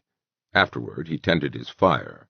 The scalpel was razor-sharp, despite age and 18 days of blunting, but it was no axe. He went far afield to find wood. The exercise was good. Decades in the cold-sleep coffin had preserved him better than he had hoped. He'd gone soft, despite the exercises, but the savage life was toning him up. He took the other trash can to what had been a fountain, and was now a pond, filled it with not especially clean water, dragged it back, and wrestled it into place over the fire. He turned to the turkey carcass. He cut chunks small enough to fit the trash can. Meat gnawed by cattails went in, and so did bare bones. While it heated, he foraged for roots to flavor the soup. Potatoes, carrot yams. He'd found nothing that resembled an onion, unfortunately. He added beans, and, experimentally, a couple of grapefruit. He stirred it all with a wooden paddle. As usual, noon looked like sunset, which was endlessly disconcerting. Corbell rested. The water was beginning to bubble. Granite was uncomfortable beneath his buttocks. Corbell was mildly depressed, and he couldn't understand why. And then he did. "Last day of a camping trip. You've worked your tail off. Your belt has come in a notch and a half. You haven't had to think much. You've seen some magnificent scenery. There were damn few people on the trails, and they didn't rub your nerves. It's been good. But now it's back to work." Merely Lyra knew where he was. He was healthier than he'd known. He could live a Jovian year if nothing killed him. The tourist in him liked that thought. The mad old woman had promised him 1 year, an old Earth year. He could believe as much of that as he cared to, but a sane man would choose the jungle. Could a man survive in the jungle outside Sarash Zilish? It would depend. Corbell had come to Antarctica in either spring or fall of a year 12 years long. An old Earth year from now, the day might last 23 hours, or 1. It would be much warmer than this, or much colder. For the world still had its tilt and its 24-hour rotation. Odd that the girls had not corrected that. But maybe they were traditionalists. Much odder that they had not moved Earth further out from the growing heat of Jupiter. What concerned Corbell was this. He could not take a world 20 degrees colder, not without clothing, and an endless night might drive him mad. Soup odors were beginning to permeate the wood smoke. This sense of urgency was silly. He had a year to get moving.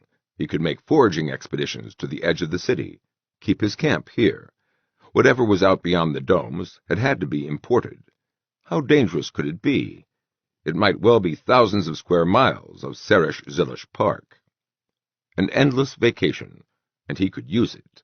In his second life, Corbell Mark II had suffered enough future shock to kill a whole city full of Alvin Tofflers. Tomorrow, then. He could take the car as far as the hospital. It was near a standing fragment of dome. Then into the wild, with spear and drumstick over either shoulder, if the drumstick kept that long without refrigeration. He remembered to scrape some of his fire into his trash-can fireplace. He stretched out on the warm granite. Warm rain hammered at him. He turned over fast, rose to hands and knees, and coughed out a tablespoonful of rainwater. First time that had happened. His bonfire must be out, but had the soup cooked first? Was rain getting into his fireplace? He looked up and forgot all of these crucial questions. A dozen or so boys, approximately a big Boy Scout troop, but uniformed only in breechclouts, squatted in a circle around Corbell and his fire. They were passing around a drumstick bone, nearly clean by now, while they watched him, as if they had been watching him in perfect silence for hours. Their hair was rich where they had hair. On some it was black and woolly, on others black and straight, dripping to their shoulders. The crowns of their heads were bald but for a single tuft on the forehead. They ignored the pounding rain and watched, half smiling. "I should have known," said Corbell. "The cattails, they're half tame. All right." He made a sweeping gesture. "Welcome to the kingdom of Corbell for himself. Have some soup." They frowned, all of them. One got up, a long, lanky boy, a budding basketball player, Corbell would have judged. He spoke. "Sorry," said Corbell. The boy spoke again, command and anger. That was no boy's voice, though it was high-pitched. Corbell was hardly surprised. These were the boys, merely Lyra's immortals. "I don't speak your language," Corbell said slowly, with an instinct that went against sense. The natives will understand if you speak slowly and clearly. The boy came forward and slapped him across the face. Corbell hit him flush in the mouth. His right cross hit ribs instead of solar plexus, and the following left missed completely somehow. Then the whole circle converged on him. His memory thereafter was a little hazy. There was weight on his knees and forearms. Granite ground into his back. The basketball star sat on his chest and spoke the same sentence over and over through a split lip. He would say it, and wait, and slap Corbell twice, and say it again. Corbell replied with obscenities. He could feel the bruises now. The tall boy got off his chest. He said something to the others. They all frowned down at Corbell. They discussed the matter in complex consonants, spat like mouthfuls of watermelon seeds. Corbell's head still rang. It had been beaten against granite. 4 boys were still sitting on his forearms and knees. Rain splashed in his eyes. It all tended to muddle his thinking. Did they think he was a strayed dictator? But Corbell was showing his age. They couldn't... Wrong. No dictator immortality here. The dictators must grow old, as Corbell had grown old. The discussion ended. 4 boys got off Corbell. He sat up, rubbing his arms. One took a theatrical pose, pointed at the ground before him, and spat one harsh word. Stay, or heel. His message was plain, and Corbell was in no shape to run. The tall boy still studied Corbell as if trying to make up his mind. The others clustered around Corbell's soup pot. They scooped soup into halves of coconut shells. The tall boy finally offered him something else, a ceramic cup from his belt. Corbell waited for room, then moved in. He sat, gingerly favoring the bruises, and drank. Cattails moved among the tribe like a plague of snakes, rubbed against ankles, and were petted, tore at the raw turkey carcass, what was left of it. Corbell felt fur against his ankle. He stroked a pure black cattail. A rumbling vibration went through his shin. "Shall we say that Corbell has been captured again? Or, Corbell asked himself, shall we say that fate has given me guides through Antarctica?" Put that way, the decision was easy. 3. The soloist sang in a strong, rich tenor. He sang to background music, 8 boys humming in at least 4 parts, one more beating with turkey bones on Corbell's trash-can fireplace. Alien music, improvised, overly complex against the simple melancholy tune. Corbell listened open-mouthed, the back of his neck tingling. He had feared this, and it was true. 3 million years had increased human intelligence. The night after his capture he had tried singing as a way to enhance his entertainment value. Since then he had sung medleys of advertising jingles, or theme songs for movies, or the clean and dirty folk songs he and Mirabelle had sung on the boat. Songs 3 million years out of date, but the boys liked them. They didn't like it when he repeated a song they'd heard before. He wondered why, but he obeyed their wishes. "Oh, we got a new computer, but it's quite a disappointment," Catalysp sang, "'cause it always gives the same insane advice." Oh, you need little teeny eyes for reading little teeny print, like you need little teeny hands for milking mice.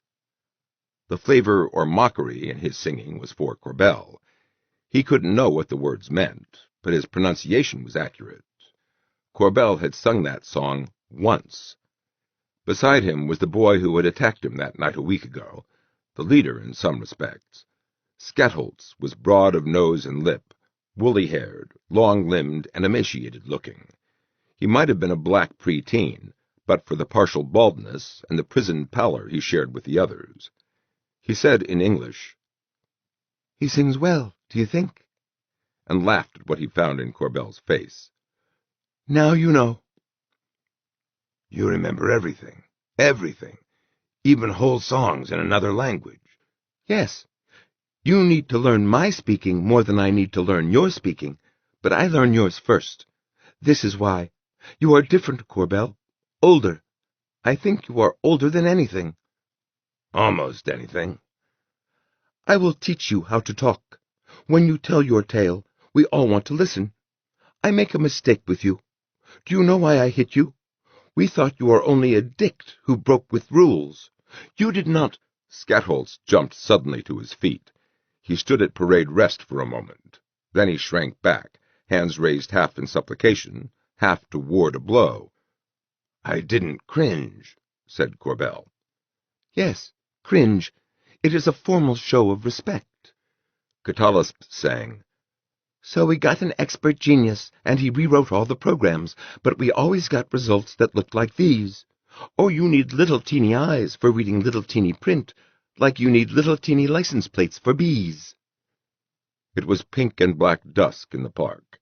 The boys had returned early this day. They spent most of every day in Sarash-Zilish, going through buildings like a flock of wild birds. Exploring, Corbell had thought. Savages swarming through ruins they could not understand. He'd soon lost that illusion. A pair of boys had escorted him outside the hospital operating room, while the others worked inside. When he was allowed back in, Corbell's scalpel spear had been reattached. The many-jointed arms above the operating table were carefully carving a phantom patient. He was not allowed to watch repairs, but he had seen the results. The refrigerator in the police building, restored. A factory tested, run through its cycle until it had built 2 phone booths. The boys did Corbell the signal honor of letting him test the booths. He had not tried to balk. Another factory had produced a bathroom, a complete unit with pool and sauna. The boys had repaired and tested the city lighting. Now the sides of many buildings glowed with soft yellow-white light. Others remained dark. The effect was eerie, a city-sized chessboard. They lived like savages, but apparently it was from choice. In camp, Corbell had done his share of the work, hauling firewood and digging up roots. They had given him a loincloth, but they would not give him a knife to replace his scalpel spear. He still didn't know what place he held among them. He feared the worst. They were too intelligent. They would see him as a lesser being, an animal. He needed them. It wasn't just company he needed. He could not travel safely until he knew something about this new continent. The boy was singing all the verses, to the muted laughter of his companions. Corbell said, "Sooner or later I'll run out of songs." "Sooner." Skatholz shrugged. "It is all the same. We leave here when light comes again. We go to other tribes to tell them that Sarash-Zilish is ready for the long night. You come with us." Night? Is it night that's coming? Had he landed in autumn then? "Yes. So you came from space unready. I thought that. Yes, the long day is ended, and the short day-nights are with us, and the long night comes near. In the long night we live in the city. Hunters go to the forests around, and food will keep in the cold boxes. In day we live more as we like." "What's it like out there?" "You will see." Skatholz picked up a passing cattail and stroked its fur. "We have time to teach you some speaking," he said, and he switched to the language Corbell had tagged boyish. Corbell was agreeable. He enjoyed language lessons. Morning. They moved out. There was incredibly little fuss. They all seemed to wake at once. Soup had been simmering all night, made to Corbell's recipe, which they liked. Breakfast was soup and coconut shells. They picked up pots, cloth, the fire starter, half a dozen edged weapons. One, an albino boy with pink eyes and cottony golden hair, handed Corbell 20 pounds of jerked meat wrapped in cloth. They left. Corbell woke fully, marching the rest of the way. He had to drive himself to keep up, though the boys made no attempt to set a steady pace. They ambled. Some dodged into buildings, then jogged to rejoin the tribe. Savages they were not. They carried an idiosyncratic variety of edged tools, no two alike, scimitars, machetes, sabers, shapes that had no name, all with carefully sculpted handles. They had made the jerky the way Corbell would have, in an oven set on low. The cloth they carried was indestructible stuff as thin as fine silk. Crayhaft's flashlight fire starter projected light of variable intensity, in a conical beam or a beam no thicker than a pencil. Organized they were not, but they had broken camp in minutes. They tramped through the silent streets. Ingrowths of jungle grew thicker about them until the city became jungle. They passed a straight tree trunk that Corbell suddenly realized was vine-wrapped metal. He looked up to see where it joined other members in a hexagonal array, a part of the old dome. The jungle bore fruit, small oranges, breadfruit, several kinds of nuts. The boys ate as they walked, and picked raw nuts to replace the roasted nuts they carried. They talked among themselves. Corbell couldn't follow their conversation, it went too fast. He strode along in their midst, keeping the pace he'd set himself. Incredible, the way his old body had healed. Tomorrow the aches would come. Tomorrow he might not be able to move, except he'd damn well better. Today he felt fine. He felt like a scoutmaster leading his troop. Memo: don't test your authority. 3 hours or so into the hike, and that could almost be a fight developing up ahead. Scatholz and another boy were spitting syllables at each other with unwanted vehemence. Last night's singer loped to join them. Catalysp was a burly, big-chested boy with Scatholz's black man's features and everybody's pale skin. He snapped one word at the two, and they shut up. Catalysp looked about him, frowned, pointed. The troop went off in that direction. They found a clearing, a few bushes growing on otherwise bare ground. Corbell watched, not understanding, as the troop formed a circle and Scatholz and the other boy stepped into it. What was this? A duel? The two dropped their knives and breechclouts. No pubic hair. They circled like wrestlers. The challenger kicked at Scatholz's heart. Scatholz swerved clear, and now it was happening too fast to follow. Fists and feet and elbows struck to kill. A momentary hold broken by an elbow between the eyes. The challenger kicked off balance and handspringing clear. Scatholz jumping full over a bush and then using it as a shield. It looked like a damned dance. But Scatholz was favoring one leg, and the other boy was circling faster. He was going to run him down. He caught a kick in the face as he closed. Scatholz moved in for the kill. Catalysp barked one word. The bloody-nosed boy cringed before Scatholz, held the pose a moment, then straightened. Everyone got up and started moving again. Someone else was carrying Scatholz's cumbersome pack of cloth. His opponent was grinning and wiping at a bloody nose. In mid-afternoon, Scatholz said two words Corbell recognized. He said, "Stop talk." They did. Now the silence of their march was uncanny. Scatholz dropped back to walk beside Corbell. Very quietly he said, in boyish, "You walk too loudly." I can't help it. Are we hiding from something? From dinner we hide. Earlier was too early. We did not want to carry food so far. If something moves, let me know. Corbell nodded. He didn't expect to see anything. It would be months before his brain could train his eyes to see what the boys could see in familiar territory. The keen-eyed Indian sees things the white man can't, but only in his own environment.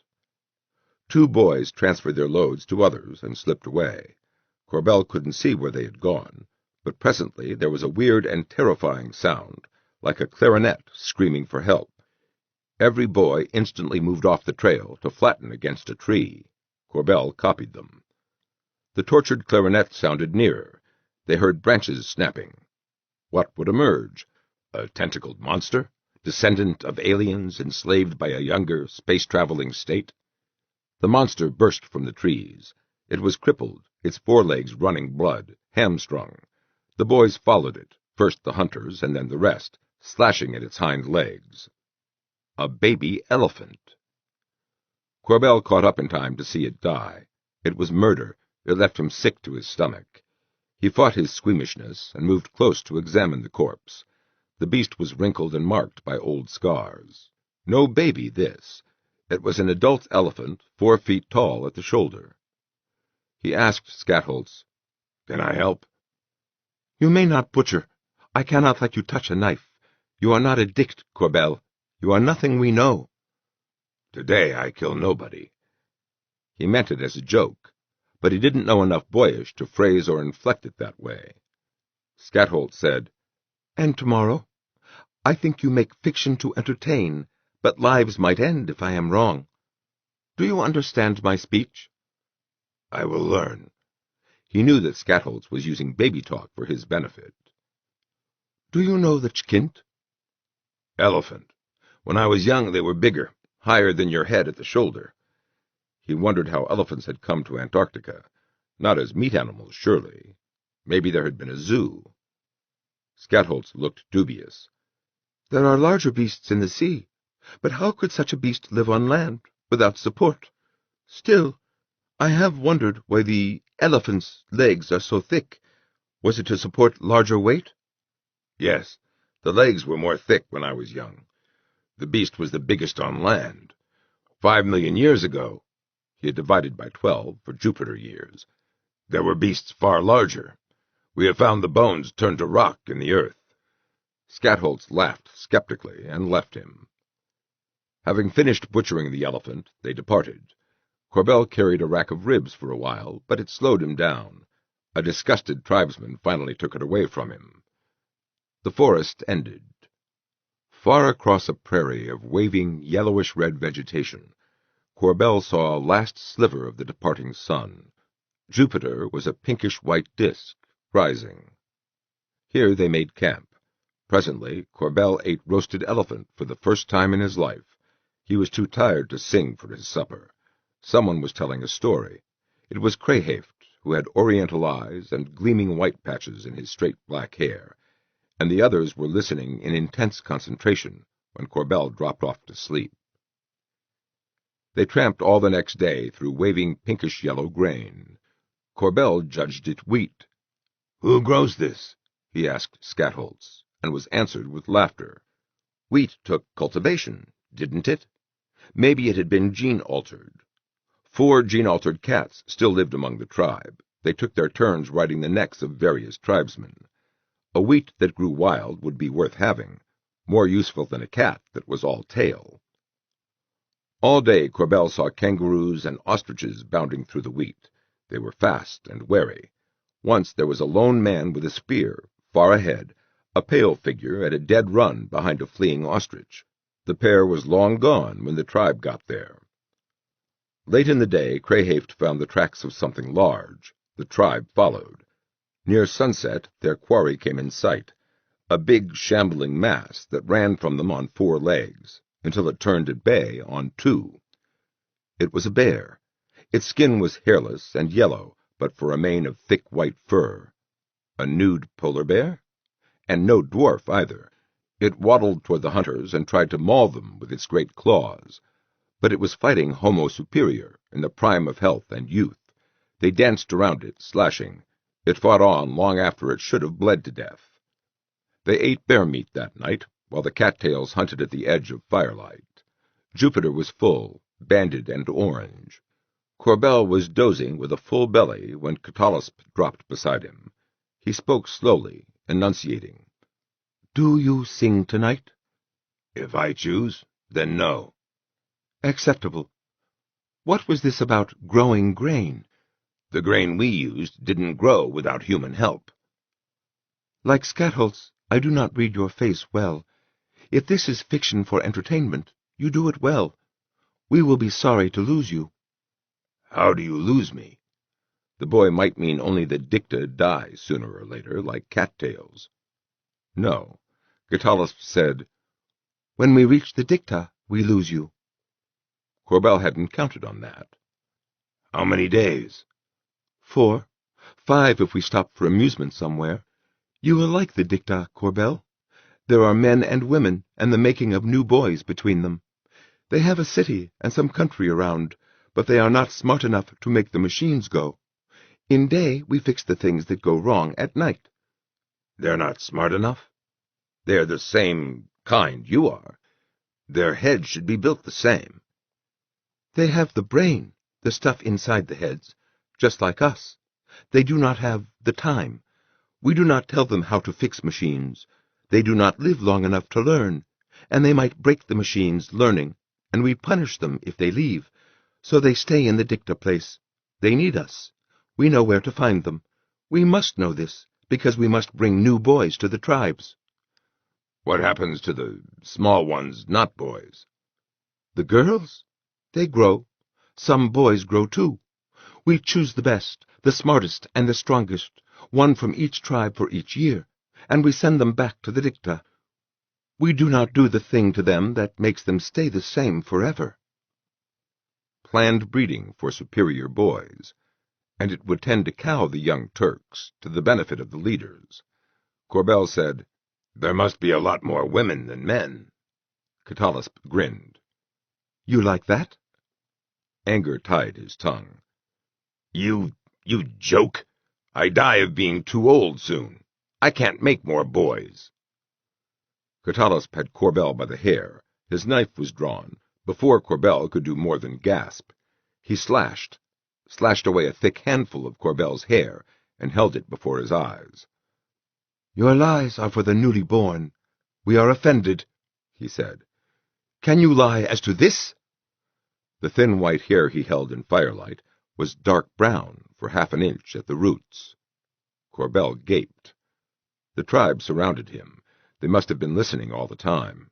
Yes, they looked offended. Skatholt said, No dict grows hair like that. You have found the dicta way to live long, like boys, that we know only in tales. We must know what and where it is. Corbell had forgotten his boyish, every word. In English he cried, I haven't the remotest idea. Catullus slapped him. Corbell tried to block with his arms. Wait, you're right. I must have taken dicta immortality. I just don't know where. Maybe it's in something I ate. The dicta did a lot of gene engineering. They made the cattails and the wild wheat. Maybe they made something that grows dicta immortality, something that grows in Serash Zilish. Listen, I didn't know what was happening. I can't see my own hair. Skatholz was gesturing the rest back. You could not feel your youth returning? I thought I was getting adapted to the rough life. I spent like 130 years in a cold sleep tank, 10 years at a time. My years, not yours. I couldn't know what it did to me. Listen, there's an old woman who's been searching every city in the world for dicta immortality. If she doesn't know, how could I? We know nothing of this woman. All right, Corbell, tell your story. Leave nothing out. He had been sleepy. Now he was scared boneless, and still bone-weary, and in that state Corbell told his life story. Whenever he paused for breath, Skatholz spat complex phrases in boyish, translating. Telling savages about a black hole at the center of a galaxy was easier than he had expected. Telling merely Lyra's tale was wearing. They kept backing him up for points she hadn't mentioned, for points she hadn't even noticed in her thirst for dictator immortality. They found her lack of curiosity incomprehensible. Questions. What had he eaten, drunk, breathed? Could immortality have been in the bath in one city? It was a mistake to mention the Fountain of Youth.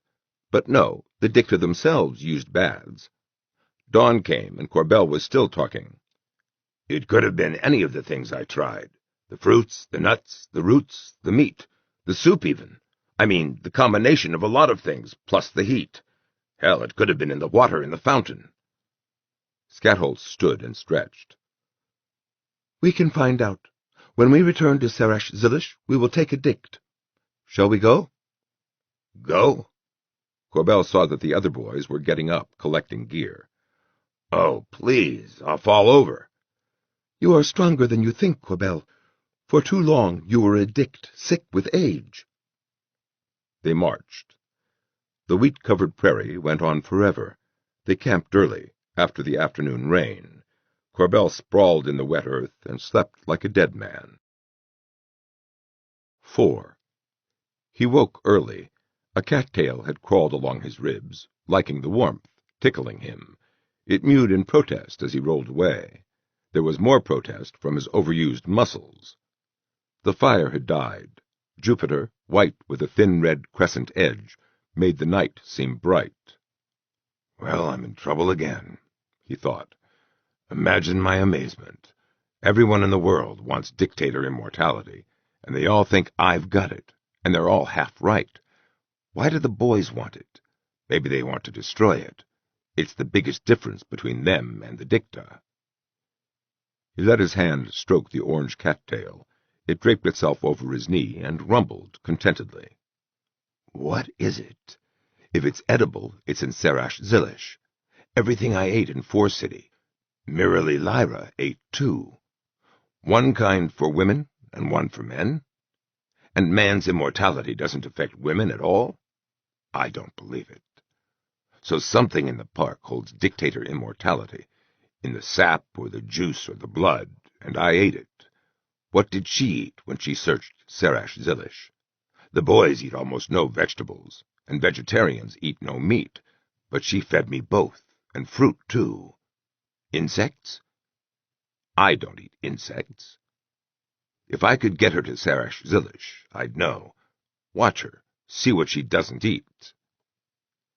The stars were bright tonight. A few unwinking stars had a pinkish tinge, small Jovian moons. The boys were sprawled far from where the fire had been. A boy on guard looked around as Corbell sat up.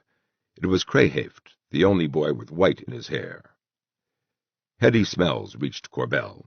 Wet earth and growing things, traces of young supermen who hadn't washed recently, a ghost of broiled meat that Corbell hadn't shared. Suddenly he was hungry, and suddenly he was elated. What the hell am I complaining about? He whispered. The cattail stopped purring to listen. I'm young. If nothing else works, I can outrun the bitch. I should be dancing in the streets, if I could find a street. Young again. That made twice. If he could find out how he did it, he could stay young for the rest of his life. Everybody's dream. And even if he couldn't... The grin died on his face. Now he had 50 years to protect, half a century of lifespan that the Norn would rip from him if he couldn't show her the tree of life in Serash Zilish. Something that tasted funny? Everything tasted funny. Different soil. 3 million years of change. It was too damn simple anyway. Immortality? And you drink it like fruit juice? An injection might have been more plausible, if he had received any kind of injection. Or had he inhaled it like marijuana, in the smoke from the wood of a carefully gene-tailored tree? Corbell, do you enjoy the morning? Corbell jumped violently.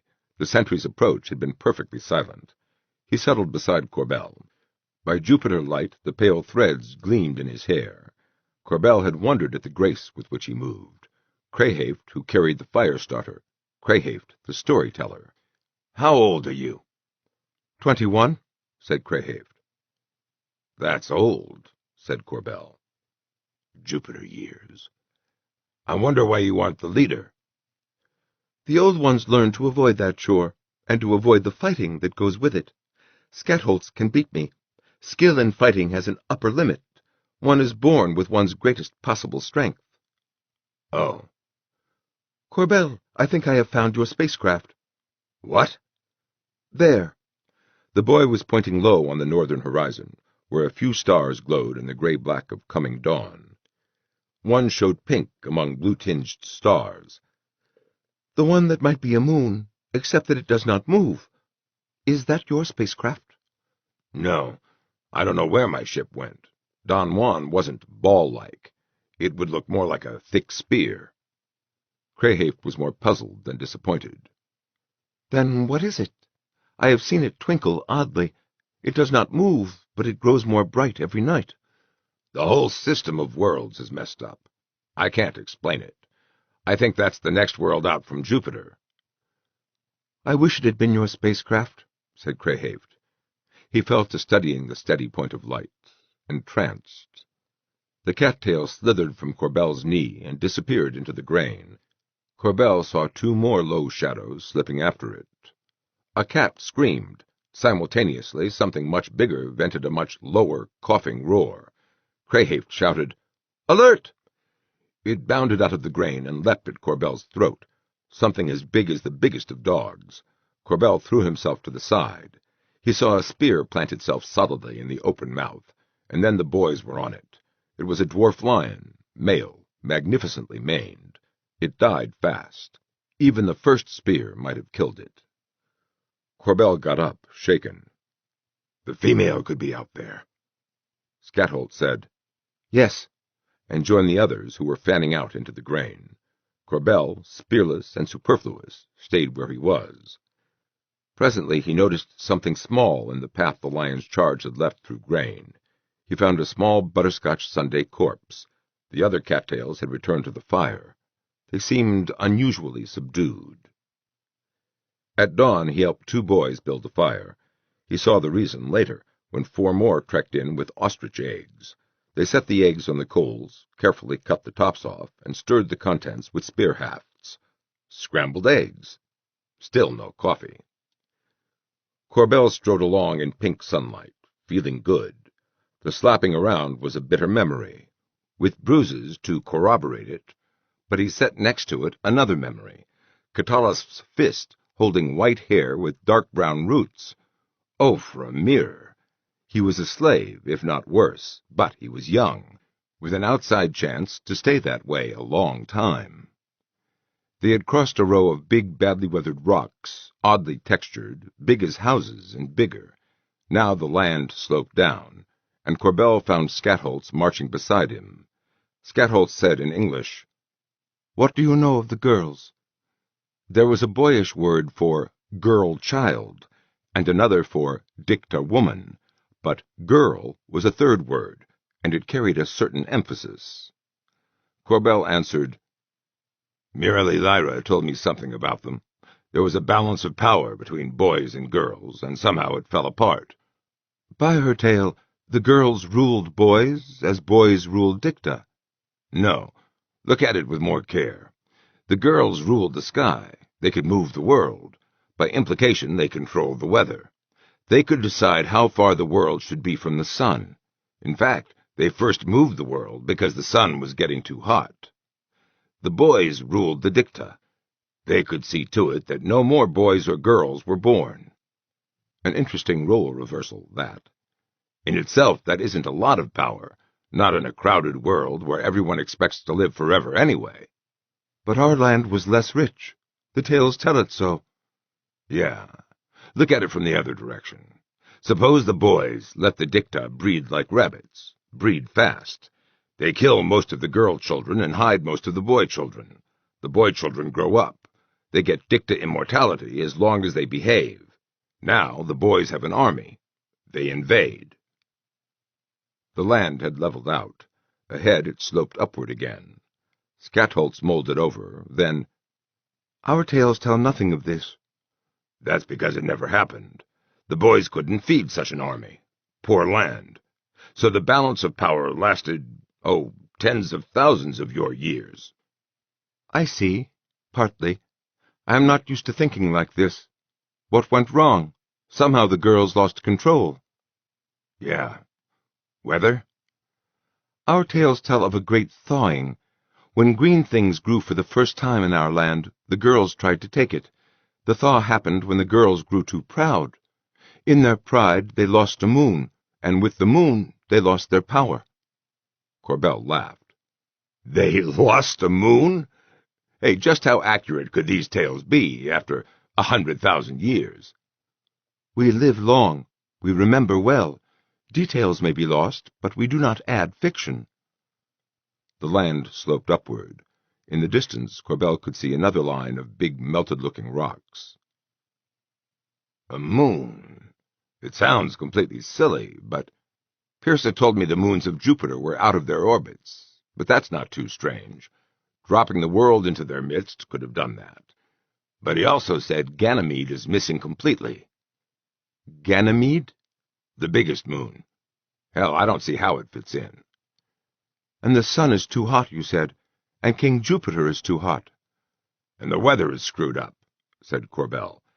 It all comes down to a change in the weather. It wiped out the balance of power. Then the boys wiped out the girls. We tell tales of that war. Weapons as strong as a meteor strike. Look, Corbell, such a weapon was used here. Skatholt swept an arm behind him. They had crossed a shallow, dish-shaped depression a couple of miles across, rimmed by these half-melted— "Just a minute," said Corbell. He dropped his load of jerky and scrambled up a rock 20 feet high and of oddly uniform texture. There at the top he found lines of rust red marking a great Z, the remains of a girder. "These were buildings," he said. "It must have been a boy city." When I was young, I wanted to use weapons like that. Skatholt laughed boyishly. Now I cringe at what they must have done to the weather. But we destroyed the girls. They did you some hurt, too. Corbell climbed down from the melted building. They'd have to trot to catch up to the tribe. The tale tells that they destroyed us, said Skatholz. I never understood that saying.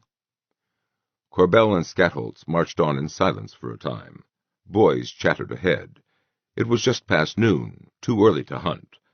Very far away, a great brown carpet flowed away from the noise they were making. Thousands of animals, too distant to recognize, too numerous to count. Skatholz said in boyish, Soon we reach the border to the great water. A day's march broad is that border. The word is— Corbell learned the words for shore and sea. The near village holds a pleasant surprise, and Skatholz used another unfamiliar word. I can't describe it. We must do work for it. All right. In his youth, Corbell had never liked muscle work, but oh, it was good to have the muscles now.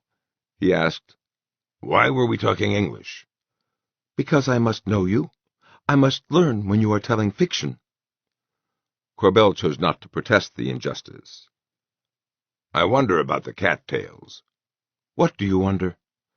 In Sarash Zilish they rule. Here there are things bigger and more violent. How can they live? Soon or late, a predator kills them. Until then they are pleasant to keep near. Soon or late, everything dies, except boys. Before this evil, you control your rage skillfully.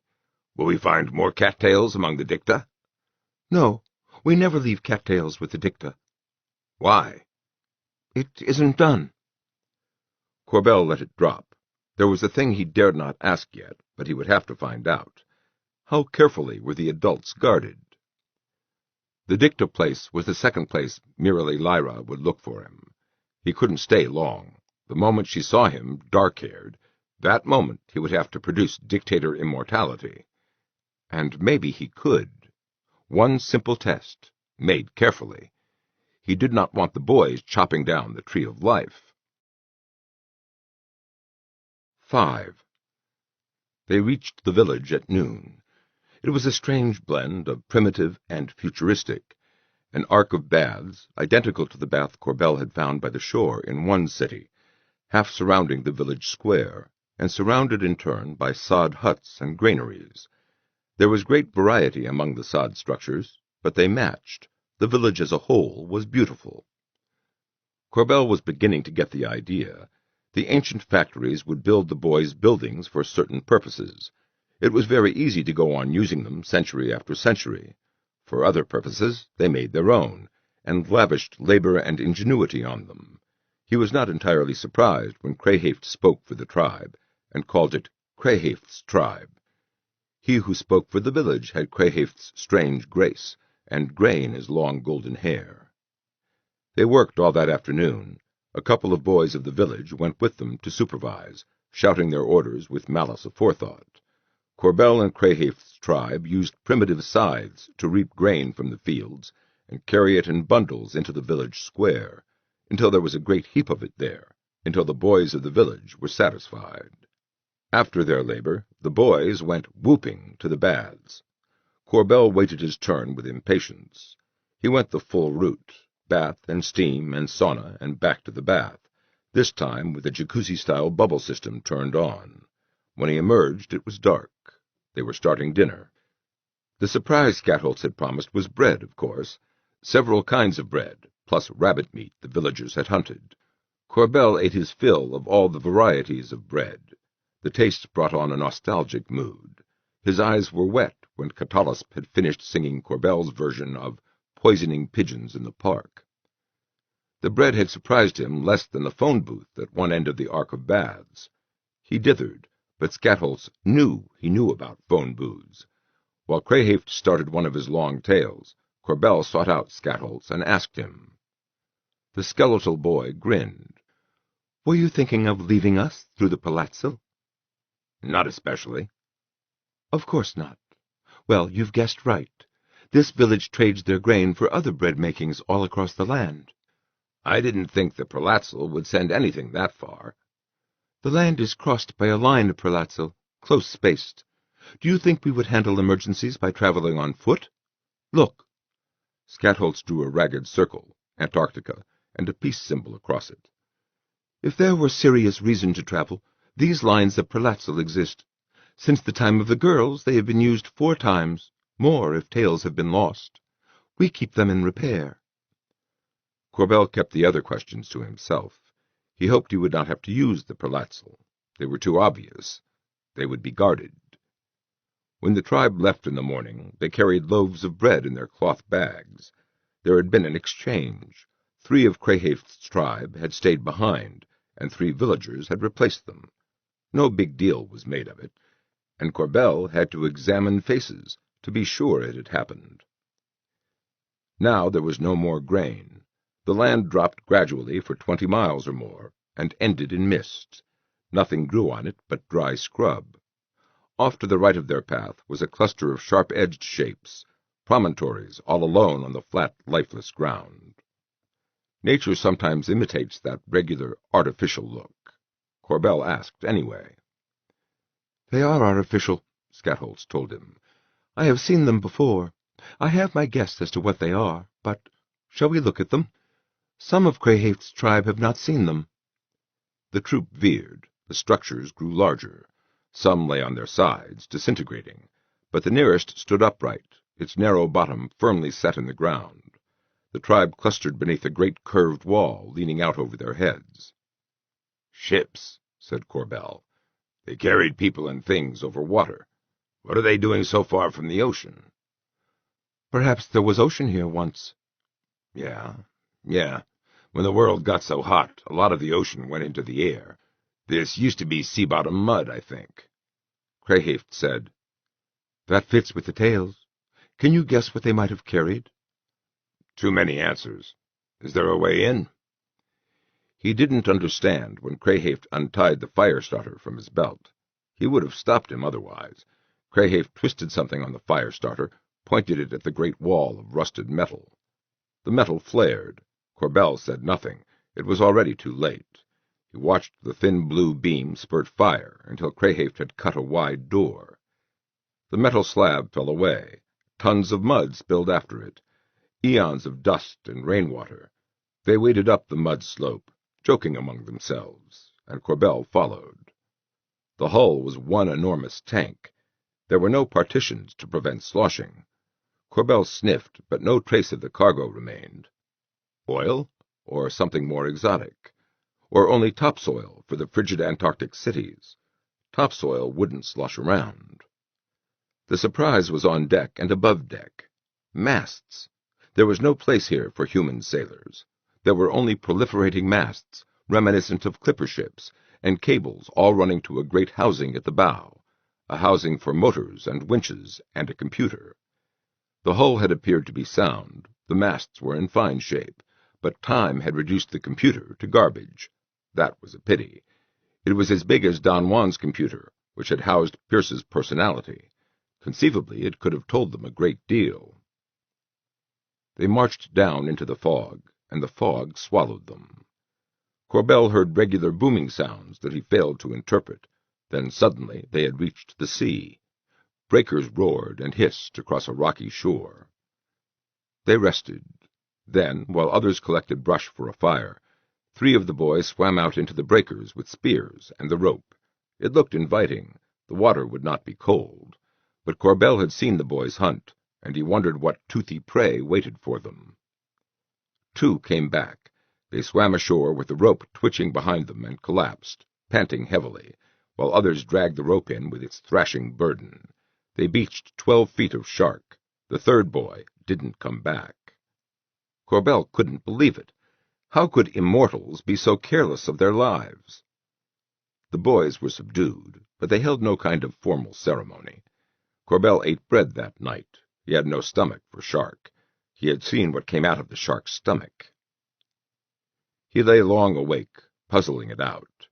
He had been old and young and middle-aged, in no intelligible sequence. With any luck, he would stay young. He had fought for his life and his lifestyle against the massed might of the state. He had never given up, not with all the excuse in the world. Did they get tired of too much life? Corbell didn't doubt that they could build machines to kill off the sharks. The factories that kept turning out identical bedrooms and baths and offices were a tribute to their laziness, but they were also brilliant. Then why were the sharks still here? Tradition? Machismo? In the morning the boys were cheerful as ever. In the afternoon they reached the Dicta.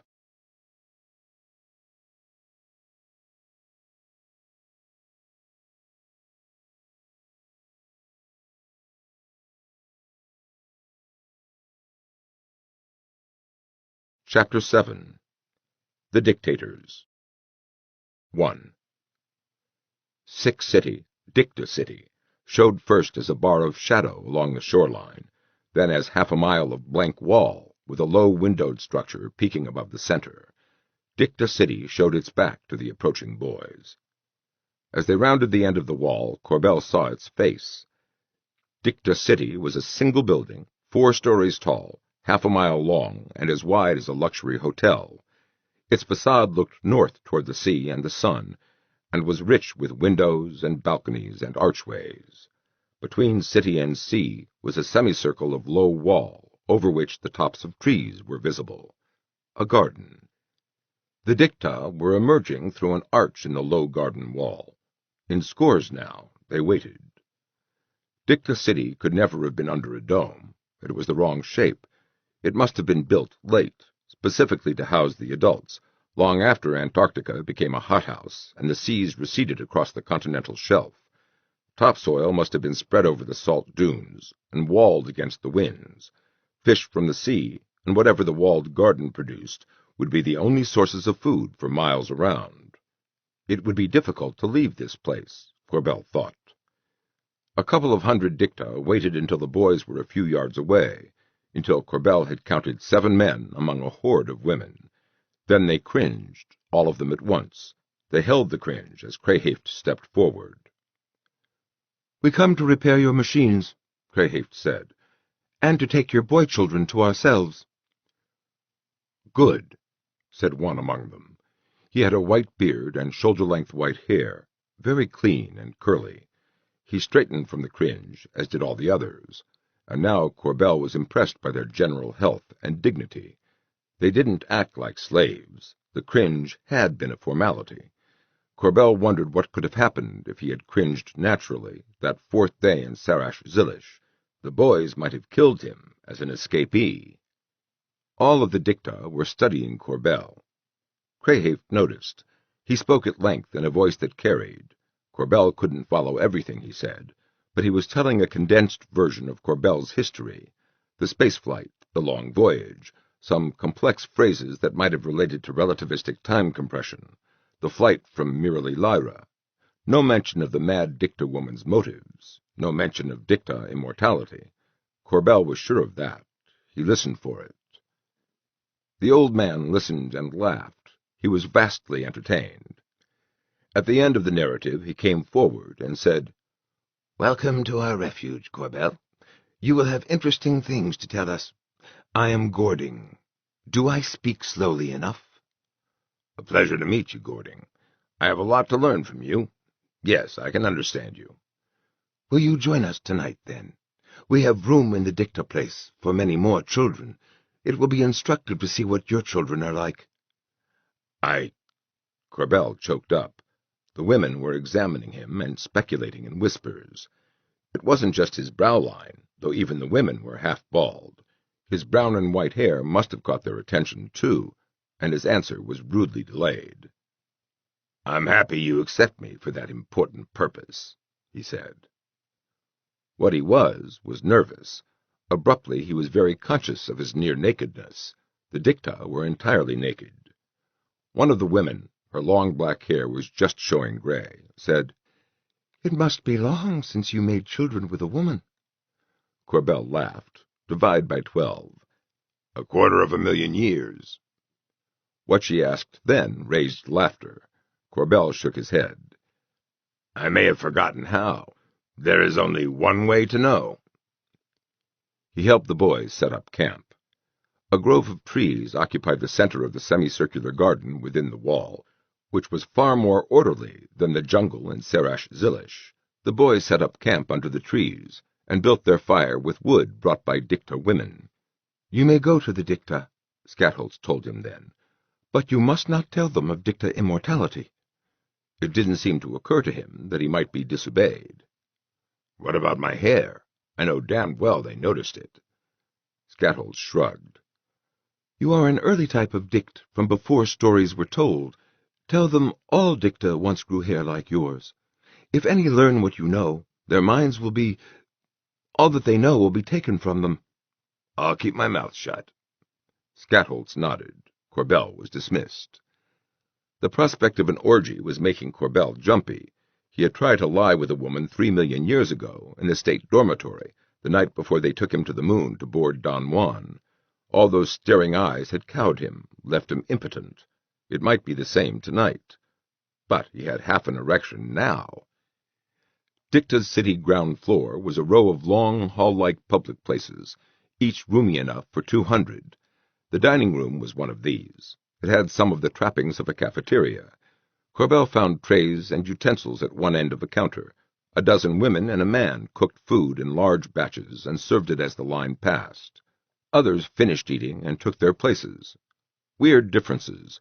The single utensil was a large plastic spoon with a saw-toothed cutting edge, and the metal trays floated at elbow level, sinking slightly under the weight of food. Food was a variety of vegetables cooked in elaborate combinations with very little meat. In that sense, it was like Chinese cooking. The old man named Gording escorted Corbell through the routine. Tables were of different sizes, seating 4 to 12. At a table for 6 with Gording and 4 women, Corbell had a fair chance of following a conversation. They asked him about his hair. He told them Skatholz's lie, and expressed surprise at their monochromatic hair and receding hairlines. Maybe they believed him. Observing his dinner companions up close, he noted that, like the boys, they showed pallid, almost translucent skin, coupled to all the shapes natural to human beings, noses broad or narrow, lips thick or thin, bushy eyebrows or eyes with epicanthic folds, or both, or bodies burly and invulnerable, or slender and fragile. Vitamin D? He'd spoken aloud. They looked at him, waiting. It's only a theory, Corbell tried to explain. Once all Dicta were dark brown, when the sun was hot and bright. Some Dicta went far north, where it was so cold that they had to cover themselves or die. They were smiling nervous incomprehension, but he went doggedly on. Our skin makes a thing we need from sunlight. When Dicta cover themselves for warmth, their skin must let more sunlight through, or they die. My people grew lighter skin. I think it was the same with your people, after the sun turned red. They were still smiling. Dark brown, Gording said.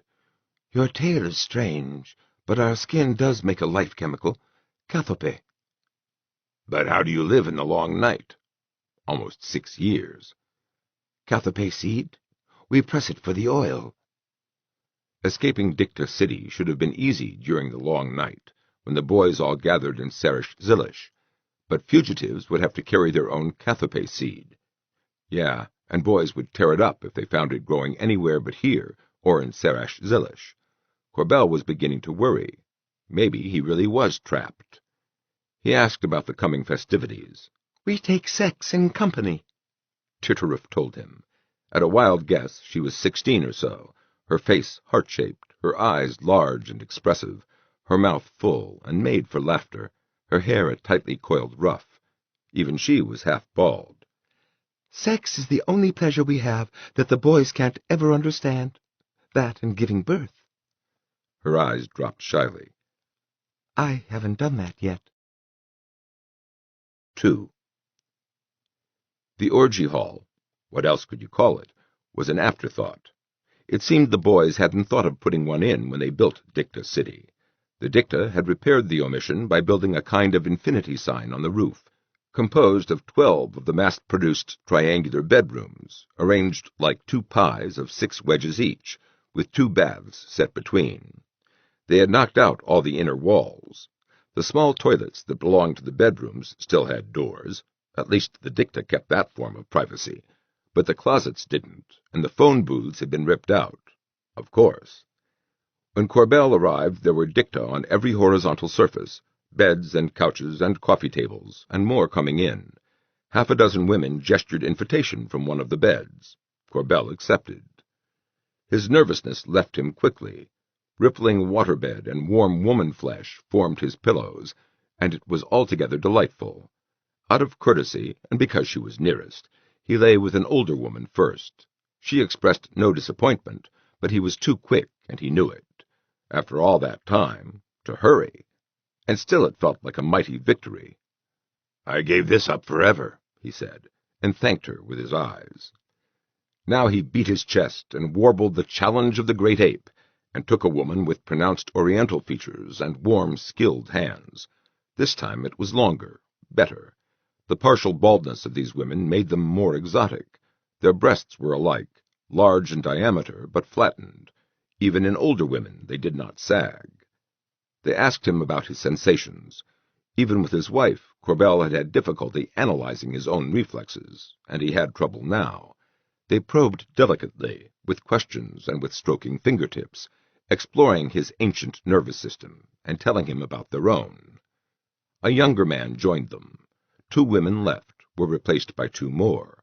Corbell scratched Tirtif's back while she was in sexual congress with the other man. Was he through for the night? Evidently not. The man was using his hands and toes, attempting to satisfy 5 women at a time, reminding Corbell of old paintings from India. Egotist, but it seemed fair, given the proportion of women to men. When inspiration came, Corbell tried those variations himself. It took some concentration, and he had never been in practice. He was tentative, a bit clumsy. One of the women asked him about it. He told her. 1 woman to a man, monogamy, no children's immortality. The faces around him closed down like masks, and the woman changed the subject. He hardly noticed. He was drunk on the hormones bubbling in his blood. He watched the other man and 2 women, trying to follow what they were doing, but it all came out as a tangle of arms and legs. "There are lost skills," Tirtif told him a bit wistfully. "Positions used in freefall. Now they exist only in the tails." He tried the sauna, crowded, and the bathtub, crowded. Hot water churned with bubbles and the currents generated by a couple on the far side, Gording and the older woman who had been his first since the corpsicle tank. Wet women rubbed against him. A water-splashing war erupted and died out. Corbell and a young woman with golden hair made love, sitting cross-legged in the tub facing each other. That was when he looked up and saw the boys, 6 of them, seated on the edge of an open-air well, with their feet hanging down toward the tub. They passed comments to each other while they enjoyed the show. Catalysp caught him looking and waved. The girl's eyes followed Corbell's upward, then dropped in disinterest. Okay, it didn't bother her. When Catalysp waved again, Corbell waved back. In the bedroom in one city, there had been an old videotape of 2 couples demonstrating lovemaking positions. Even then, Corbell had sensed the presence of an audience. Now he knew. They had been there at the coffee table, boys or girls watching borrowed dicta, or even, how old was that tape? Boys and girls mixed before the Great Rift. The orgy's impetus dwindled. Now half of Dicta City clustered on the beds and couches and coffee tables in half of the bedroom complex, questioning Corbell. His audience thinned as some left by the stairwell. Others went by twos and threes to the other half of the multiple-bed complex and came back later. Corbell talked on and on. The first man to see the bottom of the universe. He had his audience at last. Euphoria. Suddenly, he was yawning uncontrollably. No, they didn't use the bedrooms for sleeping. They slept in a ground-floor room. Gording volunteered to walk him over. The fresh air cooled his damp body and cleared his head. The stars were slightly misted over. Gording pointed to a steady pink-tinged star in the north. Corbell, you came from space recently. What is that? A world like a little Jupiter. It shouldn't be there, but it is. It grows brighter, but it does not move against the pattern of fixed stars. That bothered Crayhave, too. It was brighter, wasn't it? Listen, I'm too tired to think. The sleeping room was a kind of greenhouse. The sleeping surface was tall grass, living grass, already covered by bodies. Gording and Corbell found space, lay down, and slept. The sun shining through glass walls woke him. 4 women were still curled on the grass, isolated. The rest were gone. He had daydreamed of nights like last night, when he was much younger. Without the bald heads, of course. So what?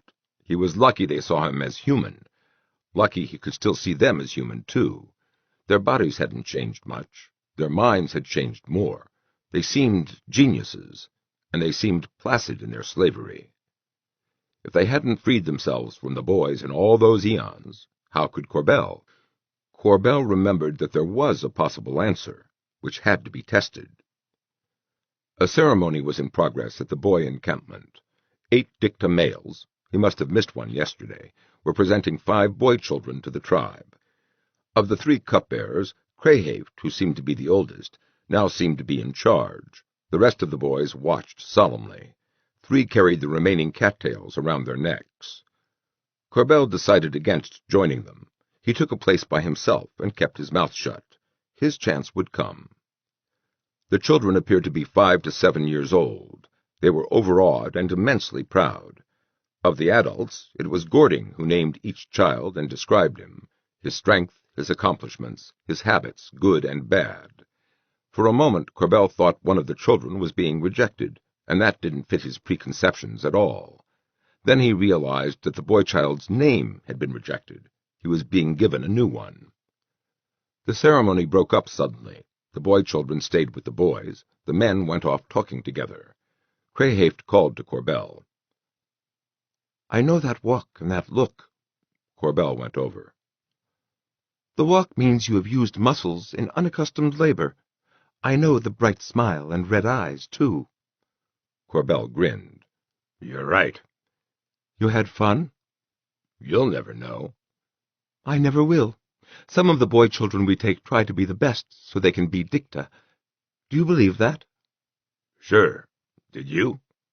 Crayhave scowled. It didn't matter. I was not best at anything. I burnt food. My spear missed the prey. I don't like to remember that long ago. I remember that I wanted to go home. What does a yearling know of the difference between living 5 years or 6, and living forever? And sex? What does a yearling know of sex? What does a boy know of sex? He can only watch. Crayhave grinned suddenly. Last night was the first time I ever saw... He beat his chest with his fists and gave an ululating yell. I was a little crazy. That seems normal.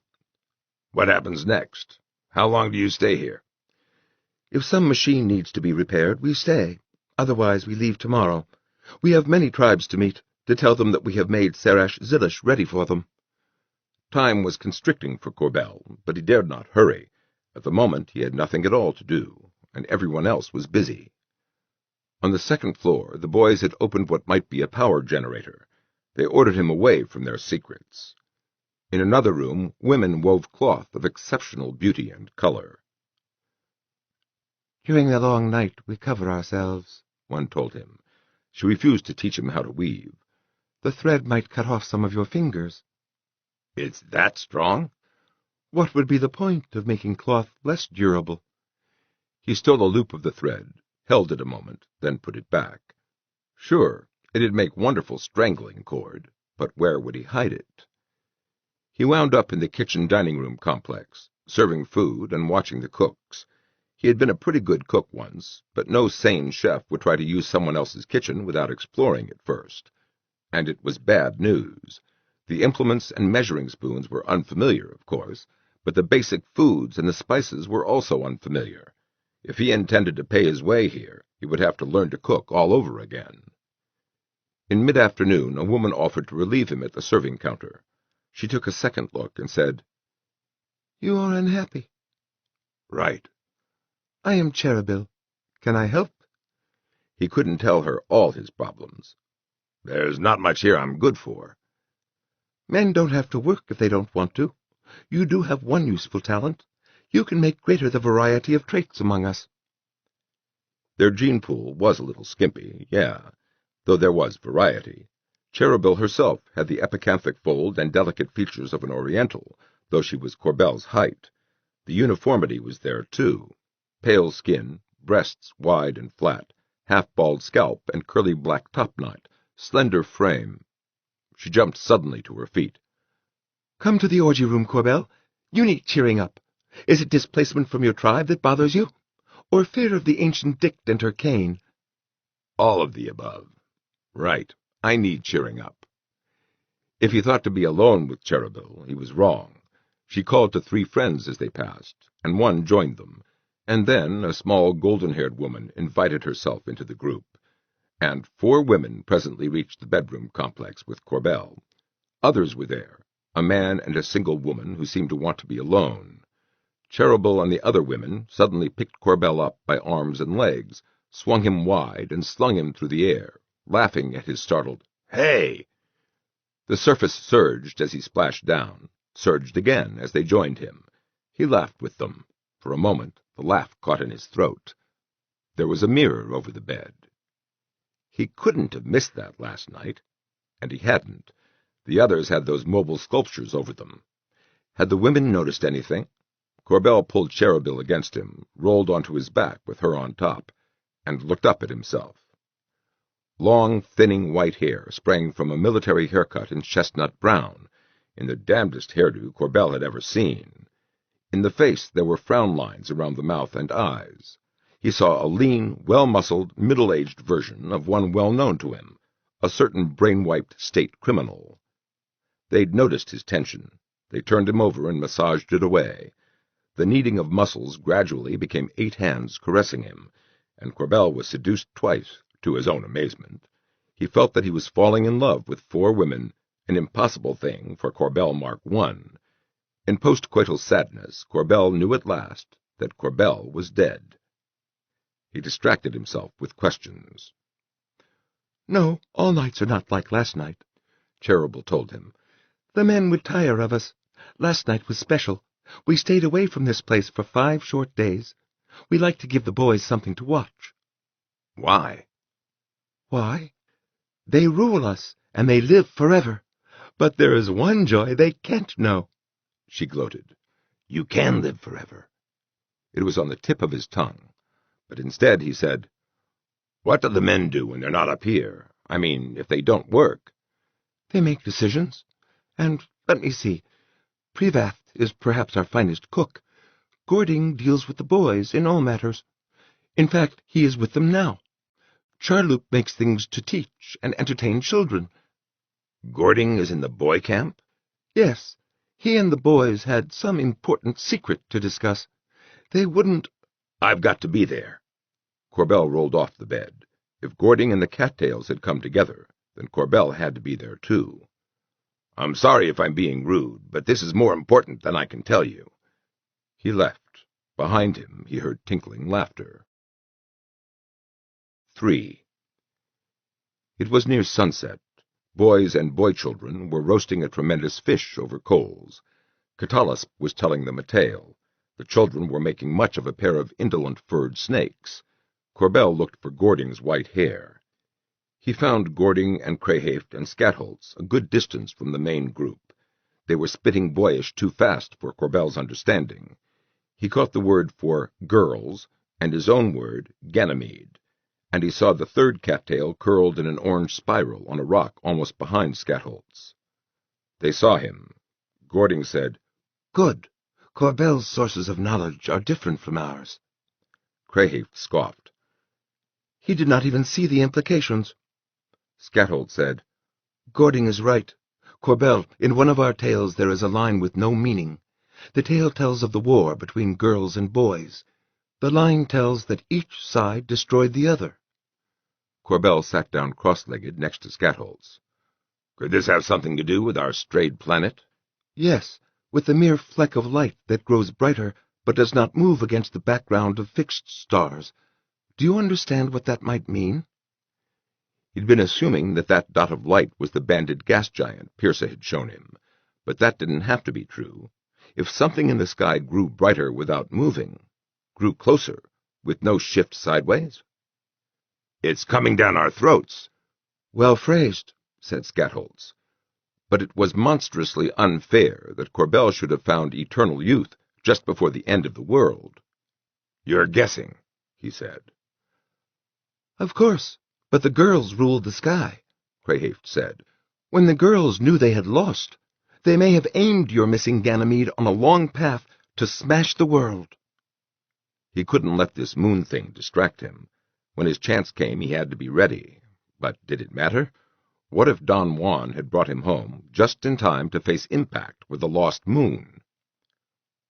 "Wait a minute. Why not a short path?" Crayhaft shrugged. Scatholz said, "Who can know the mind of a girl? They are long dead." "They weren't stupid. The longer the path, the more chance the moon would miss the world.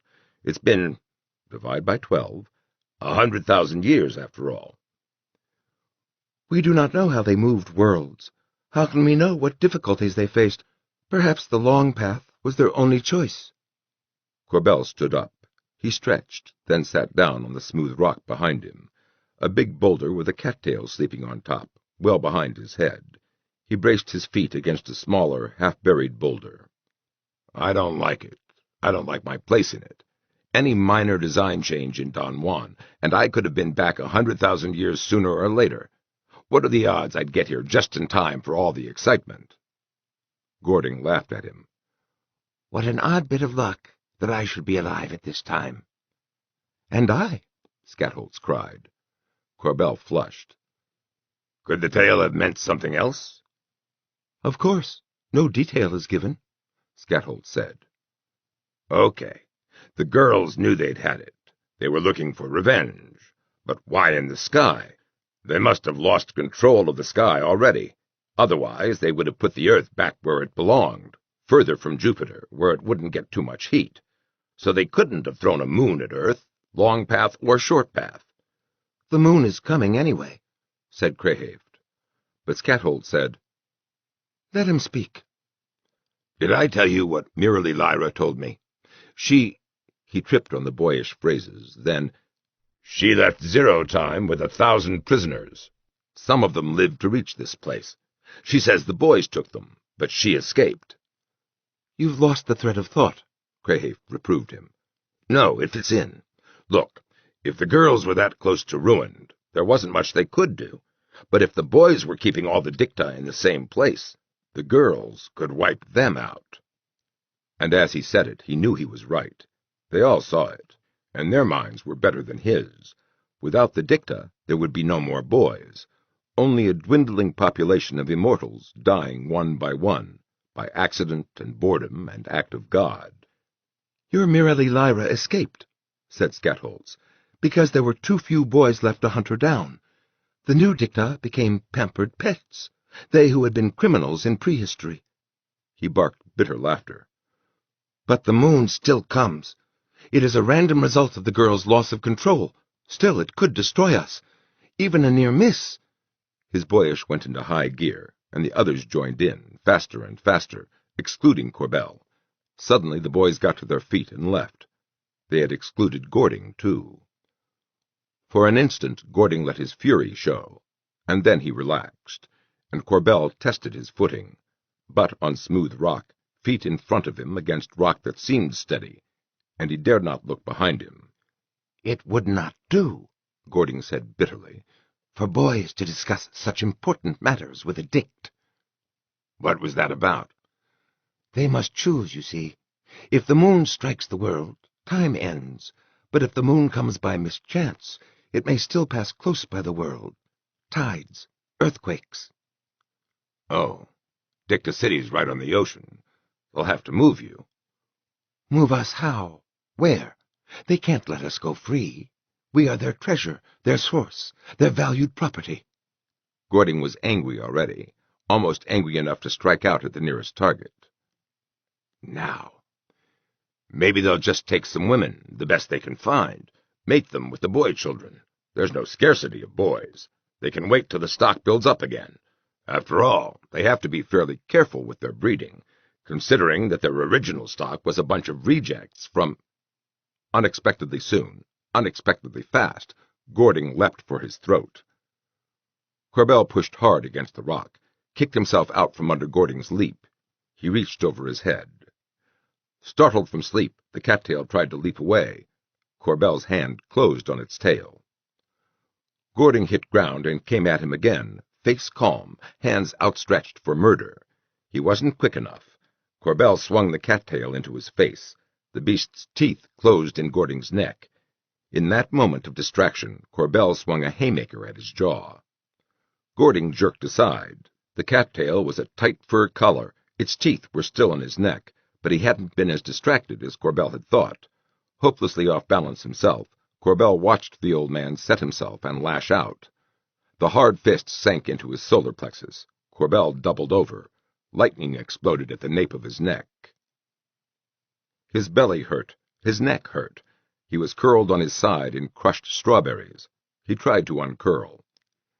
They were standing around him, a lot of boys looking down. Scatholz was shaking his head and smiling. "Magnificent, Corbell." "Then," said Corbell, "why am I lying on the ground hurting? Never mind." He uncurled a little more. Gording stood relaxed, his hand covering the flesh torn by cattail teeth. He showed no inclination to resume hostilities. Corbell said, "I'm sorry. I shouldn't have said that. Maybe it's jealousy. You're all smarter than I am, and it shows." There was blood beneath the hand Gording held to his neck. He breathed heavily. He said, "I understand. You were careless with an unfamiliar language. I should not have taken offense. It will be best if I rejoin the Dicta for tonight." He turned away and took 2 stumbling steps before hands closed on his arms. Crayhafe was smiling. His hands made a wiping motion. "That won't serve. You can't go back to them, Gording. What would they think when your hair changed color?" Gording laughed. "It was worth trying." Corbell said, "Shit." No, Corbell. You did a fine job of acting. It was the set of your muscles that betrayed you everywhere. I couldn't know why you wanted me to attack you, and I had to find out." "I'm sorry. I couldn't think of any other way. I still don't know," Crayhafe said. "We'll know soon enough. The logic holds. A cattail bit you some days before we found you. We saw the mark. Our tradition is that the Dicta may not enjoy the company of cattails. We know that long ago it was possible to change the nature of a living thing, and we know that it was done to cattails. Why should they not make Dicta immortality as boys make spit? But we'll watch you as we go, Gording, to see if you grow young. And as we go, Corbell, we will think of some useful punishment for your deception. Already I have an idea. And we go now." 4. By dead of night the tribe moved along the shore. They carried neither food nor water. Jupiter showed a bright gibbous disk above the dark sea. The mystery planet showed too, near Jupiter. Corbell picked out other moons, and a moon's shadow on Jupiter's banded face. One of the children had gone to sleep and was being carried. The others asked 1,000 questions of laughing boys. Corbell listened to the answer. Details of the march ahead, other bands of boys, wondrous machines, the gathering in Sarash Zilish, nothing he hadn't heard or guessed. He waited his chance to talk to Gording alone. It never came. Gording marched at the head of the line under escort. When Corbell tried to catch up, he was barred with spear butts. By morning they were thirsty. By noon they were very thirsty, and loud with the complaints of the boy children. Gording was showing the strain of unaccustomed hiking, but he showed it silently, in the slight weave to his walk and the occasional stumble. In the afternoon they reached a river. The splashing was loud as boys drank and then swam. Here they camped. Corbell and others caught fish with makeshift hooks and lines of thread that might have come from Dicta City. Corbell was not allowed to clean his fish. He was not allowed a knife. And this was the thread that could make wonderful strangler's cord, if it didn't cut the strangler's fingers. As he considered his fish line, he caught Crayhaft grinning at him. Crayhaft held out his hand. Corbell put the fish line in it. The river had cut a deep gorge into the former sea bottom, leaving high, sheer cliffs of layered sandstone.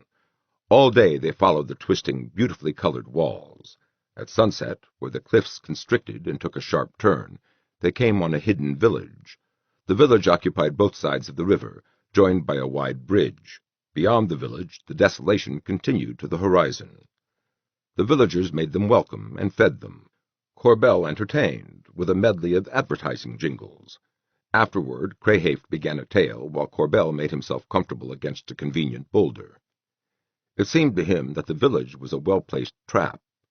If Dicta followed a band of boys from Dicta City, they would have to go around the village, climbing cliffs to do it, and leaving traces of themselves, and into more desolation, unless they wanted to risk raiding the village.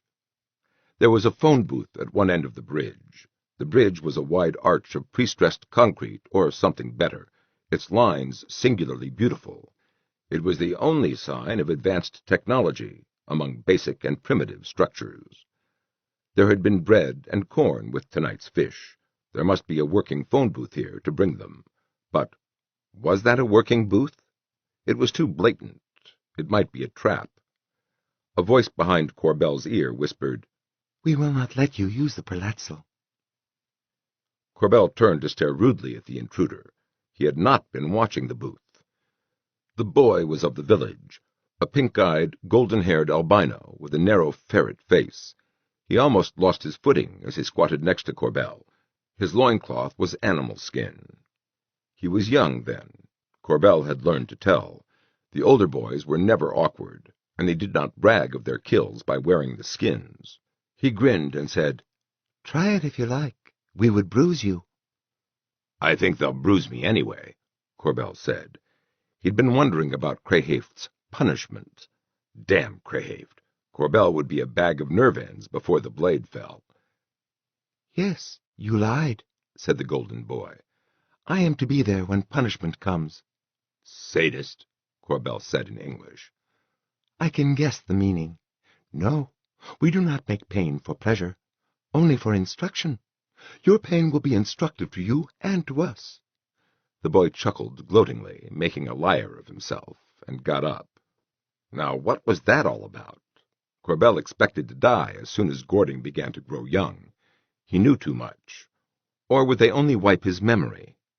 He shivered. It would still be death, though it would let them use the ancient felon's genes. They left, carrying provisions. One of the boy children stayed behind.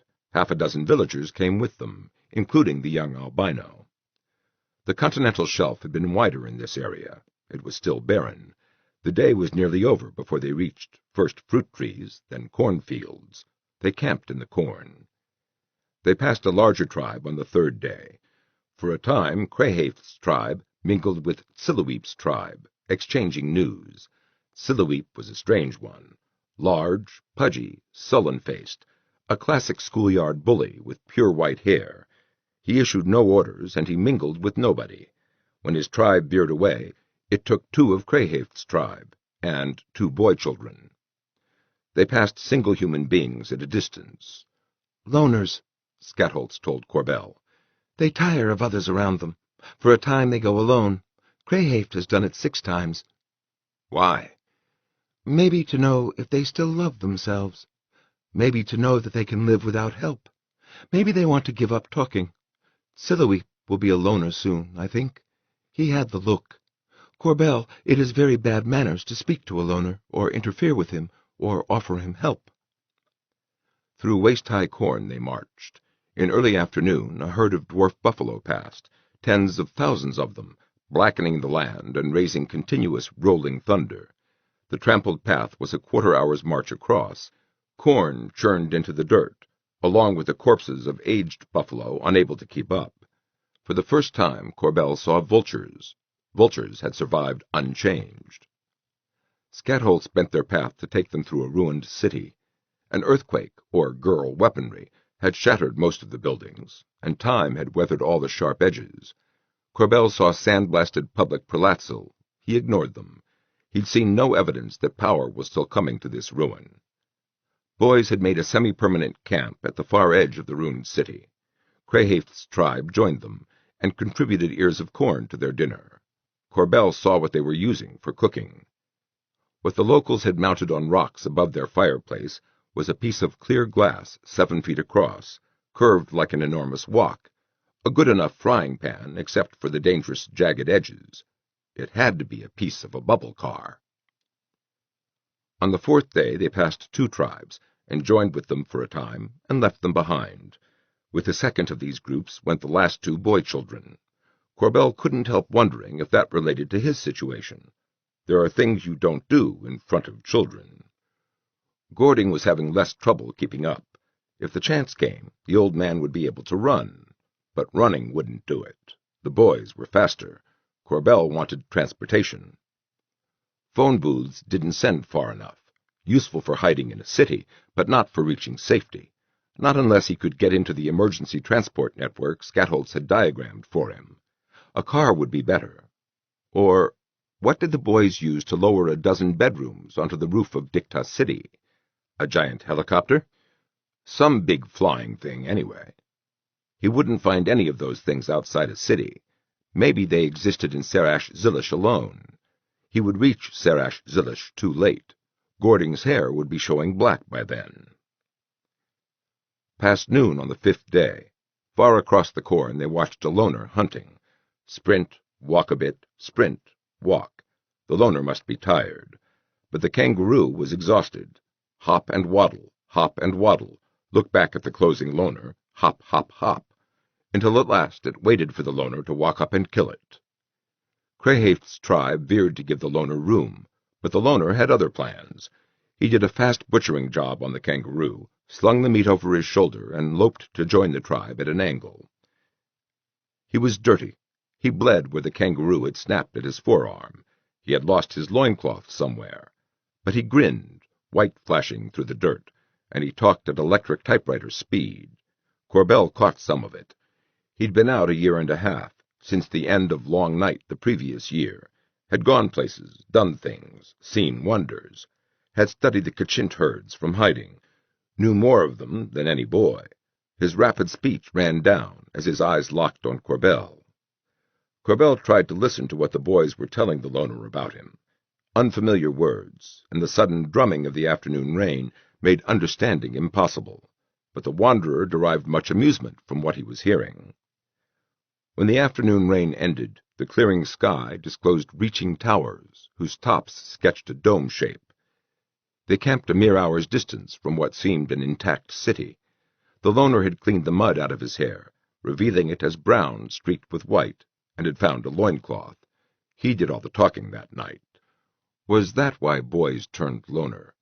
Nothing to talk about any more? Corbell slept badly. The towers made a broken arc against the stars. If he could break loose, to reach the city alone, but every time he looked around him, someone was watching him, as if they could read his mind. 5.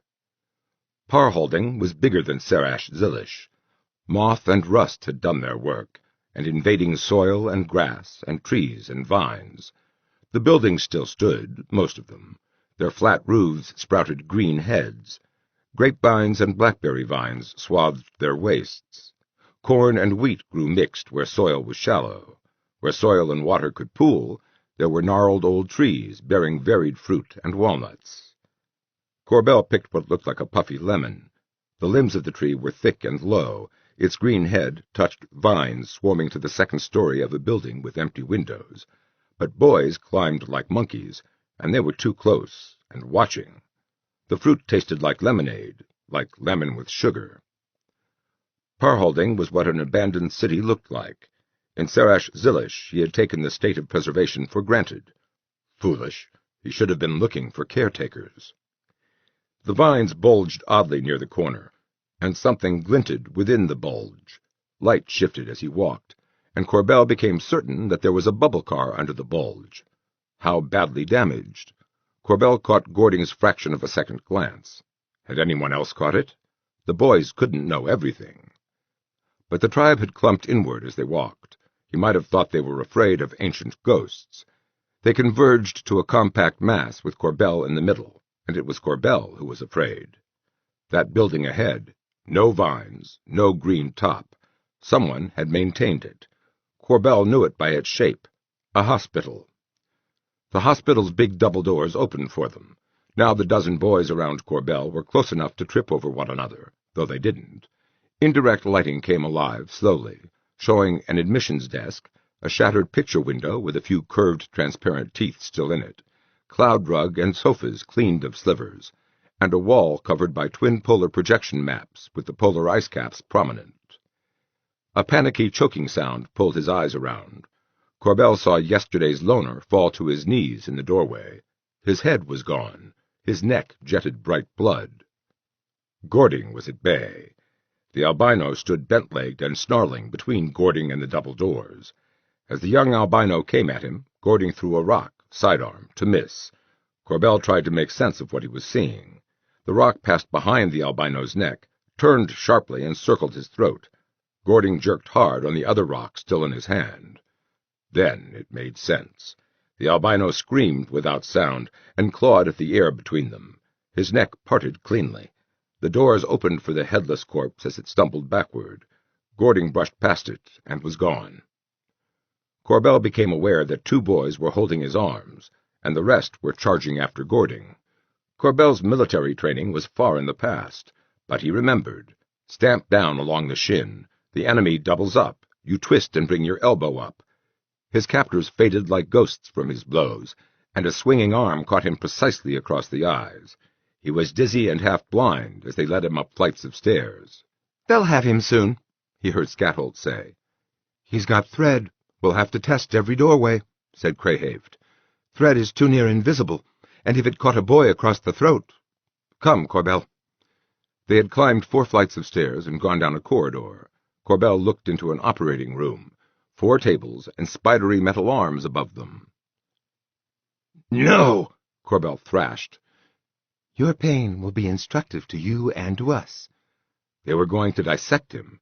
They pulled him to an operating table and fastened him spread-eagled, face up. "You can't be sure you know everything I know," he called to Crayhaft's receding back. Nuts, he was gone. But Scatholz hoisted himself to sitting position on another table. "Scatholz, if you destroy my brain, you lose the only viewpoint that isn't just like your own. Now think about that." "We're not going to ruin your brain. At least I think we're not. There is that risk." "What are you going to do?" "We're going to entertain each other." Then Crayhaft came jogging back with a flask of blood plasma? Clear fluid, anyway. He reached over Corbell's head and nested it somehow among the tool-tipped steel arms. Corbell thought, "Tell them about the car." He swallowed the idea. If his sympathy lay with anyone besides himself, it was with the Dicta. Let Gording escape if he could. A spidery steel arm descended. Its hypodermic tip hesitated above him, then dipped into his neck. Crayhaft's strong hands held his head immobile for an endless time. Then the hypo withdrew, and the arm retracted into its nest. Corbell waited. Would the stuff put him to sleep, or only paralyze him? But Scatholz was releasing his arms and ankles and pulling him to his feet. Corbell swayed. The stuff was doing something to him. They took him up 3 more flights of stairs and down a corridor and into a small theater. They dropped him into a cloud-rugged chair. Dust puffed up around him. He sneezed and tried to get up, but he was too dizzy. Something was happening to his mind. Crayhaft was at work behind him somewhere. The theater went dark. Lights glowed in the dark, infinitely far away. Stars, the black sky of interstellar space. Corbell found familiar constellations, distorted, and then something told him where he was. RNA! You shot memory RNA into me! You dirty sons of bitches! He cried in English. You did it again! Corbell. What'll I be this time? What have you made me into? You'll keep your memory, said Scatholz, also in English. You'll remember things you never lived through. You'll tell us. Watch the show. He was nearly 60 light-years from Sol, viewing what had been the state. A voice spoke in a language Corbell had never heard. He didn't try to understand it. He watched with a familiar fascination. Goodbye, Corbell Mark II, he thought in the back of his mind, in thin defiance. But I'm still a lousy loser. Certain stars glowed more brightly than others, and planetary systems circled them, greatly enlarged for effect. Now all but 2 of these systems turned sullen red, turned enemy. These were the worlds that had turned against the state. One of the red systems sparkled and faded into the background, its colony destroyed. The 2 neutral systems went red. Another system faded out. The view closed on Sol's system, on more of Sol's system than Corbell had known, with 3 dark gas giants beyond Pluto, and countless swarming comets. Fleets of spacecraft moved out toward the renegade colonies. Other fleets invaded.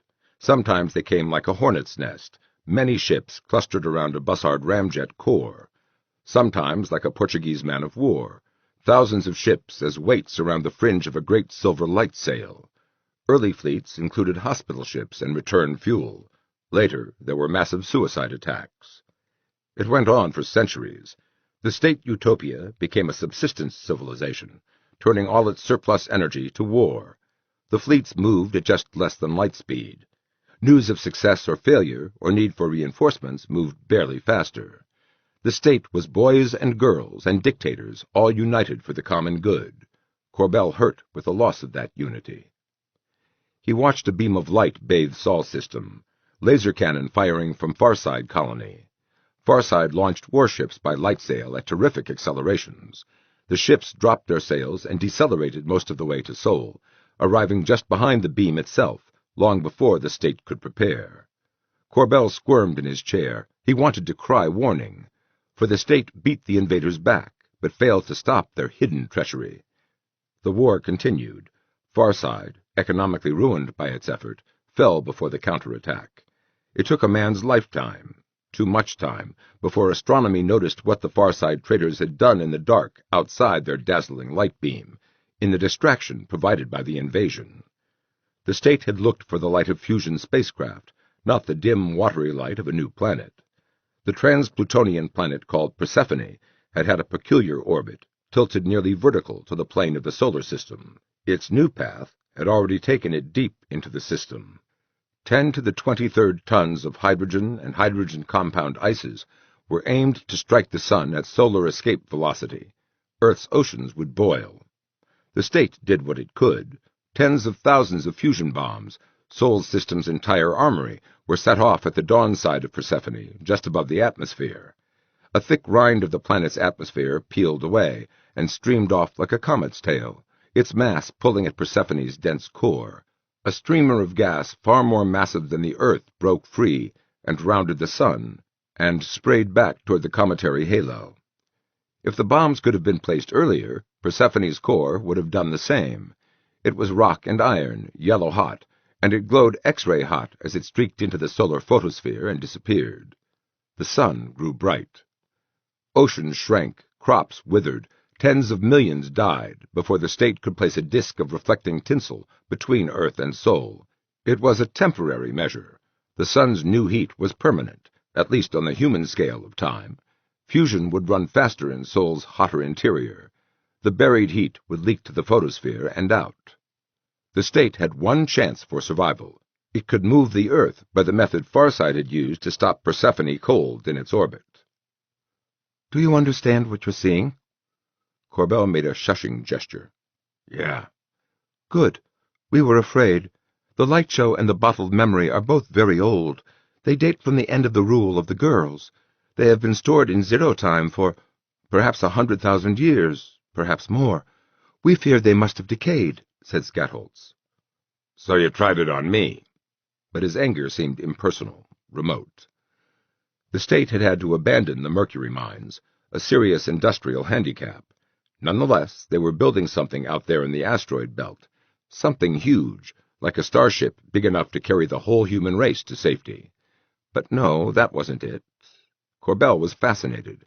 He knew it might be the memory RNA, but he was fascinated anyway. He hardly heard what Skatholz was saying. It was sensible, Corbell. The girls who made the light show ruled the sky. You are familiar with such things. Do you know how you hurled a moon at us? Not yet. Shut up and let me— They had finished the thing. 2 tubes, concentric, each 100 miles long, the inner tube a mile wide, with thick walls of complex construction, the outer tube thinner and twice as wide. At one end, a bell-shaped rocket nozzle. At the other— Corbell knew more than he was seeing. Reworked military laser cannon, and vents, and a flared skirt, and thick stubby fins there at the bottom end. Now temporary liquid hydrogen tanks were attached. Now the structure moved under its own power. It was a tremendous fusion motor, moving outward, circled by tiny ships. Yeah. Corbell said, How do you move the Earth? You are here to tell us that. Well, it's a problem. A rocket motor won't do the job. You need something that can pull on the entire mass of the planet. Nickel-iron core and crust and oceans and air, all at once. Where do you find a force like that? Small wonder if the light show meant little to Skatholz. Watching the construction of the motor, in the naked sunlight and sharp-edged, totally black shadows of space, was bewildering. The diagrams made sense to an architect, but they were only rotating lines to Skatholz. But without bottled memory and without Corbell's career in space, Skatholz was still bright enough to make some sense of what he was seeing. You move something else, Skatholz said. The damage done by the rocket's thrust and by mistakes you might make will not kill anyone if nobody lives on the working body.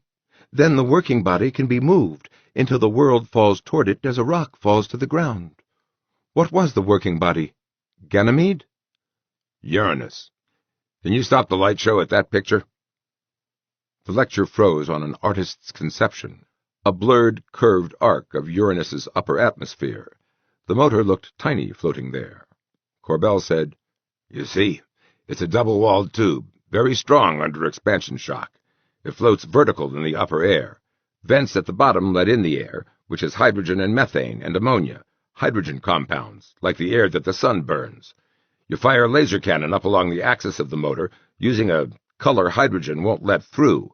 You get a fusion explosion along the axis. I don't understand all your words. Fusion? Fusion is the way a star burns. You probably used fusion bombs against the girls. Okay. The hydrogen fusion's in the middle of the motor, and the explosion goes out and up. It's hottest along the axis, cooler when it reaches the walls of the motor. The whole mass blasts out the top, through the flared end. It has to have an exhaust velocity way higher than Uranus's escape velocity. The motor goes smashing down into deeper air. You see there's a kind of flared skirt at the bottom. The deep air builds up there at terrific pressure, stops the tube and blasts it back up. You fire it again. Elegant, said Skatholz. Yeah, nobody's there to get killed. Control systems in orbit. The atmosphere is fuel and shock absorber both, and the planet is mostly atmosphere. Even when it's off, the motor floats high for a while, because it's full of hot hydrogen compounds. If you let it cool off, it sinks, of course, but you can bring it back up to high atmosphere by heating the tube with the laser, firing it almost to fusion. Start the light show again, will you? Skatholz barked something at Crayhaft. Corbell watched. Earth held out, barely. Heat superconducting cables had to be run to the North Polar Cap to borrow its cold.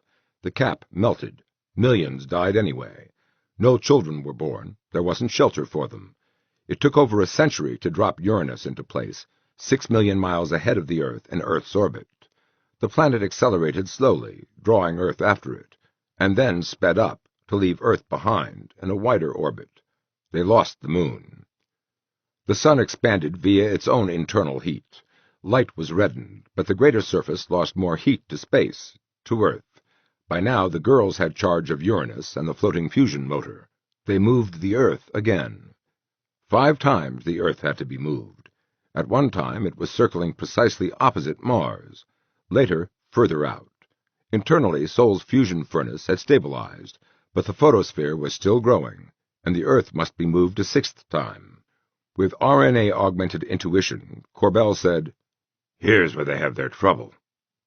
The Earth was too warm. There is a region around any stable sun, a rather narrow band in which an Earth-like world can have Earth-like temperatures. But Sol's ideal temperature band had moved too close to Jupiter. The giant world would have pulled Earth out of orbit, perhaps into a collision course. Put Earth in orbit around Jupiter itself? But the sun's heat output was leveling off. The Earth would suffer a permanent ice age, unless Jupiter could be made to shine hotter. "I can't figure that last part," said Corbell. "Run it again." Crayhaft ran it again. 2 nearly identical astronomical scenes divided by a wall across space. Corbell watched Uranus pull away from Earth, drop behind Ganymede, and coast outward. Ganymede fell, twice. In one scene it grazed Jupiter, flaring as it passed through the atmosphere a dozen times, and finally decaying in a prolonged burst of hellfire. In the second scene, the fleck of light dropped straight in, 1 flare, and gone. "Yeah, they tried to be clever," said Corbell. "They thought they were good enough to do a 2-shot. They used Uranus to pull the Earth past Jupiter, slowed it to put the Earth in Jupiter orbit, then dropped Uranus deep into the moon system. The idea was to stop Ganymede almost dead in its tracks. Of course, the maneuver fouled up a lot of lunar orbits." What went wrong? "I'm not sure. The girls wanted a grazing orbit. Instead, the moon dropped straight in. But so what?" Skatholz made no answer. It was hard to think. The deep knowledge of giant fusion pulse jets and Uranus's atmosphere and interstellar war hadn't been in his head until now.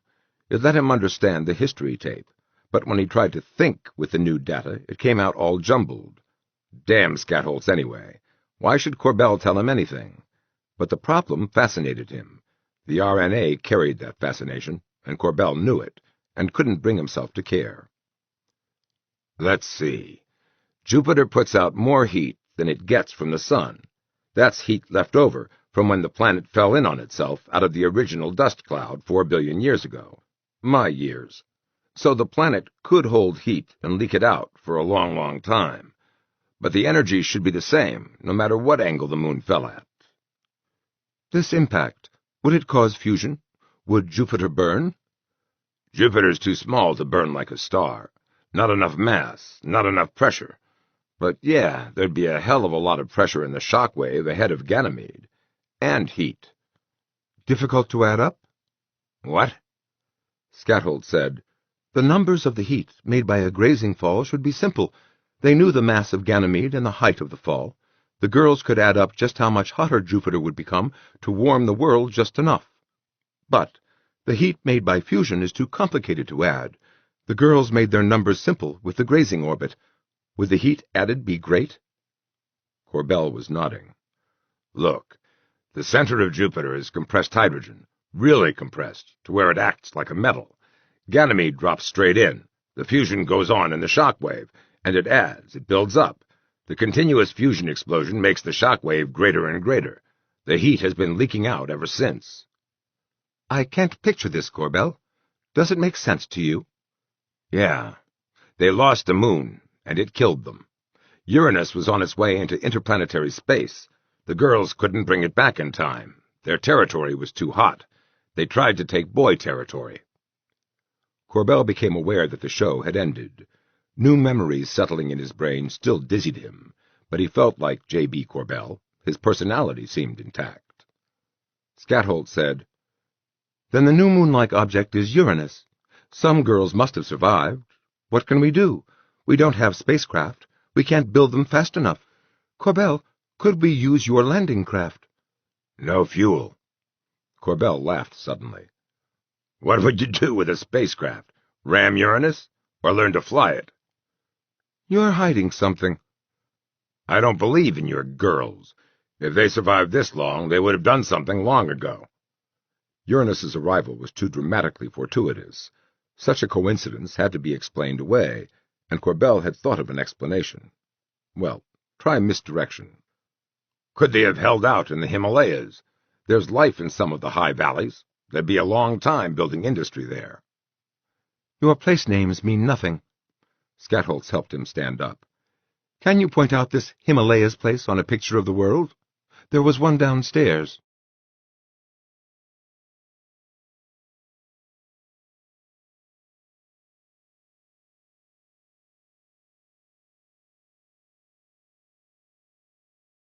Chapter 8. Dial at Random. 1. The stairway was a long diagonal across the building's glass face. The banister jogged to horizontal at 6 landings. Otherwise, it ran straight down to the admissions room. Skatholz and Crayhaft spat boyish at each other. Corbell caught some of the exchange, Skatholz telling the tale as it had come from Corbell, Crayhaft checking it against the tales memorized over several hundred years of life. There was something Italian in the way their hands jumped and their mouths spat syllables, but their faces were blank. Scared, Corbell thought. The tales matched too well. Corbell tried to set his thoughts in order. He'd been given far too much to assimilate all at once.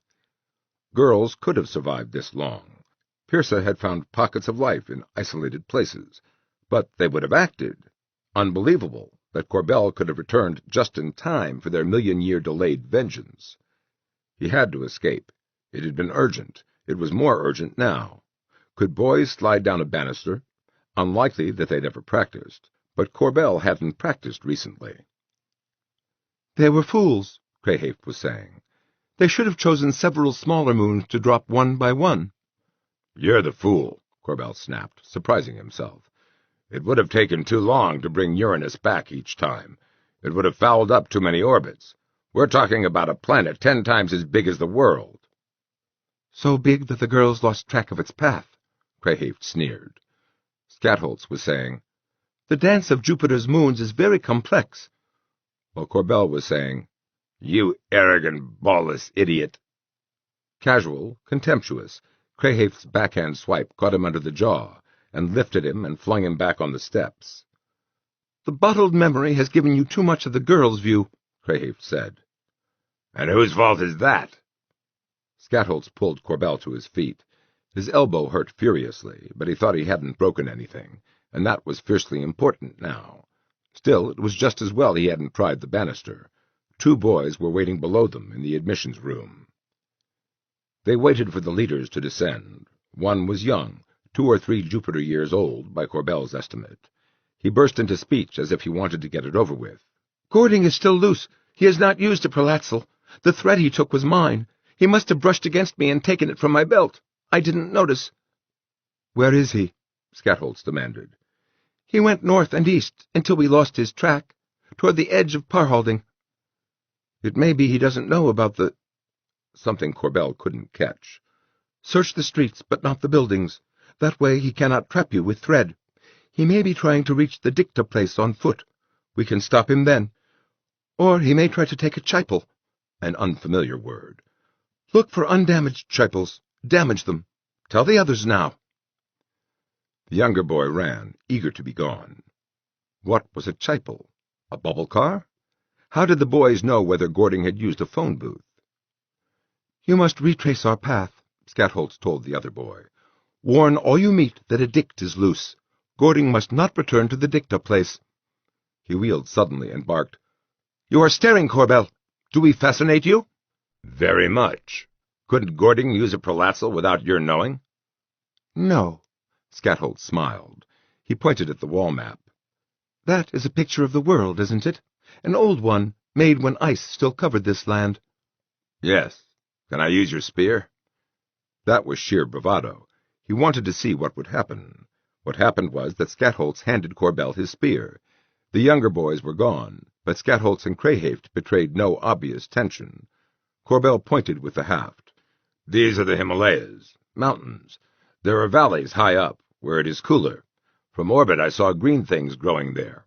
Further north, Here, on the Sea of Okhotsk, energy is being used for industry. It may be only machines left running, but— It could be girls. Would it be too hot for them? No, the pole is near enough. But you don't think so, Corbell? No. Why would they wait so long? How would they build spaceships? We don't know how spaceships are built. Skatholz looked through the broken picture window, toward where the new planet would appear at dark. If Uranus is falling free, we can do nothing.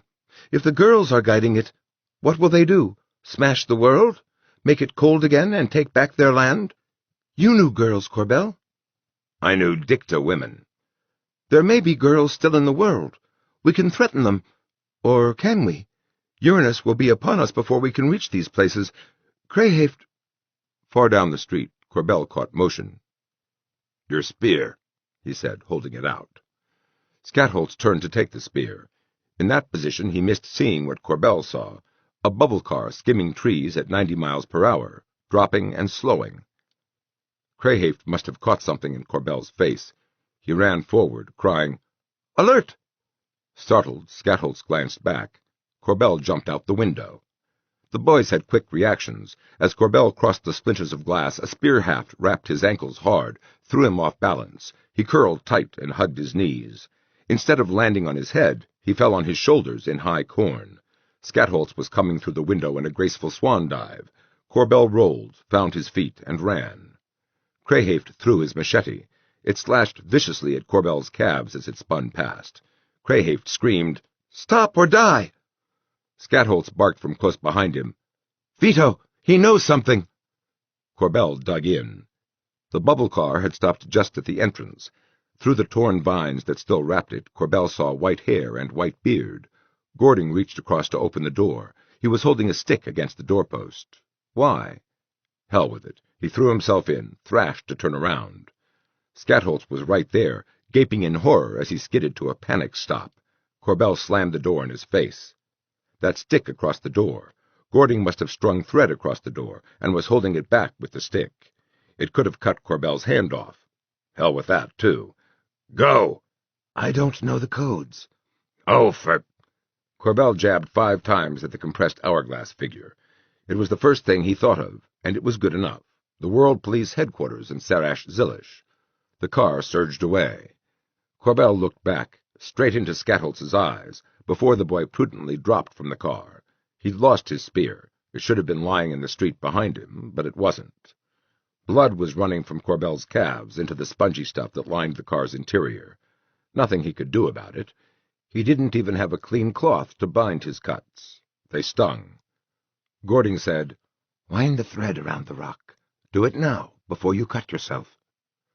Corbell obeyed. The thread was thin as cobweb, hard to find. He was careful. The car jerked to left and right, dodging bushes, trees, random rubble.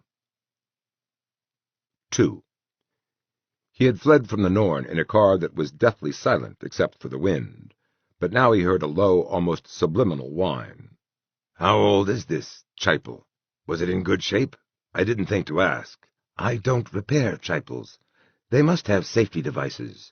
The boys who built them expected to live forever. Where are we going?" "Sarash-Zilish, where the boys spend the long night. It's got machines we can use. Maybe. Next question is, does it have boys?" "Not yet, I think. I don't really know."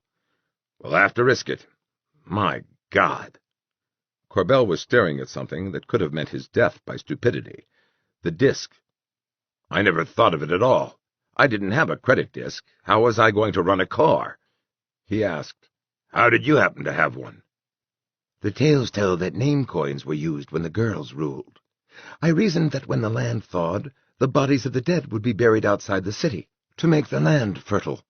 There I fled, and there I dug, and I was right. Boys and girls must have died by the thousands when the girls came. I found bones and bones all tangled together, and some wore clothes, and in the clothes I found name coins. I tried them in the slot of a chipel. One coin still kept its pattern." He regarded Corbell dubiously. "You did not remember that you would need a name coin?" Corbell flushed. "There was a lot to think about." "I might have been luckier in my ally." "I guess. Thanks for coming back for me." "I had to. because you made another mistake. Does this car guide itself?" The car's motion had settled down. Now Corbell saw that they had left Parhalding and were skimming across an endless rippling field of wheat. He said, "Unless Gatholtz's spear. Yeah, it guides itself." "Then look at my hair." There was nothing at all peculiar about Gording's hair. It had grown a little tangled, a little greasy, but it was uniformly white. 5 days after the cattail had bitten Gording. Gording broke an embarrassed silence. "Will I go back to the Dicta? Will I tell them that there is Dicta immortality, but Corbell has lost it? We have to find it, Corbell." "I don't believe it. The cattails weren't... I don't believe it. Damn it, Gording. There was no kind of injection except that cattail bite." "Something you ate or drank or inhaled. You may have felt odd afterward, sick, elated, disoriented." "Getting old is more complicated than that. There are... Do you know how people get old?" Gording sprawled comfortably in his seat, facing Corbell. The old man showed no sense of urgency. "If I knew everything about aging, I would make Dicta immortality. I know general things. Substances build up in the body like the ashes of a dying fire. Some the body can handle without help. It collects them into garbage places for storage and ejects them. Some harmful stuff can be removed from the walls of blood vessels and the tissues of the brain by the right medicines. Dust and smoke that collects in the lungs can be washed away.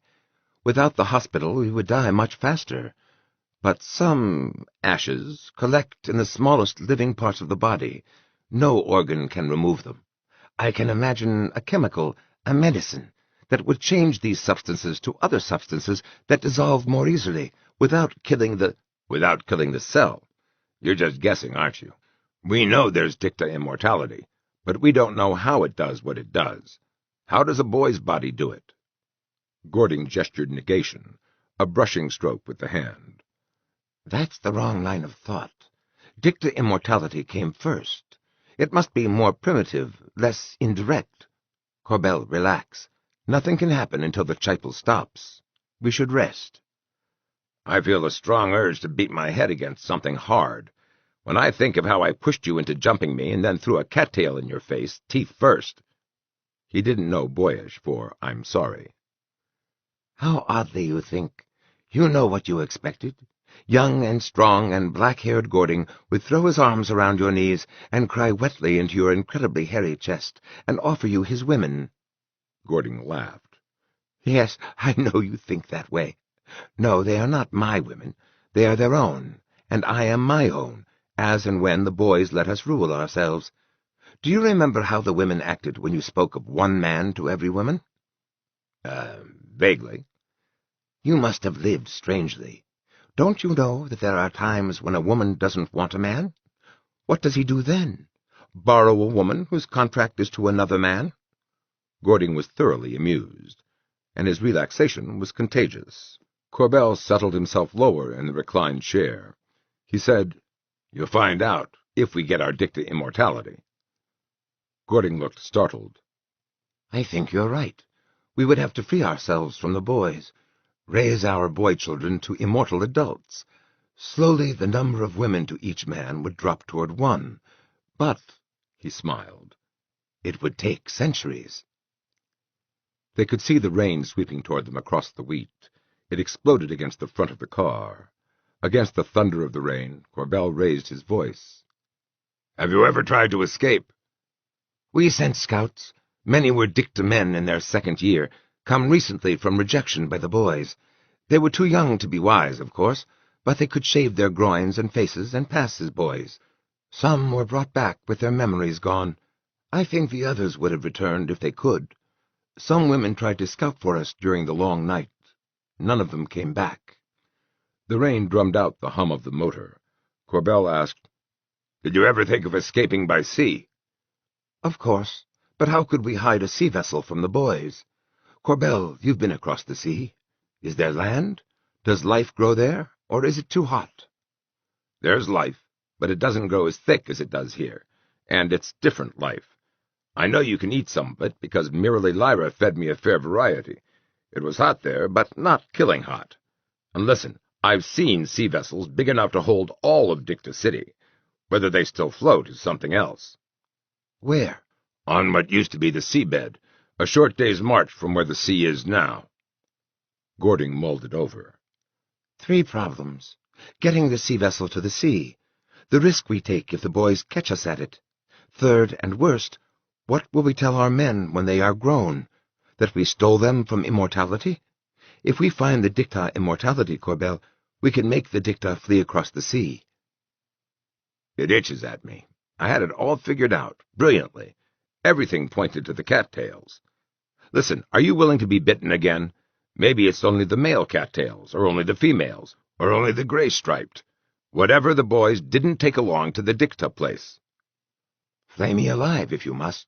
The stakes are high. You'd be dead long since if you didn't guess right sometimes. Corbell settled further into the spongy material.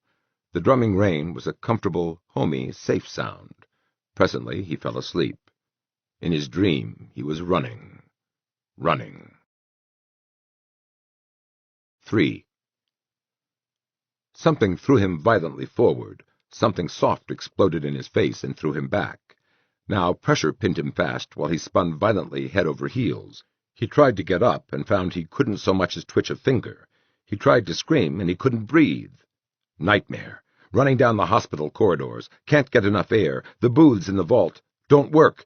Out of the vault, searching for instant elsewhere booths. Turn a corner and... the Norn. Paralyzed even to his diaphragm and closed eyelids. His sense of balance gone crazy. He tries again to scream. The cane. But his scream blew air through the stuff across his face. He gasped, and some air leaked through, slowly. Porous stuff across his face.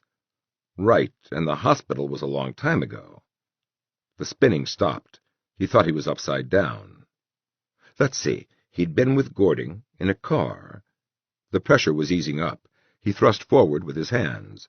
The stuff gave like a balloon. He worked an arm sideways, found the door, then the handle. Wrestled it open. He squirmed against the porous balloon, edged sideways, and finally dropped out on his head. The car was upside down and wet, scraggy wheat. It had torn a clear path in its rolling fall. Gording was around and back, looking at a broken spear haft that had been jammed under the edge of a close-fitting hood. I knew there were safety devices, he said cheerfully. Relief made Corbell babble. Too many great escapes lately. I'm getting them mixed up. Lord, what a nightmare. For a time there I thought I was back running from Mirrorly Lyra. Gording looked at him.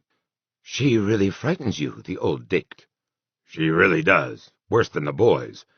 There were some very hairy moments. The city was full of prelatsals, see, and you never knew where she'd be, or where I'd be. The best I could do was find a prelatsal and dial at random, over and over, and even then some of them didn't work. And all the time she was tracking my pressure suit helmet. She's probably still got it. At least, I hope she does. Why does it matter?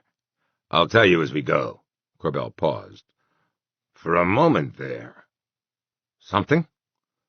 Something connected in my primitive brain and instantly got lost again. Never mind, it'll come back. Corbell sighted along the line torn through the wheat, then extended the line. Serash Zilish is that way. I wish I knew how far. There were nothing but rolling wheat fields to be seen. When we come to forest, we're close. Gording carefully retrieved Scatholz's broken spear. He found the rock with the thread tied to it, found another rock, and rebuilt his weapon. The Chipel's safety balloons had nearly deflated. Gording felt around inside until he had located the plastic disc. The sun was a fiery flying saucer settling on clouds. They set out into the wet wheat, and Corbell began the tale of how the girls had lost a moon. Toward morning they found a stream. Jupiter had lighted their way in horizontal orange beams that made the land look brighter than it was. Corbell walked into the water before he knew it was there. The stream was shallow and sluggish. Marsh grass was growing in it, possibly a mutant form of wheat or rice. Corbell knelt to drink. He rubbed his calves to wash away dried blood. When he looked up, Gording held a flopping fish in his hands. Gording, you're quick. Dinner, such as it is. He was scaling the fish. Do we dare build a fire? No, we must not be seen. We're just the wrong number. We can't pass as boys at any distance. We'll eat the fish raw. No thanks. As you like. The unwinking point of light had grown no brighter. Odd that it could have come so fast. But Uranus had been nearing Jupiter in the random orbit the girls had left it in, when Don Juan arrived in Sol System. He said as much to Gording. Gording nodded his pale head. I have not added the numbers, but I think the paths of Jupiter and Uranus must cross forever if it was left free after the girls dropped Ganymede. But why would they let it free? They would have been trying to turn it, to correct their mistake. Maybe they heard there was a war. They took their ships home to bomb the boys from orbit. They never came back. Gording had eaten everything but the bones of the fish. He said, It is unlikely that the girls waited their revenge for your return. It is unlikely that Uranus, falling free, crosses the world's path just after your return. I think your explanation is right, Corbell. We must go to Four City and find the old Dict who has your pressure suit helmet. Otherwise, we will see the end of all life. I was afraid you'd say that. All right. There's a working chapel in Sarash Zilish. It took me there from Cape Horn. I wish I knew the code for getting back, but I don't. Dial at random? Maybe. I'd like to check the subway system first. There are maps in the subway building. He stood. Let's go. Dawn came with a marrow-freezing roar. It whipped Corbell's head around.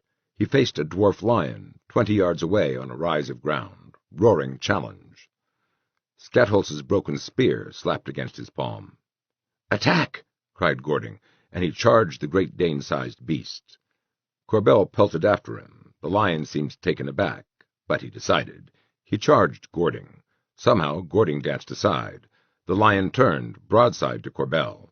Corbell threw all his weight behind the spear, leaned into it as it punched into the lion behind the ribs.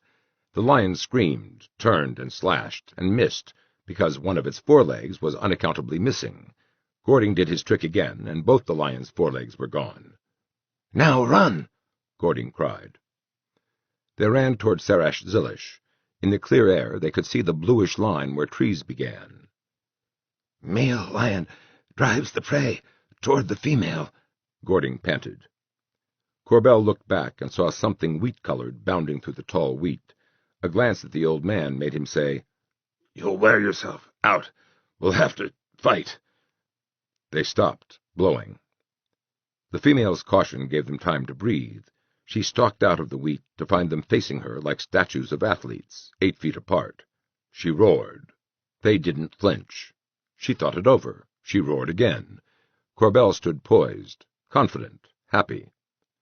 The female departed. Twice she looked back, thought it over, and kept going. Corbell walked now with a silly smile plastered across his face. He couldn't help it.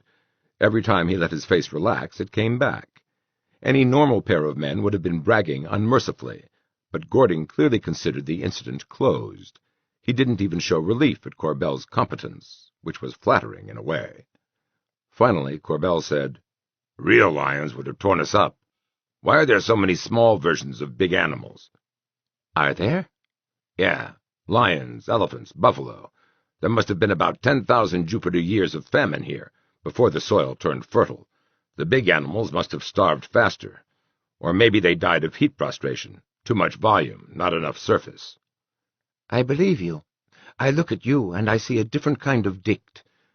We have had time to adapt to reddened sunlight, and long days and long nights, animals and plants and dicta, and boys adapted through the dicta.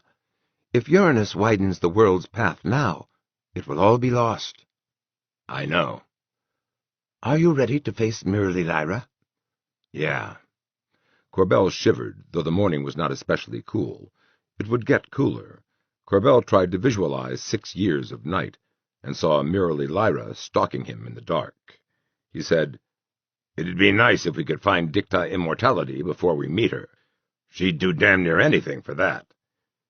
If we ever find it, my turn comes first. Corbell laughed. There's bound to be enough of it. Otherwise it would have been guarded. Why did you pause? Guarded. The hospital vault in Sarash Zilish wasn't guarded. Were the boys that sure Dict couldn't get to it? It looked just like the other vault, except for the guard systems, the vault door and the one-way prelatsal, and the armored glass cubicles in the roof. What of it? What if one Dict or three found Dicta immortality? The guarded chamber in Four City was protected from Dicta by Dicta who owned it, or so you assumed. I was wrong. Four City was old, but not like Parhalding. More like Serash Zilish. I think the boys built Four City. The trees were closer now. Fruit trees. Corbell was hungry. He shrugged that off. He had the tail end of something.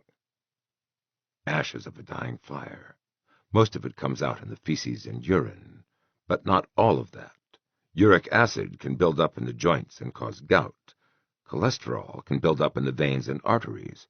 But even when all these are washed away, there are still the inert molecules that accumulate in the cell itself.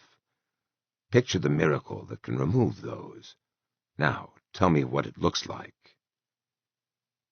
There was nothing to guard. I don't understand. There was nothing to guard in Serash Zilish. I had it turned around. Hee-yah! I got it. Dicta immortality. Gording backed away a bit. You had it once before. What fierce beast is to bite me this time? I don't have to say. I made a fool of myself once. Not this time. Come on. The trees were close, and Corbell was hungry. 4. Corbell walked alone through the streets of Serash Zilish. His face itched, his scalp itched, his chest itched. He was trying to ignore an acid stomach. How did loners walk? He'd seen only one loner close enough to tell. That one had been certain of welcome. His walk had been springy and confident, boyish. Corbell tried to keep his walk springy and confident. The windows of Serash Zilish were dark. The streets were empty and silent. This whole charade could turn out to be unnecessary, itches and all.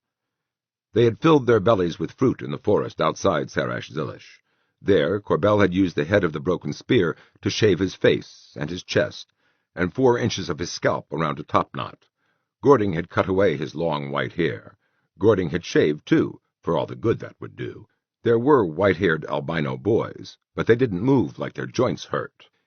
Laughing, joking boys spilled out of a probable department store. Corbell turned a corner to avoid them, just like a loner would, maybe. At a distance he should pass as a loner. Close up, no chance. Dicta immortality be damned, he was no 12-year-old. He wished Gording were beside him, but that would have torn it. 2 was just the wrong number to pass. The brush clogging the street thickened. Corbell waded into it. Here were tangled vines rising almost vertically to a wall. Corbell turned along its length. The wall, he found, had a gentle curve to it. Probably it formed a circle or an ellipse. Here there was a break, and near the break the shrubbery thickened and grew taller, as if the park spilled out through the opening. Corbell passed it and kept going. There were park sounds, tree limbs rustling in the breeze, small birds whistling, a sudden loud squawk followed by, Corbell jumped, a burst of laughter. Boys on the other side of the wall, and the wall opened ahead of him. Beyond the opening, a 12-foot Christmas ornament floated above knee-deep vines. Corbell thought it through. Then, within sight of the car, he began searching for a straight sapling. Most of the bushes were of the wrong kind, but he found one that would do, even if it was a bit short. He hacked at the base with the truncated spear until he could break it loose. He sat down, cross-legged. What was keeping Gording? Gording was well behind him, tracking him. If anyone noticed, 2 loners happened to be moving in the same direction, their target a reasonable one, the park. Squatting cross-legged, Corbell disengaged the spearhead from the broken haft and used it to shave the sapling. He barely glanced up as boys came wading through the tangle on what had been a park gate. 2, 5, 10 boys, with a giant turkey carcass slung on poles. Where were they going with that? A kitchen in a nearby building? A feat, that was. He heard a louder voice followed by a pause, and, judging that he had been hailed, he glanced up, held a grinning boy's eye for a moment, then deliberately went back to his work. Couldn't they see he was alone? A loner would damn well make the first overtures, as and when he felt like it. Maybe. The new haft was shaping nicely. He tried the end against the spearhead. A bit too big. He'd shave it down a little and carve a notch and wedge it in. The rustling of the boys diminished, moving across the street, but two quiet, puzzled voices were speaking too near him. He glanced up under lowered brows. They were near, and looking at him as they talked. The car was— Gording was crouched behind the car. How had he gotten there? Corbell hadn't heard a sound. He must have spotted the car, gone over the wall, circled inside the park, and gone over the wall again. Now he crouched, immobile, but looking guilty as hell if anyone should see him. The tall boy with hair like a black puffball hailed Corbell again. "Perfunctory apologies because we interrupt. May we examine your work?"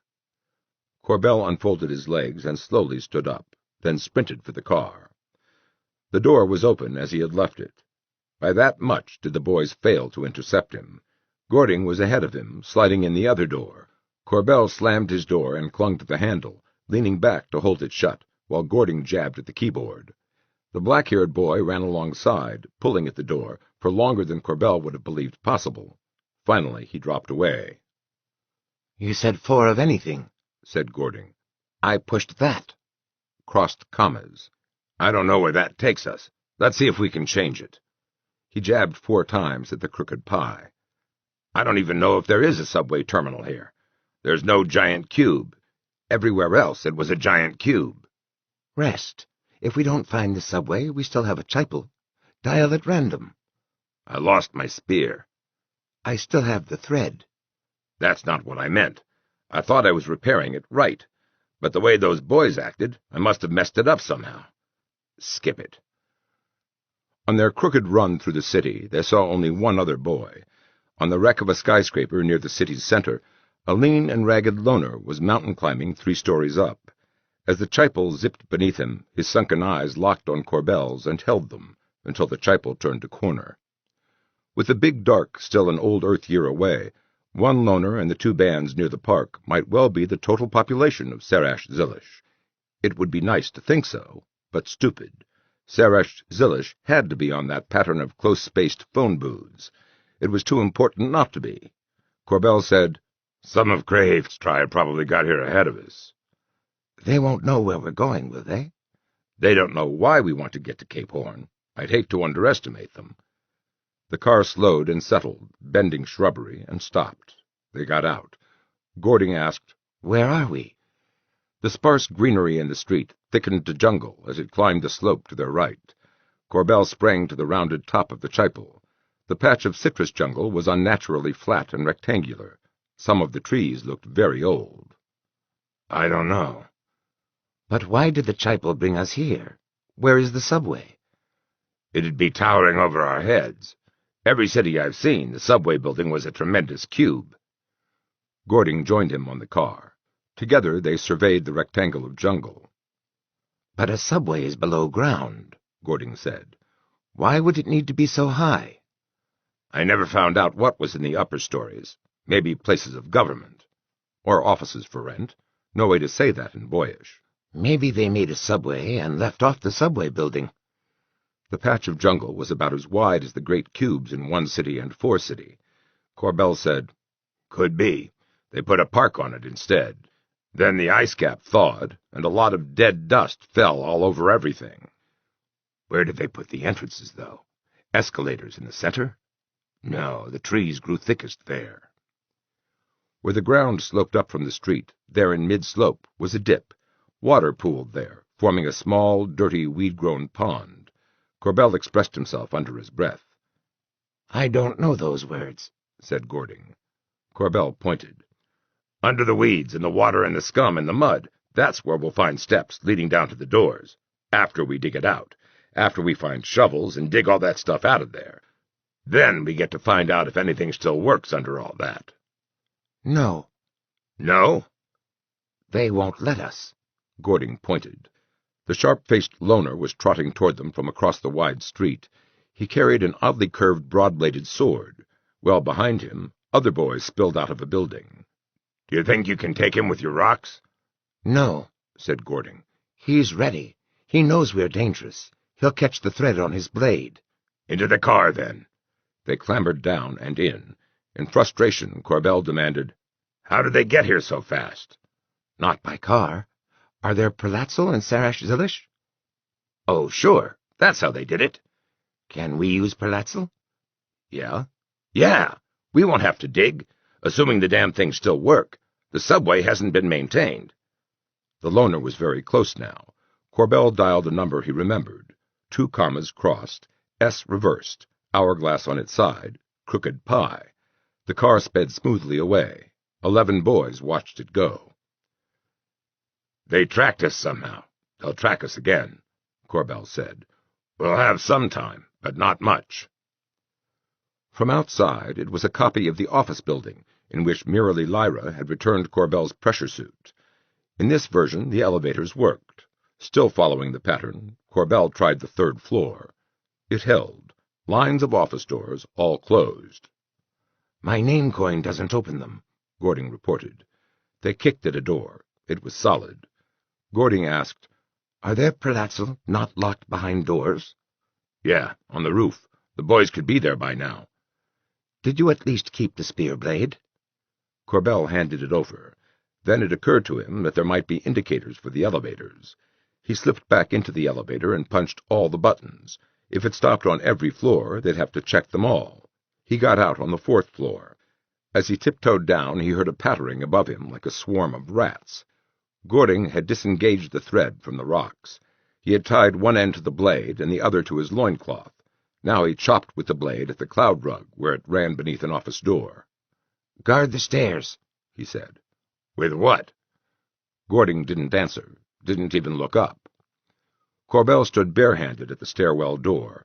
The first boy through would kill him. He knew it. Maybe Gording would get away. What was Gording doing? Gording was pushing the blade under the door with his fingers.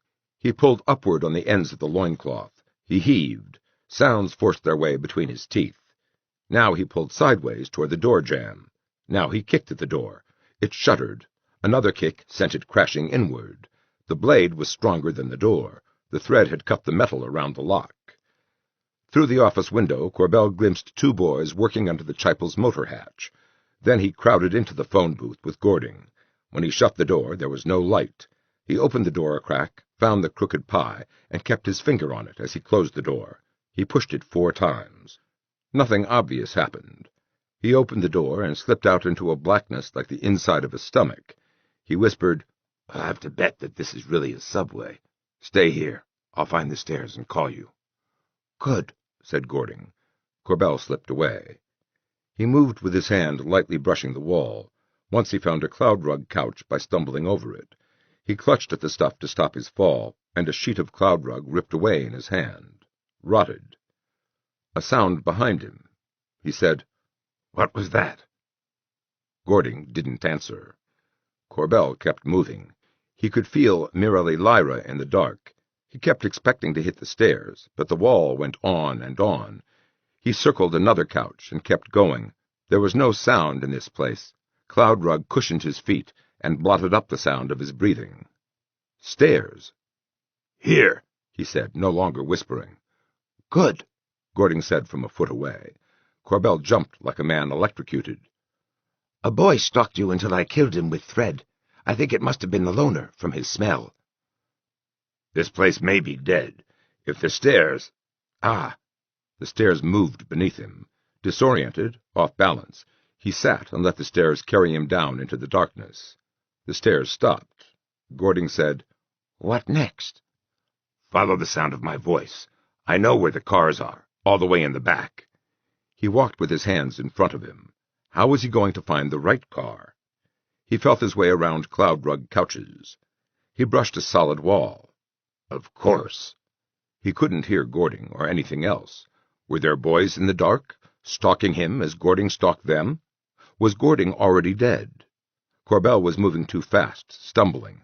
Only the very oldest boys would know the layout of this place, but they wouldn't need to. They'd follow him by his breathing. He had found the doors. Gording! Light flashed for an instant at the far end. Where'd that come from? Gording called, All right. Corbell waited in the dark and the quiet. Presently, Gording spoke next to him. Here. Felt for Corbell's hand and put something heavy in it. I robbed the loner. Take his sword. I took his fire starter, too. Where is the picture of the world? Along, Corbell guided Gording's hand. That wall. The flashlight beam revealed 2 polar projections with the ice caps still showing. There were no glowing lights or numbers to mark the routes. Gording asked, Which is our door? I don't know. The boys have our chapel. We can't surrender because we've killed the loner. The boys may have a way to shut down the palazzo. Do something, Corbell. All right, give me the name coin. He took it, inserted it in the ticket window. Nothing happened. He tried the next door. Nothing. He was beginning to panic, but the stairs had worked. The third door let them through. The transparent door to the subway car let Gording through, closed after him, and wouldn't open until Corbell had pulled the disc out and reinserted it. They sat down opposite each other. Now we sit here for a while. All right. I don't know how you can be so calm. I risk less than you do. Half a Jupiter year, he had borrowed Corbell's phrase, and I'll be dead. Against this, I balance dicta, immortality, and freedom from the boy rule. Unless... Corbell, can we find dicta immortality where we're going? Or will we have to make constant raids on Antarctica? I know it's in Force City. Maybe it's in other places, too. The risk is good. Shall we sleep? Corbell's laugh was shaky. Good luck. 5. Gording woke when the door went up.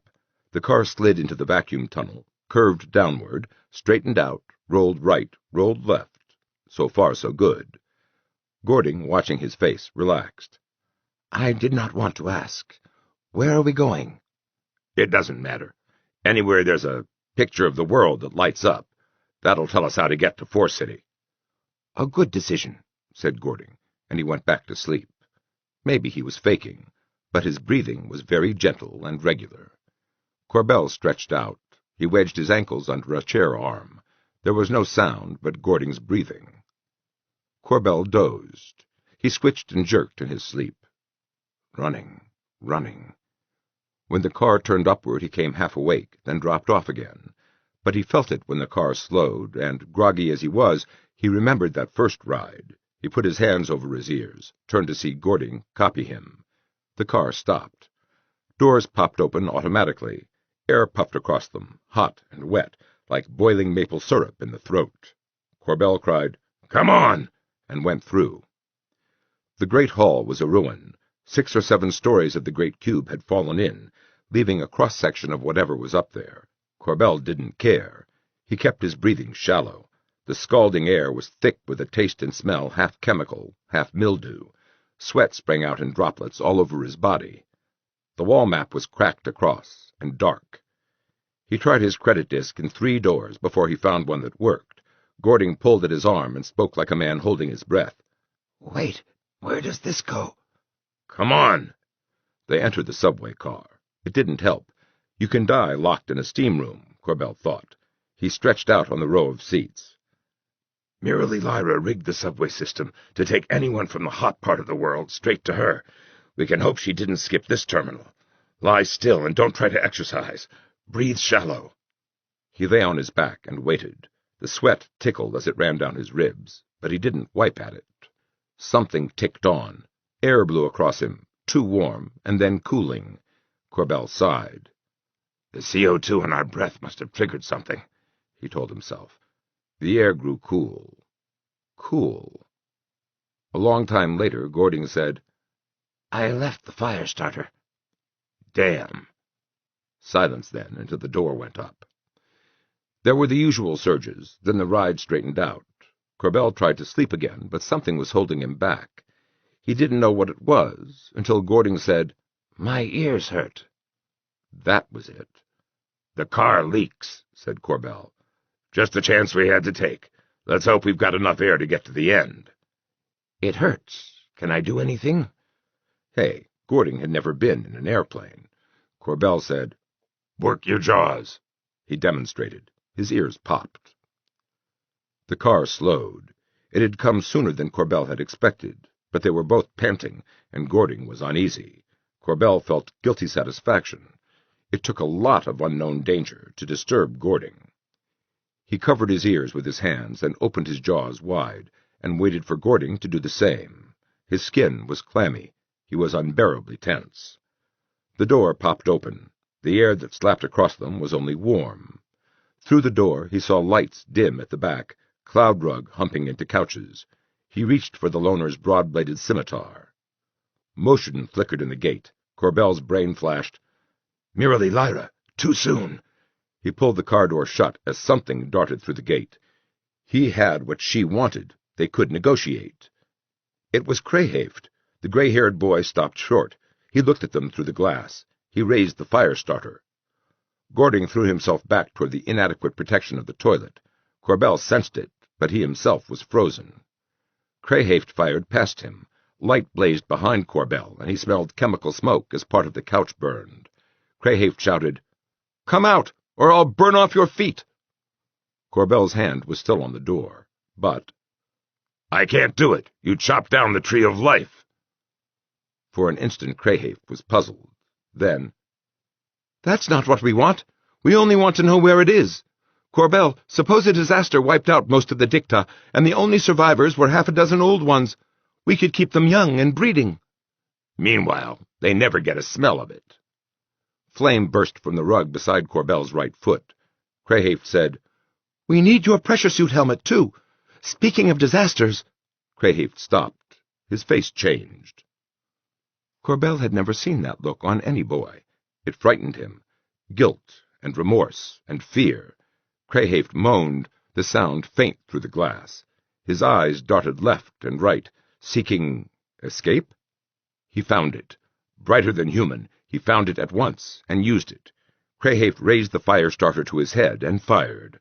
Flame burst from that side of his head, then from the other. Crayhaft fell and kicked spasmodically and lay still. Corbell spared himself one flicking glance back. Gording was still hidden, crouched behind the toilet door. Then Merely Lyra Zilashistar stepped through the gate. Shapeless robe, white touched with iridescence, and a withered face within, the bright eyes fixed on him, and then the cane. "Merely Lyra, it's me." The shock almost killed her. He hoped she would faint. She recovered. She gestured peremptorily with the cane. "Come out." He reached for the scimitar. She gave him just a touch of what had killed Crayhaft. Moaning, he came through. "You found it. Where is it?" "Give me the cane, and I'll tell you." Her answer was a wave of guilt and mental agony. Corbell waded through it, hands outstretched for her throat. She backed away. Corbell moaned and came on. Suddenly she turned something on the cane's handle. Sleep dragged him down toward the cloud rug. Sleep and red rage warred in him. He was on his knees, but he waded toward her. 2 steps, 3. Musty smell. Soft stuff cradling his cheek. Merely Lyra was in one of the shapeless couches. Corbell got his arms under him and lifted himself out of the cloud rug. He pulled himself toward her. She tried to cringe back without moving, terrified. "I caught her from behind," said Gording. He was seated facing her, holding the silver cane. The old woman spoke rapidly. "You don't dare kill me. I have something you want." Corbell got to his feet with some effort. "The pressure suit helmet," he said. "Give it to me, or I'll let you live as you are." Her mouth compressed. "Immortality first." "How many settings are there on that cane?" 5. 2 that kill. Others might kill me. Can you find the helmet, then?" "Probably." Corbell smiled. He saw by her face that he was right. "But so what? I'll make you young. Then I'll kill you if I don't get what I want." He changed to boyish. "Hold the cane ready, but I think she won't try to escape now. We're going to get dicta immortality." Gording looked dubious. Corbell wasn't about to trust the Norn in a phone booth. They wedged themselves into a chipel, with Merely Lyra between, for a cramped ride through Four City. As the car swerved and darted through glass and concrete rubble, Corbell wondered, should he have forced the helmet from her first? Yes, but he couldn't wait that long. He had to know. They unfolded themselves out of the car. Gording said, I might have known it would be a hospital. Did your hospital have a guarded place on the 3rd floor? No. Mirali Lyra was looking up at the glass mosaic face. But I searched this place. You were desperate, too, Corbell said smugly. You just weren't desperate in the right way. He led the way up the stairs. Dust puffed beneath their feet. At the 3rd floor he found 2 sets of footprints to remind him of his panic flight through these halls. He glanced back, but Mirali Lyra seemed docile enough, and Gording was behind her with the cane. He turned into the hallway, and was lost. Mirali Lyra, where are the phone booths? To your left, at the next corner. They found the line of Palazzo. A moment to orient himself. There was the corner where he'd been hiding when the Norn came to hunt him down. He led off, and here was the vault door, open. Gording said, They guarded their immortality well. Wouldn't you? Corbell pointed to the skeletons and the hole smashed high up in the wall. But not well enough. We're lucky they didn't use it and then wreck it. Maybe they thought they'd be back in 50 years. Gording looked around at the guard emplacements, the empty shelves, the computer console, the pair of phone booths. Where is it, if they didn't destroy it? Not through the Palazzo, unless the destination was equally well guarded. Through the Palazzo. Give me the cane first. Would Gording balk? He didn't. He handed Corbell the weapon, then stepped forward to study the pair of glass booths. Only one had a door. He stepped inside.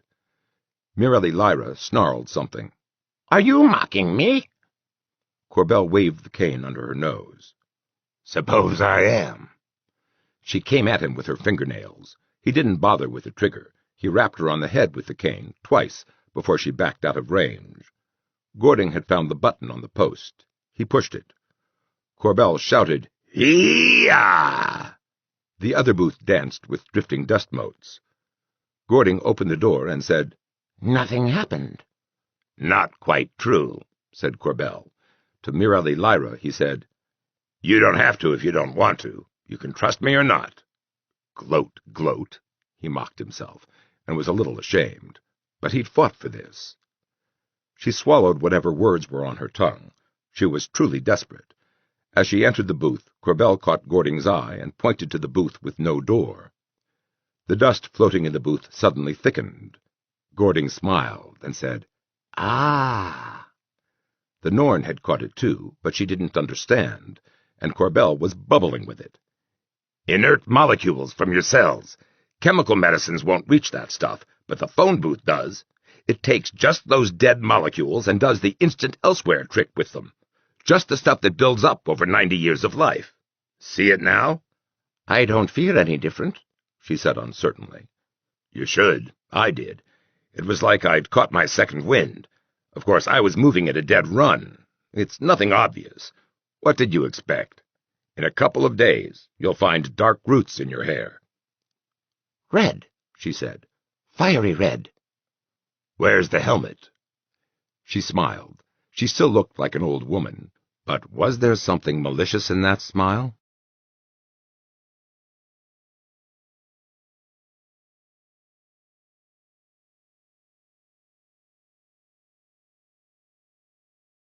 Chapter 9. Pirsa for the State. 1. The cattail sprang from the desk as they entered Mirali Lyra's office. Its gray and white face watched them mistrustfully from the safety of a ceiling light fixture. Corbell's pressure suit sat limp in one of the guest chairs. Gording and Mirali Lyra watched him detach the helmet and set it on his head. He cleared his throat and said, This is Corbell for himself, calling Pirsa for the State. Come in, Pirsa. Nothing. Nothing. Nothing. He's got to be in range by now. Pirsa, damn it, answer! Gording pushed the suit aside and took the chair. The silver cane remained fixed on the old woman. She didn't notice. Malice and victory. She gave Corbell the shivers. Corbell jumped when the cattail abruptly dropped from the ceiling into the old woman's lap. It landed soft as a snowflake and coiled there, ears up, watching Corbell make a fool of himself. Nothing, nothing, nothing, The voice came faintly, fading in spots. Pirsa for the State, Pirsa for the State, calling Jaybee Corbell. Please allow a delay of 67 seconds in transmission. Corbell, I have a great deal to tell you. Yeah, you do. I've got a great deal to tell you, too. I can tell you most of the history of the solar system.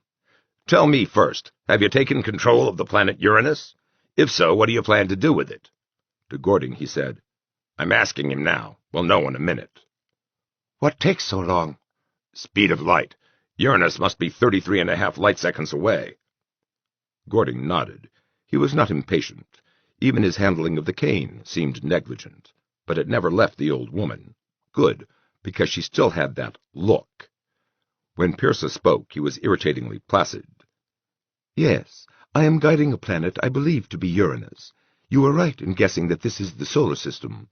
After losing contact with you, I flew to investigate the most easily available anomaly, the new planet between Jupiter and Saturn. I found a satellite with control systems which would respond to— I know all about the motor. The question— He bit it off. The delay was going to drive him nuts. Pierce was still talking. My broadcasts. I was able to probe the failsafe programs first. Otherwise, I might have damaged something. Eventually, I found an object in the planet's upper atmosphere, radiating strongly in the infrared. I found a tremendous motor, a fusion pulse drive clearly intended to move the entire planet. Oh, you know about the motor. All right. I've already started the braking sequence. In 22 days, Uranus will be inserted into orbit 2 million miles ahead of the Earth. I'm going to move the Earth further from Jupiter. We'll cool it down to normal. Don't do it, Corbell barked. He remembered uneasily that he had never been sure of Pierce's motives. Listen, life on Earth has been adjusting to this situation for 1,000,000 years or more. If you screw it up now, most of the biosphere will die, including what passes for humanity these days.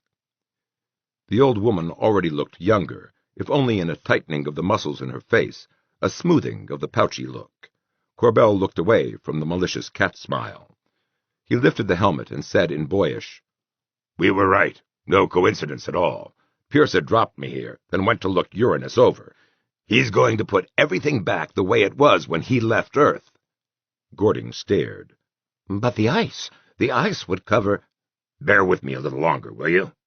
He lowered the helmet on Gording's answer. Pierce's delayed reply came. I do not take your orders, Corbell. I take orders from Mireli Lyra Zileshisthar, who was once a citizen of the States. He should have known better, but it took him by surprise. He screamed, You traitor! Mireli Lyra threw back her head and laughed. Corbell laid the helmet on the desk. It took him a moment to find his voice. No wonder you were smirking. What happened? She was thoroughly enjoying herself. I tried to call your autopilot. No luck. A few days ago, I tried again. It may have helped that I had my translator use your voice. Pierce and I talked for many hours about the state, and the world, and you. She broke off because Pierce's reply had arrived. My loyalty has never wavered, Corbell. Was there ever a time when you could say the same? Drop dead, Corbell told the helmet. Stand by. Mireli Lyra is with us now. We'll try to talk her into changing your orders. To Gording he said, She rules my autopilot. She rules Uranus. I'm tired. You must persuade her not to let it carry out its mission. This is urgent, Corbell. I thought of that.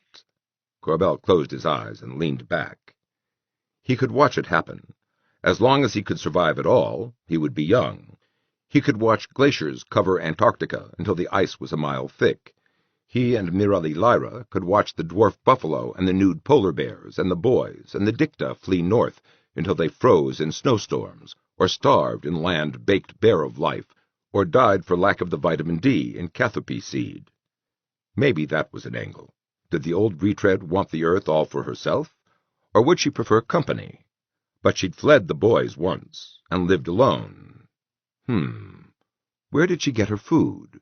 Was there anything she couldn't stand to see extinct? He opened his eyes. Gording was looking concerned for him. Oddly, so was the old woman. Nothing hurts, Gording said. I was used to things hurting. Sometimes my breath would come short. Always my joints and tendons and muscles ached. Corbell, you found it. We're young again. Yeah, good. Play on our gratitude. I can't talk to her. It has to be you. You're capable. The fate of the world is on your shoulders. That's all I need. He closed his eyes for a moment, just for a moment, and then he asked Mirelli Lyra, How do you feel? I feel good. I feel strong. Maybe I only want to believe your lie. Okay, pay attention. Corbell set the helmet between them. They talked half for Pierce's benefit. The world is baked and dead, everywhere except in Antarctica. What's left alive is all tropical stuff, evolved for 6 years of daylight and 6 years of night. If Antarctica gets covered by ice again, everything will die. The ruling population is, he used the boyish word, boys, 11-year-olds who live forever. There's a minor population of adults for breeding. The men look like Gording or younger. They're human. There are some minor changes. He began to describe them, the pale skin, the receding hairline. Mirelli Lyra regarded Gording without favor, but she must see him as human.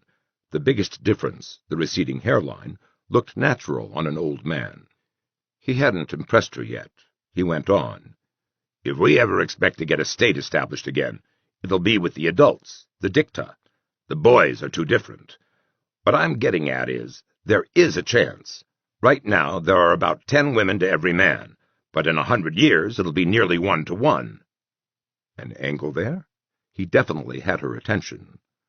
Of course, your role wouldn't be very important at first, with that big an imbalance, but you'd be the only woman with a full head of hair, and the only redhead.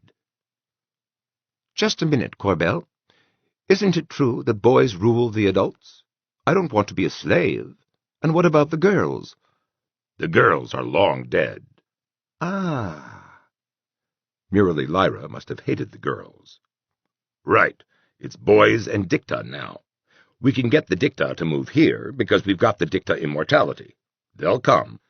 I know where to find a ship. She was shaking her head, frowning. Now Corbell knew that she'd bought half of what he was selling. Against half-bald women, her great beauty would rule the men who ruled the dicta. But how long have the boys ruled? Ever since you brought the dicta to Antarctica as escaped convicts, whenever the hell that was, say 1,000,000 years. Oncoming youth put music in her laugh. And now the dicta will break free, that suddenly? The sheep will become wolves because we offer them a sufficient bribe? Damn it, she did have a point. He changed languages. Gording, will the dicta revolt?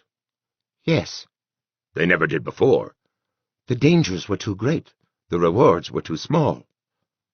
Maybe. Corbell switched to English. He says they will. I believe him. Now, just a minute. Let me tell you why. First, they have not been bred for docility. They've been bred to produce a better strain of boys, and they've got the genes. Second, how do I put this? You know what a cringing man looks like? She grinned. She'd seen Corbell cringe, damn her. Okay, they cringe, but it's a gesture, a formality. The next second they're walking as tall as ever. The boys cringe to each other, too. I think the dicta haven't revolted for 1,000,000 years because the odds weren't right. Now they are. She sat silent, frowning. What did you think you'd get out of Pierce moving the Earth? I thought. We're the last of the state, Corbell. I thought we could start the human race over.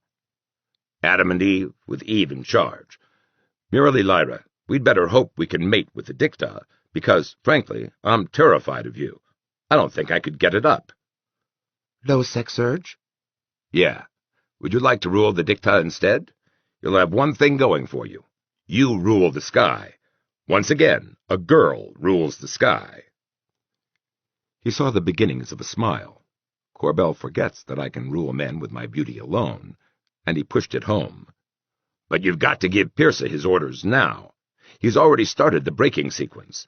Move the Earth now, and it's the end of the world. She leered teasingly. I should make you wait. Pierce has already started the— Give me the helmet. Goddamn braking sequence. Here, wait a minute. He didn't let go of the helmet. Corbell, isn't this what you wanted? I just had the damnedest thought. Don't blow this. The fate of the world. Shut up. Give me a minute to think it through. When a man commands a djinn, he tends to be careful with his phrasing. All right. Pierce, I'm going to describe what I want to happen. Then you tell me if you can make the course change, and you tell me what side effects we can expect. After that, we can put it up to Lyra. I want Cape Horn and the region around it to be about 15 centigrade degrees cooler. 2. From the roof of the office building they watched Uranus pass. The planet must be smaller than it had been at Corbell's birth. Its drive was not all that efficient. It must have blown away megatons of atmosphere during eons of maneuvering. For all that, a gas-giant planet was now passing 2 million miles from the Earth. It was tremendous. It glowed half full near the horizon, a white half-disk touched with pink, banded and roiled with storms, and a night side black against the stars. From the black edge, a tiny, intense violet-white flame reached out and out, lighting the night side, expanding, reddening, dissipating. Lyra said something that was pure music. No wonder she had been able to persuade men to do her bidding. Glorious. Her white robe was a shapeless, pale shadow in the dark. Corbell stood a little apart from her. Now that she was no longer an old woman, he was more afraid of her than ever. In truth, the Norn now ruled the fate of the world. Corbell was very twitchy tonight. He called into the helmet in his hands. Pierce, how goes it? And waited for the response. Nothing. Nothing. Green bird. The autopilot was indecently calm. It was difficult to plot a new path that would not intersect a moon, but I did it. Earth's new orbit will be somewhat eccentric. Her average temperature will vary around 10 degrees lower. Good enough. Corbell set the helmet down. His urge was to call Pierce every 2 minutes. A giant planet falling that close wasn't glorious. It was terrifying. She said it again. Glorious. To think that the state reached such heights. And now there are only savages. We'll be back, he said, and laughed too loudly. Gording doesn't know it, but what he's doing in Dicta City is forming the basis for a population explosion. In 3,000 years, we'll be building interstellar spaceships again. We'll need them. Earth will be too crowded. I hadn't thought of that. Perhaps Gording did. Do you really think the Dicta will come? 1,000,000 years of slavery, after all. They'll have to come. He thought it out in all its intricate detail. In a few months, Cape Horn and Force City will be in the temperate zone. Plants that grow well in Antarctica will grow well here once we transport them. In Antarctica, it'll be colder than the boys expect. They'll huddle in Serash Zilish through 6 old Earth years of darkness. Meanwhile, the Dicta will be setting themselves up here. All very well, if the boys wait. You've said they're very intelligent. They may attack immediately. Let them wait a few months, and we'll give them a nasty shock. We'll have Pierce in orbit then. Didn't he tell you? He's got a thing that can blast them from orbit while they try to cross the ocean. They'll think it's the girls. They'll try to wipe out the Himalaya valleys and the Sea of Okhotsk. But if they wait long enough, there's going to be rain, a lot of rain, when the Earth cools off. It'll probably swallow Dicta City. The boys will think the Dicta drowned. Uranus jetted violet-white flame. Pierce's path through Jupiter's moons was a complicated one. The night was vivid with lights. Dayside Uranus, the pinpoint flare on Uranus's night side, Jupiter, the swarming moons. The air was hot and humid, and redolent with some rare scent, not quite musk, not quite flower shop. Corbell wondered where it came from. Were whales holding a mating season offshore? The air went to his head. Corbell? Yeah? What if the Dicta are content to grow old gracefully? In the dark he could barely make out her impish smile. Impish? It was that same malevolent smile, with the wrinkles gone. Had it always been merely impish? He said, They still won't have a choice. A nasty thought came to him then, and he made haste to correct himself. They won't have a choice about coming here. They can take Dicta immortality or leave it. All the same, he had manipulated the Dicta for their own good, and would not Pierce say the same to Corbell? I'd better be right. If they've got complaints in 100 years, I'll still be there to hear them. The shadow in the dark asked, Will the Dicta men find me beautiful? Yes, beautiful and exotic. If the women like me, the men will like you. She turned to him. But you don't find me beautiful? My sex urge is supposed to— That is no answer, she flared. You lay with the Dicta women. He flinched back. If you must know, I have always been a little afraid of a beautiful girl, and I'm scared stiff of you. My hindbrain thinks you're still carrying that cane. Corbell, you are well aware that the Dicta may not survive the change in their biological rhythms. The sun shows every day in Four City, all through the year. She touched his arm. Even if they live, we are the last human beings. If we die without children— He wanted to shrink away, but something in him simultaneously wanted to move closer. He suppressed both urges. You're moving too fast. There may be Dicta women already carrying my children. That'll tell us if they're human, and even if they aren't, they're close enough. Let's go inside. The heat— When he gestured toward the garish intruder in the sky, she tugged at his arm.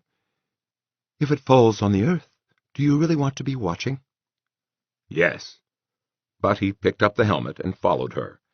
She didn't have the cane anymore. All she had to wave at him was a planet 10 times the size of the Earth. It was cooler in the elevator, air conditioning. His nerves still tingled, whether from Uranus's passing or from the nearness of the Norn. He sniffed suddenly and had to swallow a laugh. That was what he had smelled on the roof. She had never worn perfume before. Her hood was thrown back. Her hair was exotic. Long, fine white hair flowing out of a fiery red undercoat. Of the wrinkles of age, there were only traces left. Her breasts were exotic, high and conical, delightfully pointed under the robe. Would the Dicta see them as powerfully sensual, or as evidence of animal origin? The elevator had stopped. The doors opened, but Corbell was flattened against the wall, and Merrily Lyra wasn't moving either. She watched him uneasily as he took in great lungsful of air, using all of his strength to hold himself still. He wanted her. It was a madness in him, and he was terrified. "Perfume," he said, and his voice was a croak. She said, Yes, shame on you for forcing me to such means. If it gives you pleasure to attack my pride, you've won. "I don't understand." Pheromones. I altered my medical system to make pheromones to affect your sex urge. Pheromones are biochemical cues. She stepped forward, put her hands on his shoulders. Do you think I wanted it this— And the touch of her was all it took. The fastenings on her robe weren't fastened, save one, which ripped. He had more trouble with his own loincloth. His hands were shaking so, and he howled with frustration. She had to do it for him. He took her on the floor of the elevator, quickly, violently. Maybe he hurt her. Maybe he wanted to. And his head still bubbled with the perfume. He had not had time to notice the differences in her. Now he did. Even 50,000 years had wrought changes. Her ankles were heavier. Her body was thicker in every dimension than the standard of beauty in 1970 A.D., and she had the damnedest eyes, with a tilt that was not oriental, and a soft woman's mouth. He took her again. She wasn't passive, but she wasn't wholly enjoying it either. She was frightened of what she had unleashed. Afterward, he was calmer. They moved out of the elevator onto the cloud-rug floor. The third time, it was she who mounted him. He tried to hold himself back, to let her find her own way, but when it was over, he could see his handprints bone-white on her hips. He said belatedly, "Are you all right?" She laughed. Still straddling him, she ran her hands through her hair. I'm young. I'll heal. "You used an aphrodisiac on me." Yes, aphrodisiac. The pheromones were Pierce's suggestion. "What? Pierce? I'll kill him. He and you. You used me like a bundle of reflexes, the pair of you." He wanted to cry. "Not like something that thinks. It's just like that damn cane." Forget the damn cane. We have to have children. We're the last ones. What do you want from me, Corbell? "I don't know. Ask me when my head starts working again. I want Pierce dead. I want Pierce the Checker dead. Would he kill himself if you told him to?" He did what he had to. He has to make the state again. Corbell, isn't this better than the cane? Isn't it? All right, it's better than the cane. Then what do you want? Will you mate with me without the pheromones? Shall I tell Pierce to follow your orders? He wanted, he discovered, Mirabelle. He wanted the old ritual, dinner at a new restaurant recommended by friends, and Brandy Alexander's afterward, and the king-size bed. They'd bought a waterbed a little before the cancer came to tear up his belly. Now here he was on his back in cloud rug, in a corridor outside an elevator, with the strangest of strange women. "Not your fault," he said. "I want to go home." She shook her head. I want to go home, too. We can't. We have to build our home again. They were already doing that, Corbell thought. Maybe they'd even do it well. He said, "Even love stories aren't the same. Pheromones. Jesus, what a way to save the world. And put me in control of Pierce, if you value my sanity. I'm sick of him running my life." Now? Tomorrow. One more thing he would have liked to do. He would have liked to destroy the cane by smashing it repeatedly into Pierce's brain case. But they might need Pierce and the cane against the boys, if they came too soon. So he rolled aside and looked for his loincloth, and then, changing his mind, he leaned close to Mirelli Lyra and inhaled deeply. Uranus must have passed by now, and Earth was on its way into a wider orbit, and world-saving could wait until tomorrow. Maybe the pheromone perfume could be used judiciously, in much smaller quantities. This concludes the reading of A World Out of Time by Larry Niven. Copyright 1976 by Larry Niven. This book was read by Tom Weiner. This unabridged recording was published by arrangement with Spectrum Literary Agency and was produced in 2012 by Blackstone Audio, Inc., which holds the copyright. Neither this recording nor any portion of it may be reproduced or used for any purpose without prior written authorization from Blackstone Audio, Inc. If you would like to obtain a monthly update telling you about new releases, call 1-800-SAY-BOOK. That's 1-800-729-2665. For a complete listing of our titles, visit our website at www.blackstoneaudio.com. Thank you. Audible hopes you have enjoyed this program.